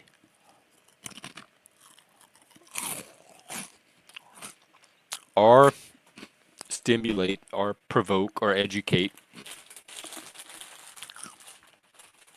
We do it all here. Hope and inspiration, support and motivation, insight and education, entertainment, aerobics, PE class. It's like all your school subjects in one panel. What adult could want more? Other than what's happening on the playground outside after school, which is the Dramaverse and the Panelverse.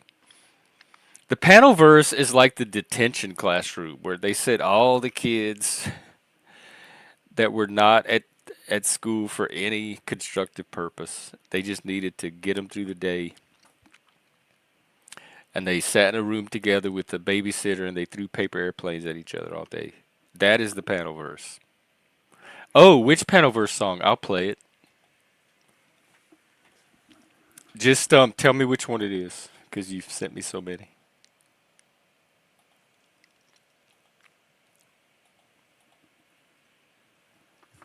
And then the dramaverse is like the playground after school when there's a fight on fight days. Because the kids always knew when there was going to be a fight. Because they would all, instead of like walking to the bus or walking to their lockers, they'd all congregate on the playground behind the school on the days that they knew there was going to be a fight.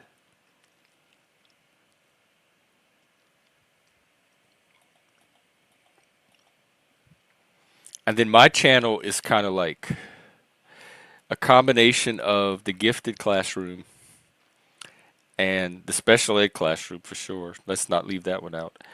And the like the boys' room where all the dropouts and misfits would go and smoke and do their drugs and hang out and skip class.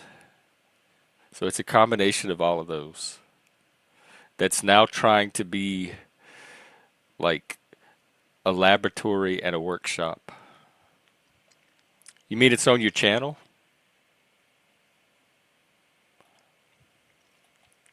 All right, hang on. It would be too easy to just send me a link.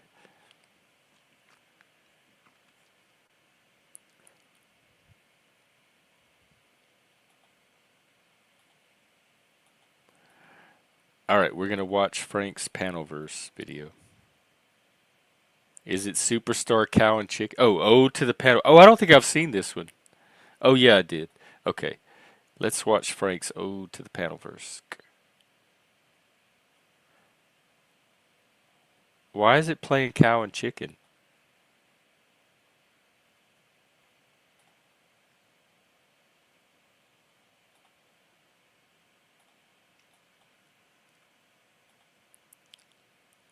See, is this cow and chicken? Where's Ode to the Panelverse?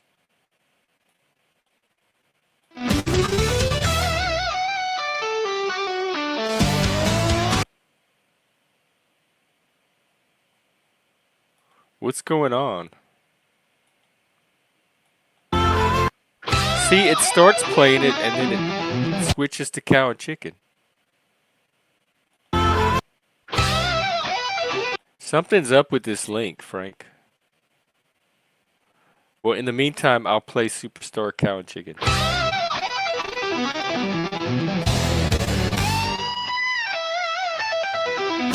This could be good. This will make good piss music.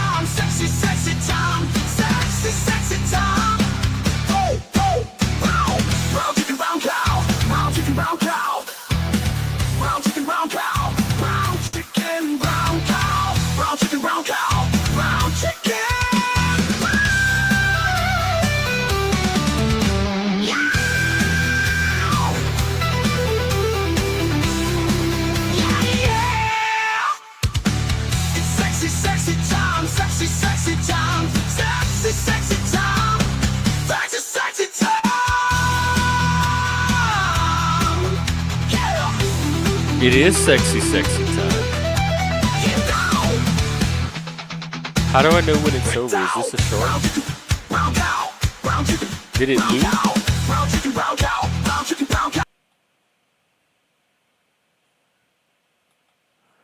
So how do we see the Panelverse one? It looks like it's not working.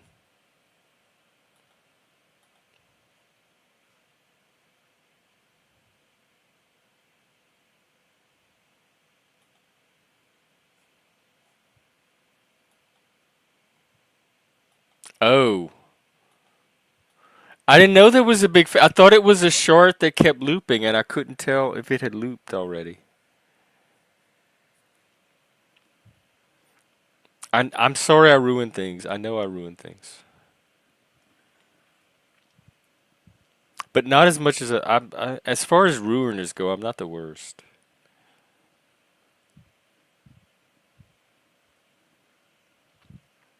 I can also build things with the right people, so it doesn't have to be all ruins.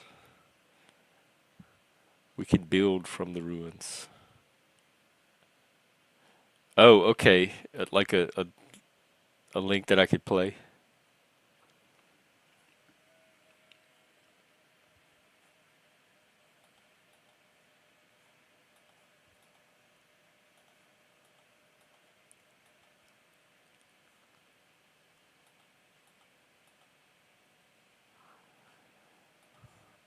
All right. Well, we'll watch Frank's Panelverse thing, and then I might call it a night.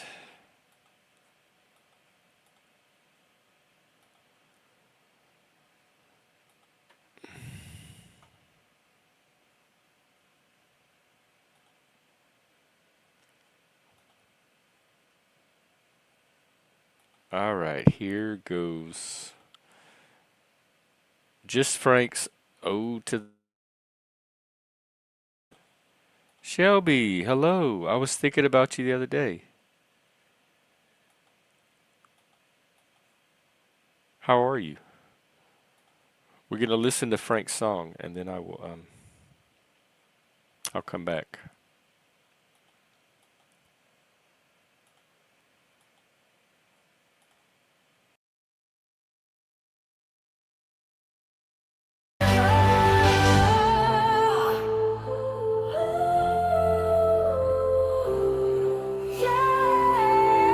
It's not a video. I don't need to be off screen.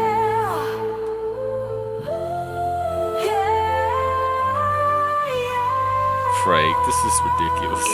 Together.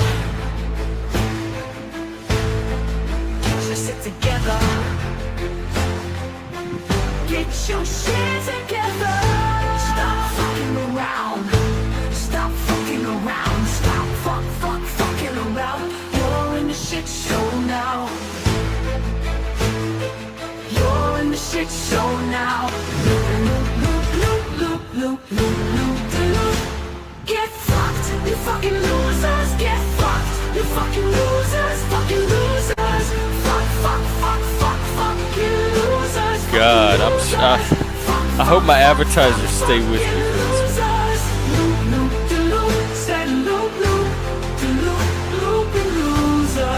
This is art.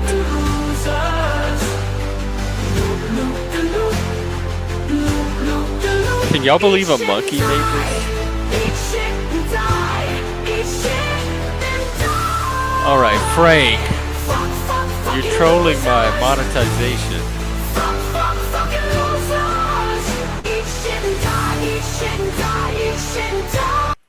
Alright, we get the point. I just can't take the chance no more. Was there a big finish on that one too?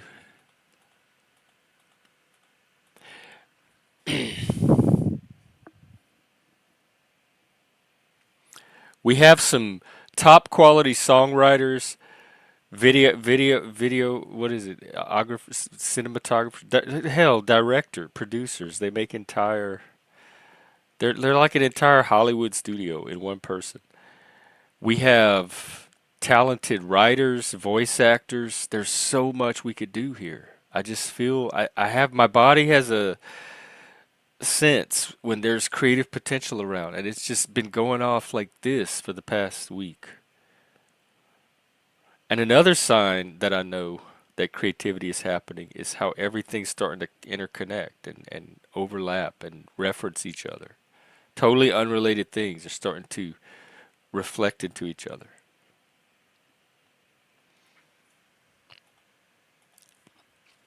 We should start like a little network. Like MTV had all those weird random series all strung together on one network. And I could do my Mike's the Mangy Chronicles. I'm gonna call it what's his phrase? Oh, how does he? Hang on, I thought of a good name for it while he was talking.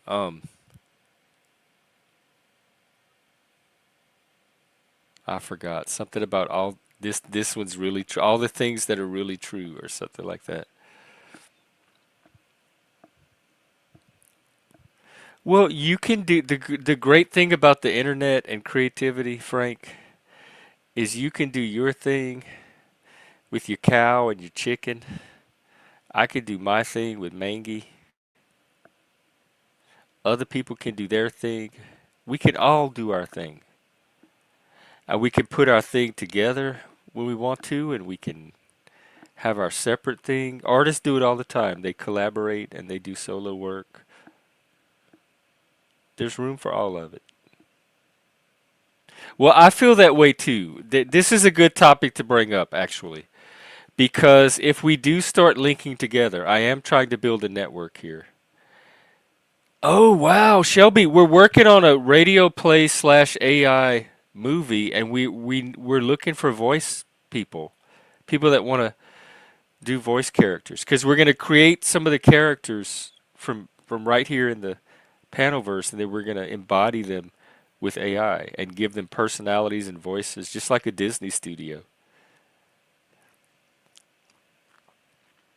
But the topic of if we're all gonna if I'm gonna start networking, I'm trying to build a quality network, and I know y'all think it's weird that Mike Cerrone is somehow part of a quality network, or but I'm having doubts that I should even be part of a quality network. But just pretend that there is quality and I am trying to network it. There are certain brands that I don't want my brand associated with because my audience is not going to respond well. They're going to see the same thing about the brand that I do. So why would I have it as a brand? So how do we manage all that when it's like a new version of managing people? Like people's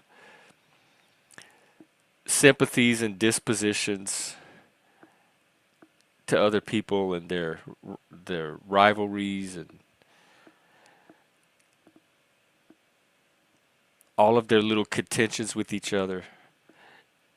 I used to have to do it with the kids in the classroom, especially at the junior high level that I taught at a lot. Um, they just had so much drama between just from going to school together.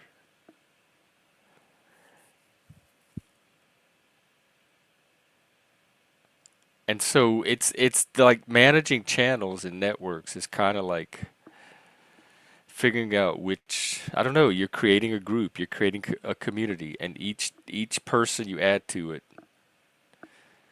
you're making a choice and you're communicating something about your network and your values and what you're hoping to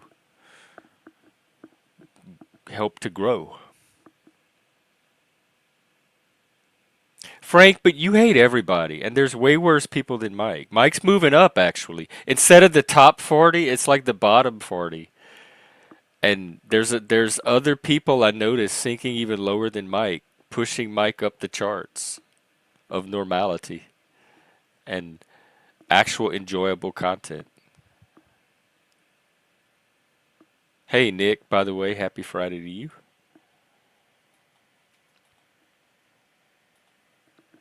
Oh, yeah, I was going to wrap up, right?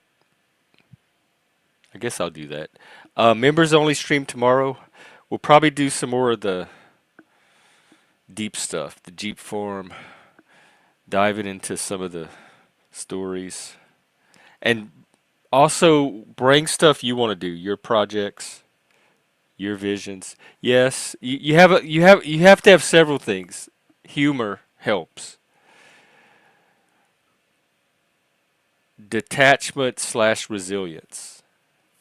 Either you're detached enough to where it doesn't affect you in the first place, or you're resilient enough for all the stuff to bounce off of you. You have to have some form of deflector shields and ability to disengage. And There was a third one and I forgot. Hang on. It has to come to me because I don't want to leave without it.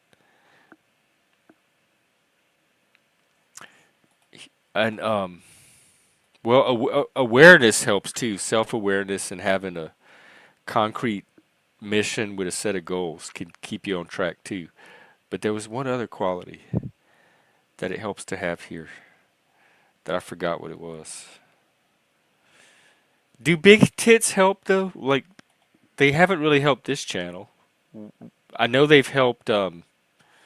What's the flow state does stuff with her? So Sarah Tomato and panels like that. They definitely. Well, is Mel Pandora still around? They don't help Cynthia at all.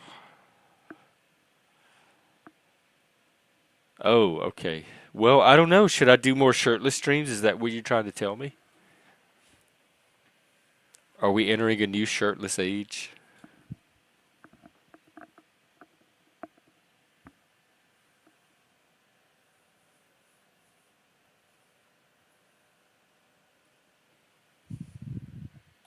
Well, they don't help her character, and they don't help her personality. So they must help something that only a straight man can be helped in. Oh, yeah, I get that. There's people I hate too, but still want to see naked. Or still wouldn't mind seeing naked. Hate that's a good thing to talk about because what I'm learning is ooh, the troll just got trolled. When I feel anger, especially if it's like sudden, if it comes on just very suddenly and deeply, deep and sudden, anger, rage, hatred, disgust, contempt, violence, anytime I feel any of that, I'm starting to recognize it as my own shadow.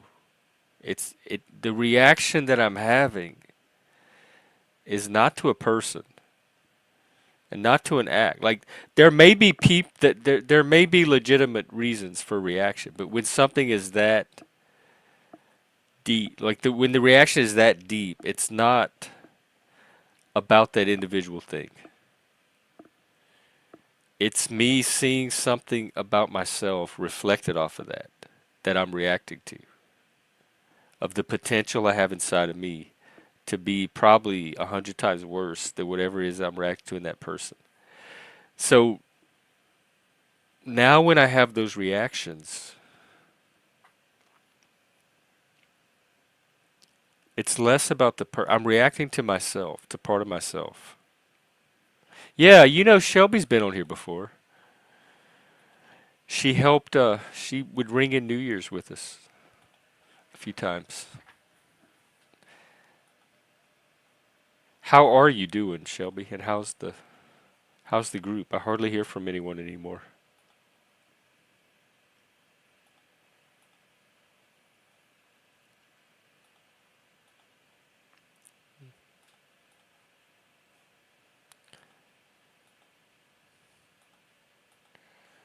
Alrighty, well.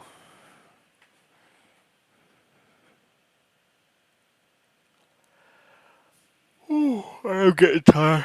Oof. I'm gonna wrap up. Wait, what? Wow. How are you?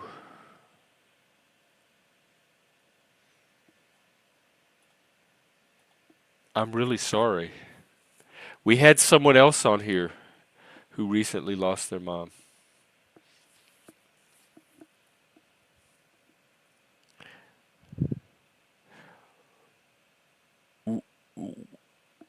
Yeah, just let me know how you doing and if you need anything. And you can catch me on Facebook too. Would she want you to enjoy it?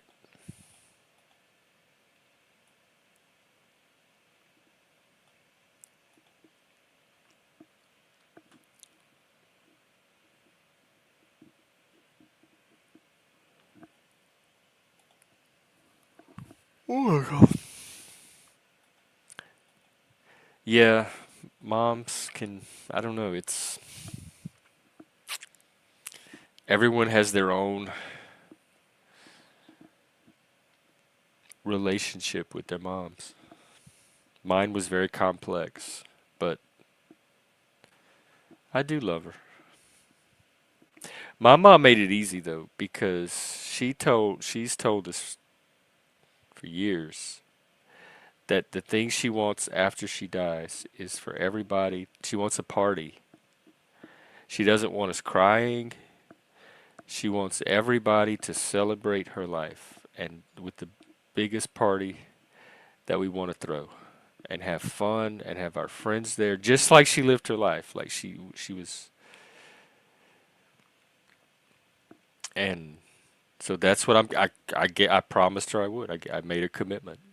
So when she goes, I have to go into party mode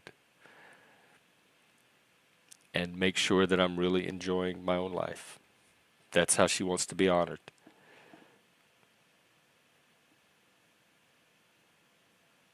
Because it would be. Because Shelby's not stupid. Everybody knows you, and it would be. Frankly, I don't know how you get the women that you get, as many as you get. You like most of the women in the panelverse, which there's really not a lot. Is it's the panelverse is mostly a guy thing. It's like primitive testosterone rage, like cage match thing. Guys like to fight with other guys. They get some kind of development or mentorship out of it. Some kind of growth in a way. I wish there was a way to make it more healthy.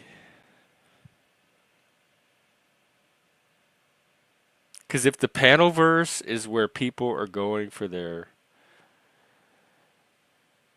psychosocial development, I don't. It's.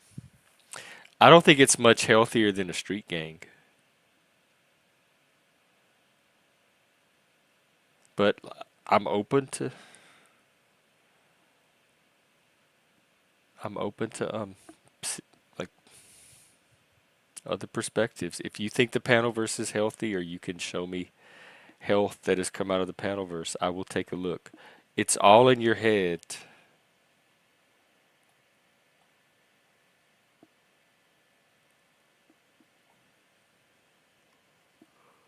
Oh God. All right. I guess I'm gonna. Oh God, I just realized Moose is streaming. Moose, I am so sorry. This was a really slow stream tonight, and your audience deserve better probably. Actually, I'm not sure who your audience is. Maybe they didn't. I don't know.